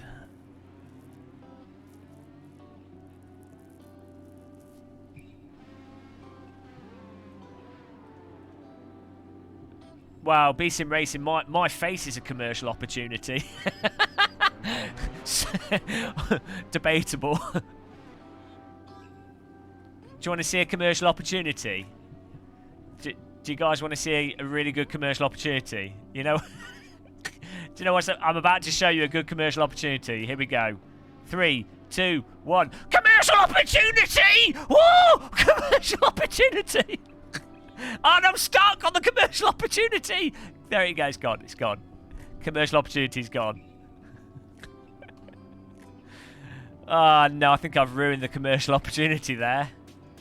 Bugger. Right, let's get a lap out of this commercial opportunity.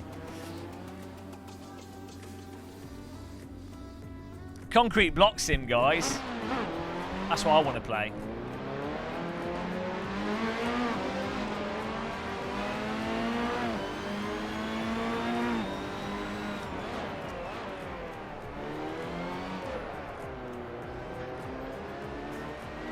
No, I'll probably have to go to bed soon because, to be honest, I'm feeling pretty damn tired. I am exhausted. I could possibly pass out mid-race. It's entirely possible. We've been streaming for like 14, 13 hours today. Well, I've been making videos and stuff. 6 hours this morning. 4 hours of Rocket League. 6, 10, 11, 12, 13, 14 hours of streaming we've done today. And yeah, you can use me as a reference, yeah. And then I did 5 hours of Automobilista 2 video recording. So yeah, I'm probably gonna have a heart attack tonight, or a deep vein thrombosis, or a seizure. You know. So it's nice knowing you guys.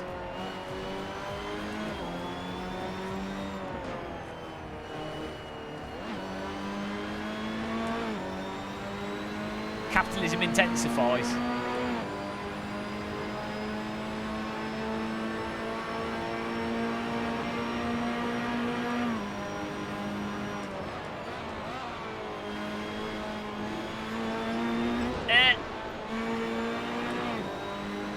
All good things to happen when you live on your own. Exactly. That's the only reason I need a girlfriend, is so if I have a heart attack, she can resuscitate me, or if I choke to death, she can like Heimlich maneuver me.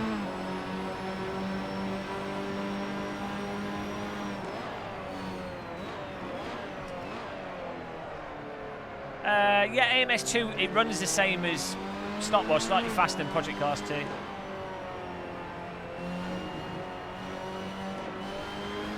Star Trek nerd. Password is T, souls in capital letters. I bet you all my tea bags probably have like destroyed the environment. They've probably exploited Chinese tea labourers, and then they've been shipped on polluting vessels.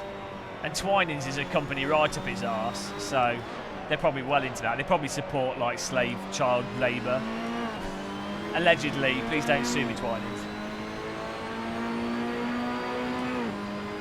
I can't talk like a card. Sorry. Sorry to disappoint. Ah, missed the corner. Great lap.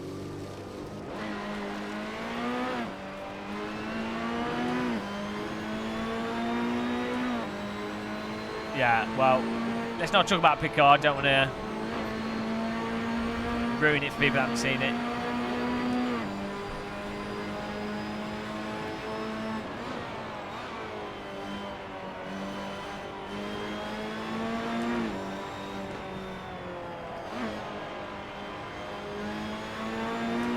Shut up, Wesley! Shut up, Wesley!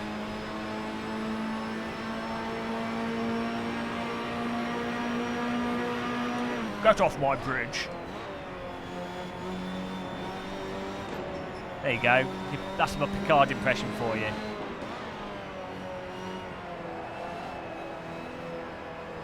Is the tea supply stops coming?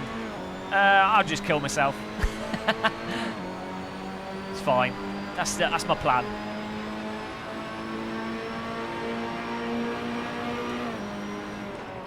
Can't live without tea. What's the point?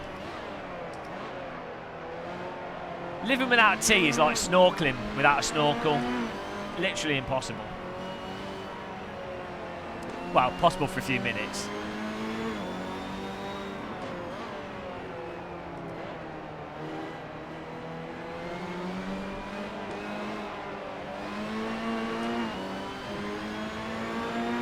Oh, we've killed the chat. It's 7 PM. The chat is dead. The chat is dead. The chat is dead. No, it's back again now. I wonder if Patrick Stewart ever did take where he looked at Will Wheaton and shouted, "Who's that trapping on my bridge?" I don't know. Probably not. I always heard that he was nice to him.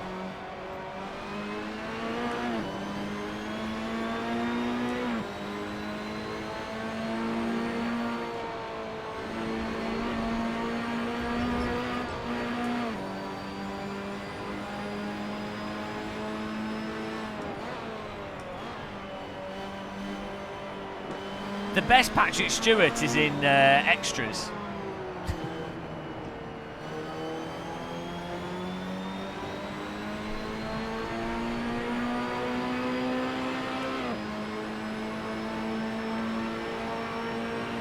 Nice one, Andy Root. What are you going there for? It's a rather remote place.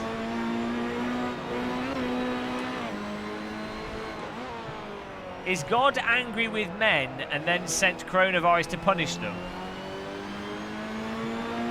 Well, given that God's omnipotent, he created them faulty to then infect them with punish them with a disease, which is a bit weird, but I don't know. I don't know what's going on.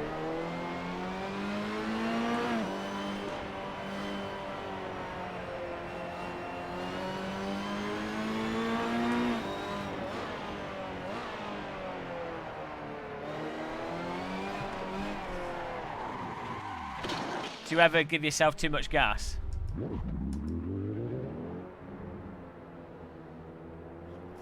Cree! Go! Hang on, no, what was it? They don't just say Cree, they say like something Cree. Shova!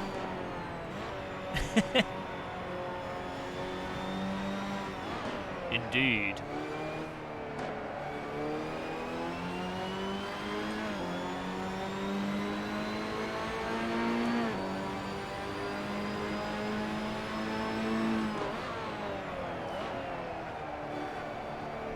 Jafar Cree! Jafar Cree! Oh dear. Gawood.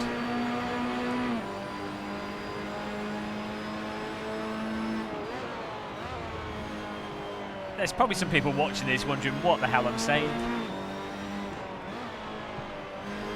That's actually everyone watching. Some people.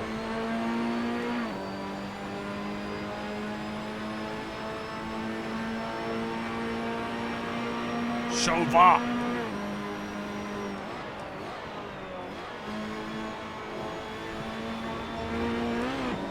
I'm actually Daniel Jackson, but instead of reading hieroglyphics and ascending, I read force feedback and I descend.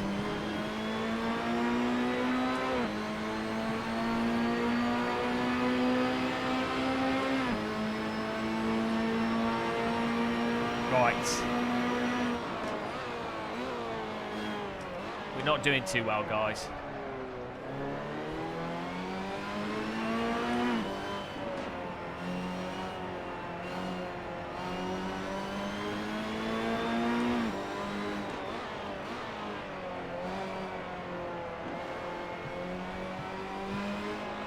Can I devolve like the Scottish Parliament?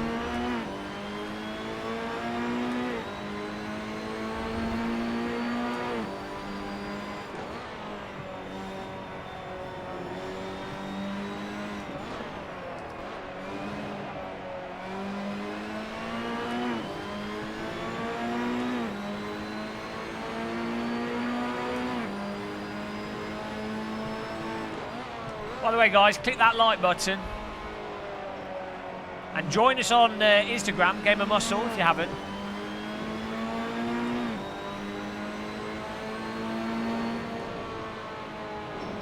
Oh, they love a bit of that like button. Do you like the light wheel? Juicy, look at that light wheel. Pretty juicy.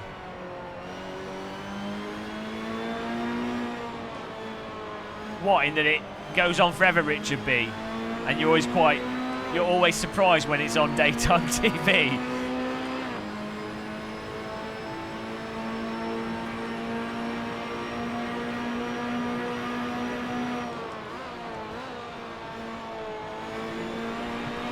Oh man, that was a laser stonk.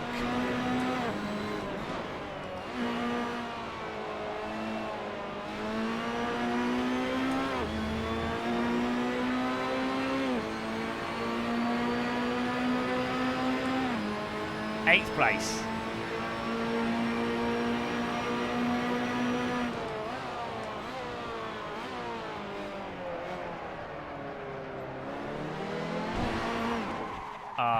Whoopsie daisy. Didn't see him. That'll be another car written off. Yet another car destroyed by the Game of Muscle.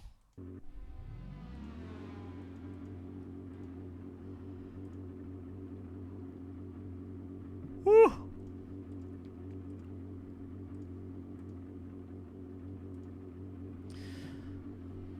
I need to get the Holy 7 graphic reinstated. I broke it.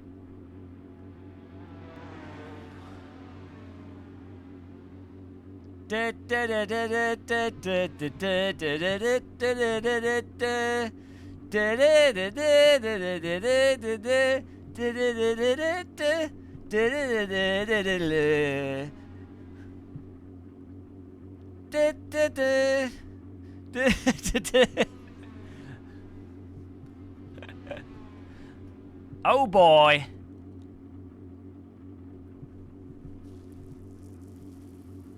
Basic level. Yeah, Quantum Leap was good.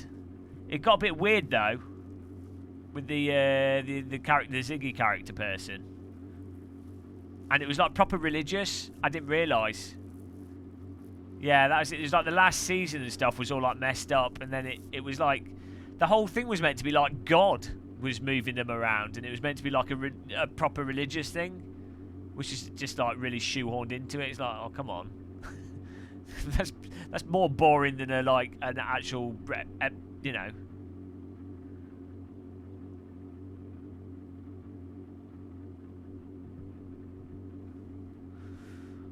Well, I've got this microphone on. I don't even need it. There's no mics in this game.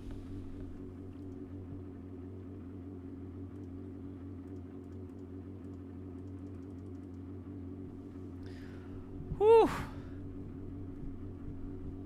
Total exhaustion.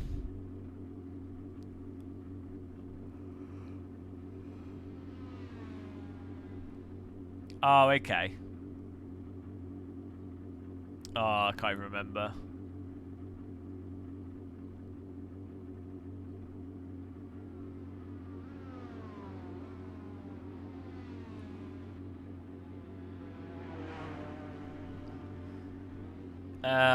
I watched 3 episodes of The Witcher and it just seemed like really dumb, really bad writing.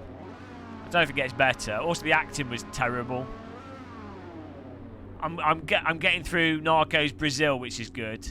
Mexico. Narcos Mexico. That's what I meant. Don't know spoilers, guys, because I've only seen a few episodes.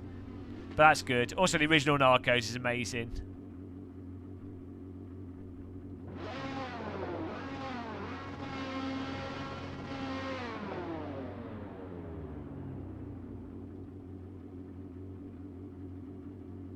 Yeah, the acting's really good in Narcos. It's good fun. And you get to learn Spanish just by watching a TV program. See? No, non intende.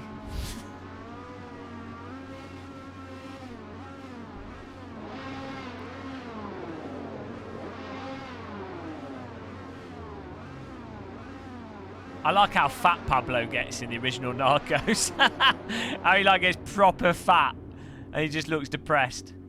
Brazil!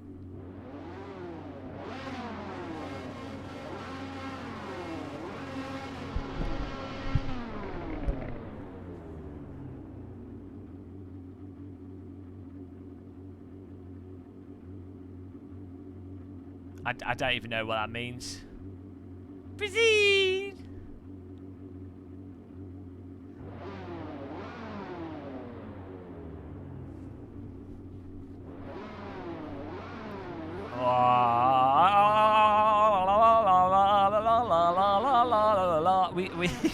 I've lost it, guys. I mean, I didn't really have it, but I've definitely lost it. Here we go. Here we go. People are confused. They think we're playing iRacing. This gets people angry. This gets dislikes. Click the dislike button if you were expecting iRacing and you not got it. We did play iRacing for 3 hours, so that's quite a lot. And I did stop. We did actually get the force feedback good, and I actually thought the car was all right. That's rare. That is really rare for iRacing.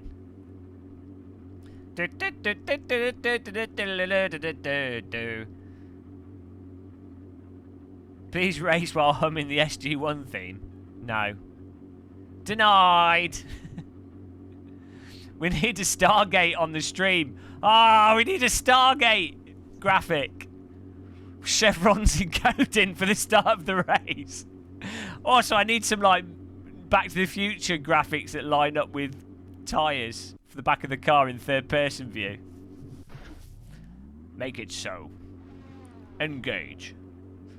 Right, we're good here. Yee. Thank you for subscribing, Craig Nelson, famous for the Nelson studies or whatever it's called. Yee.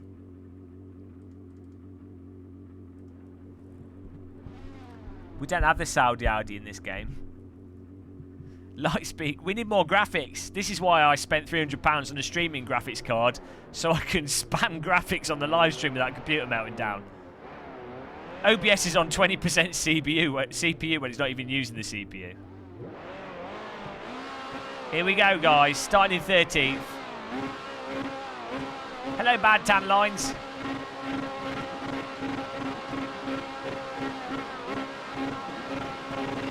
Dario. Dos professors, por favor.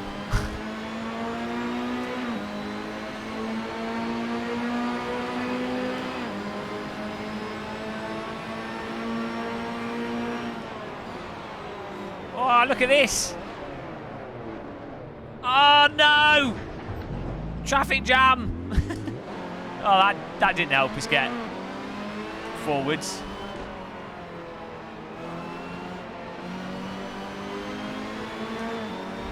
Mr. Worldwide. See? No.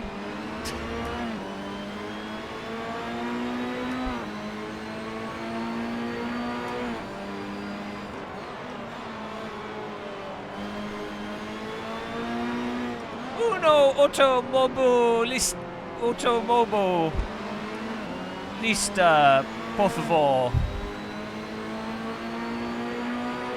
All right, Chris. Bye, Chris.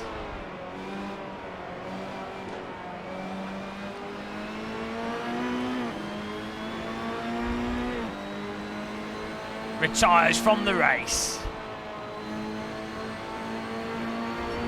Oh no! His team have forgotten to put wheels on the car. It's a terrible race for Chris. 47. We played it for 3 hours, Sal. It was quite good actually. We just need more race series with it.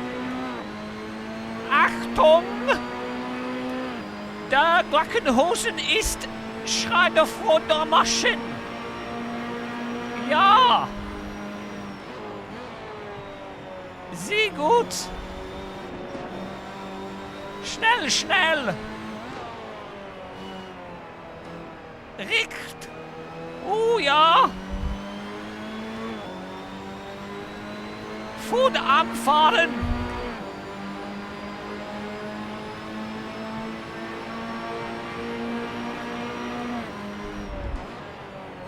Oh ja, das Force-Feedbacken ist sehr gut.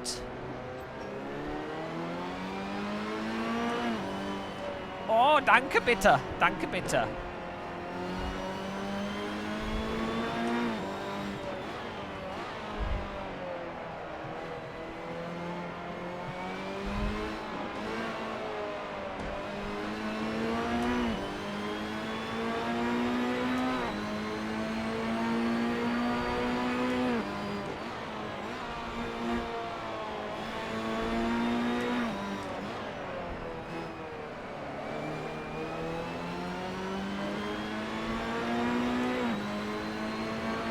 I normally use dash cam view, G-Hammer. I got the in-game wheel on for the lights on it.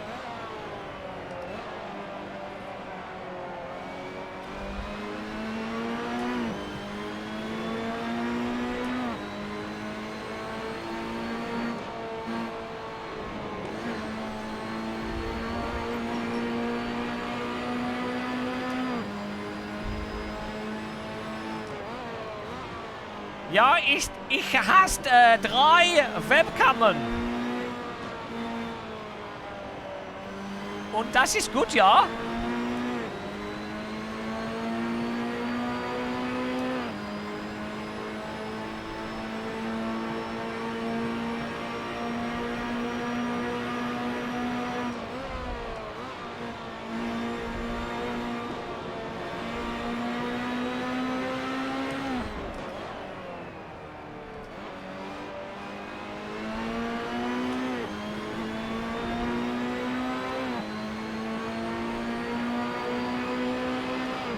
Ah, good. That's nice. Nice pun you did there. That pun really made me laugh out loud. Ah ha, ah ha, ah.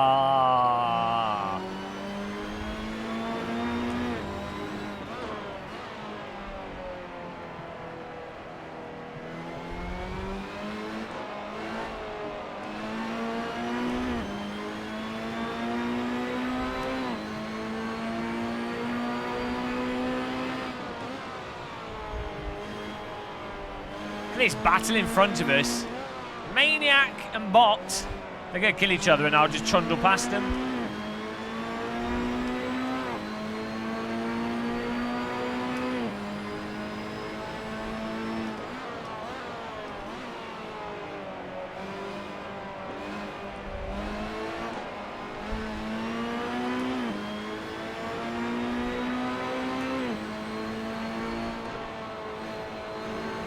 Coming.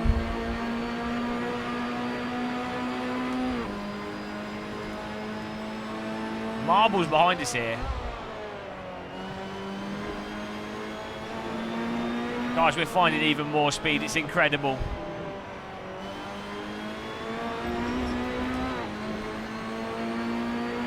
I'd have a beer. That'd be nice.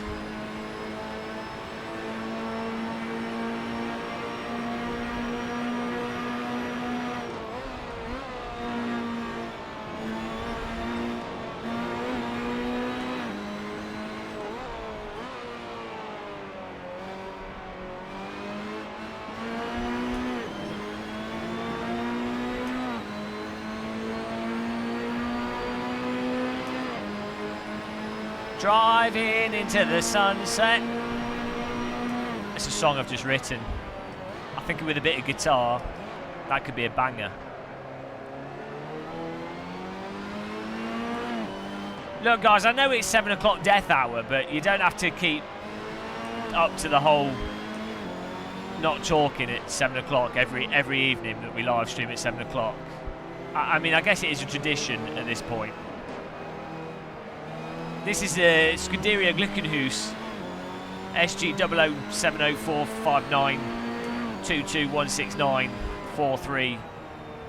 0070459221684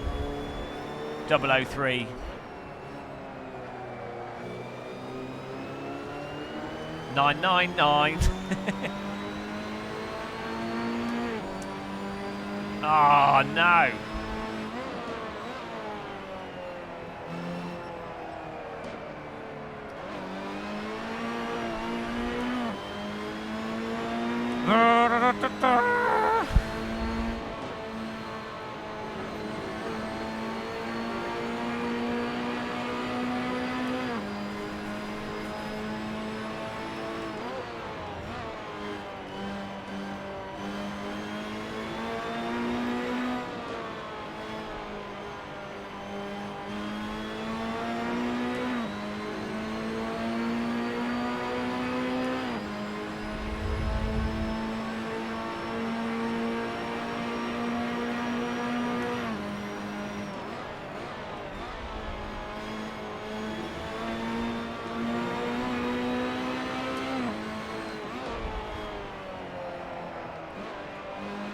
MS2 beta crashes if you use the wet weather preset, I think.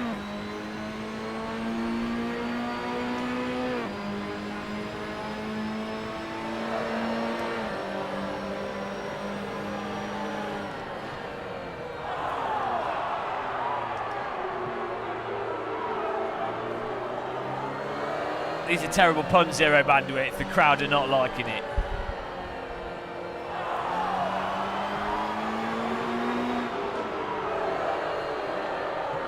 Look, you've upset the crowd. The ref's having to ask you to calm down.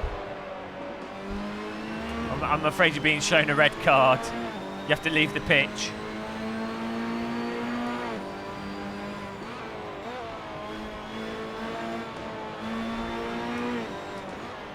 I don't think they're done yet, Joss.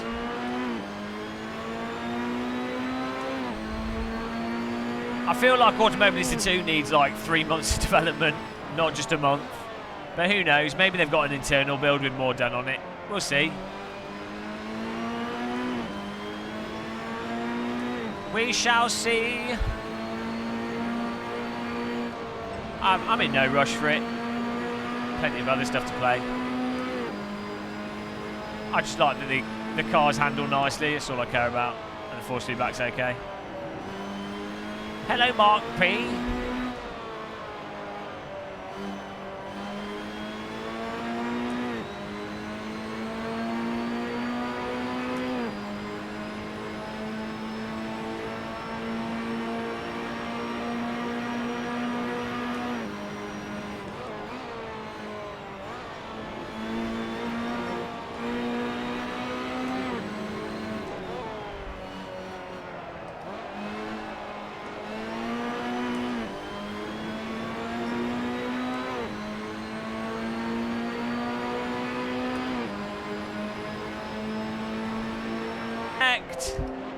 There we go, reconnected.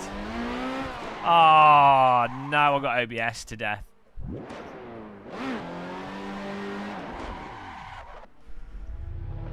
Death hour takes its toll.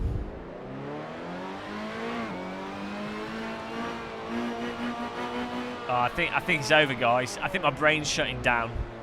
I think death hour's taking its toll on me. Oh. We've reached the limit, the muscle limit. Old man muscle. We'll wait till the end of the race though. Man, I can't even see the screen properly. Chat's died. I've died. Everyone's dead. They're all dead, Dave. Everybody's dead, Dave. Yes, Dave. They're dead. Everyone's dead, Dave. Antoine Potato's winning though. I'll give you the details. What details you need? Jeez, details.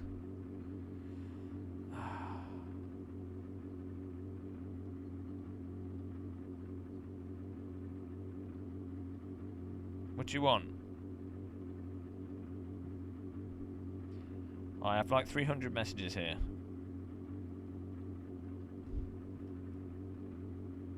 Details. What do you want?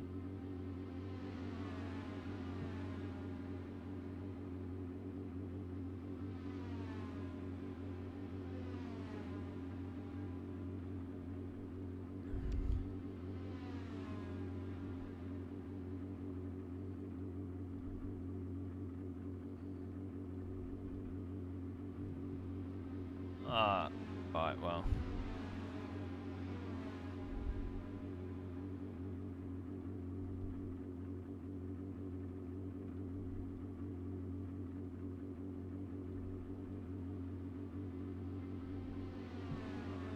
I'm dead. I'd say dead. Yeah, I'm going to bed. I'm done. I can't take it, guys. Hopefully we'll be back soon for more streaming. My brain's literally just shutting down. Never give up, never surrender, and surrendered. Yeah. After 12 plus hours of streaming, no. Computer says no.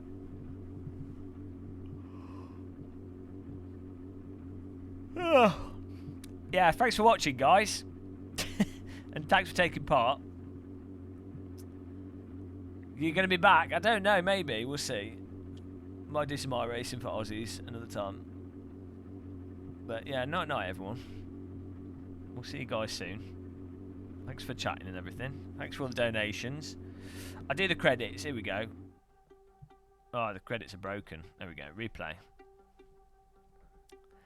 Yeah, I'll have a front end field stream. Nice force feedback. There we go. Stream is ending. Thank you for taking part. Thank you, ladies and gentlemen, for taking part in the stream. Thank you very much, everyone. Super chats were from Electrical Mamo, Virtual Reality Racing, Izzie, Eric Correa, and the subscriptions for tonight were from Lloyd Loud, Lenny Loud, Brothers in Arms. We also have Andrew Lacey, Aditi Corrupt, Flomo Mudderpain, JC Sutherland, and Craig Nelson. And thank you for taking part and watching. And click the like button, subscribe, check out our Instagram, follow us on Twitter, and very well. It's time to leave. It's time to finish this stream. Good night and goodbye, everyone. Well done to Antoine for winning preemptively, and Thomas Smith. Race finished. Congratulations, and goodbye, everyone.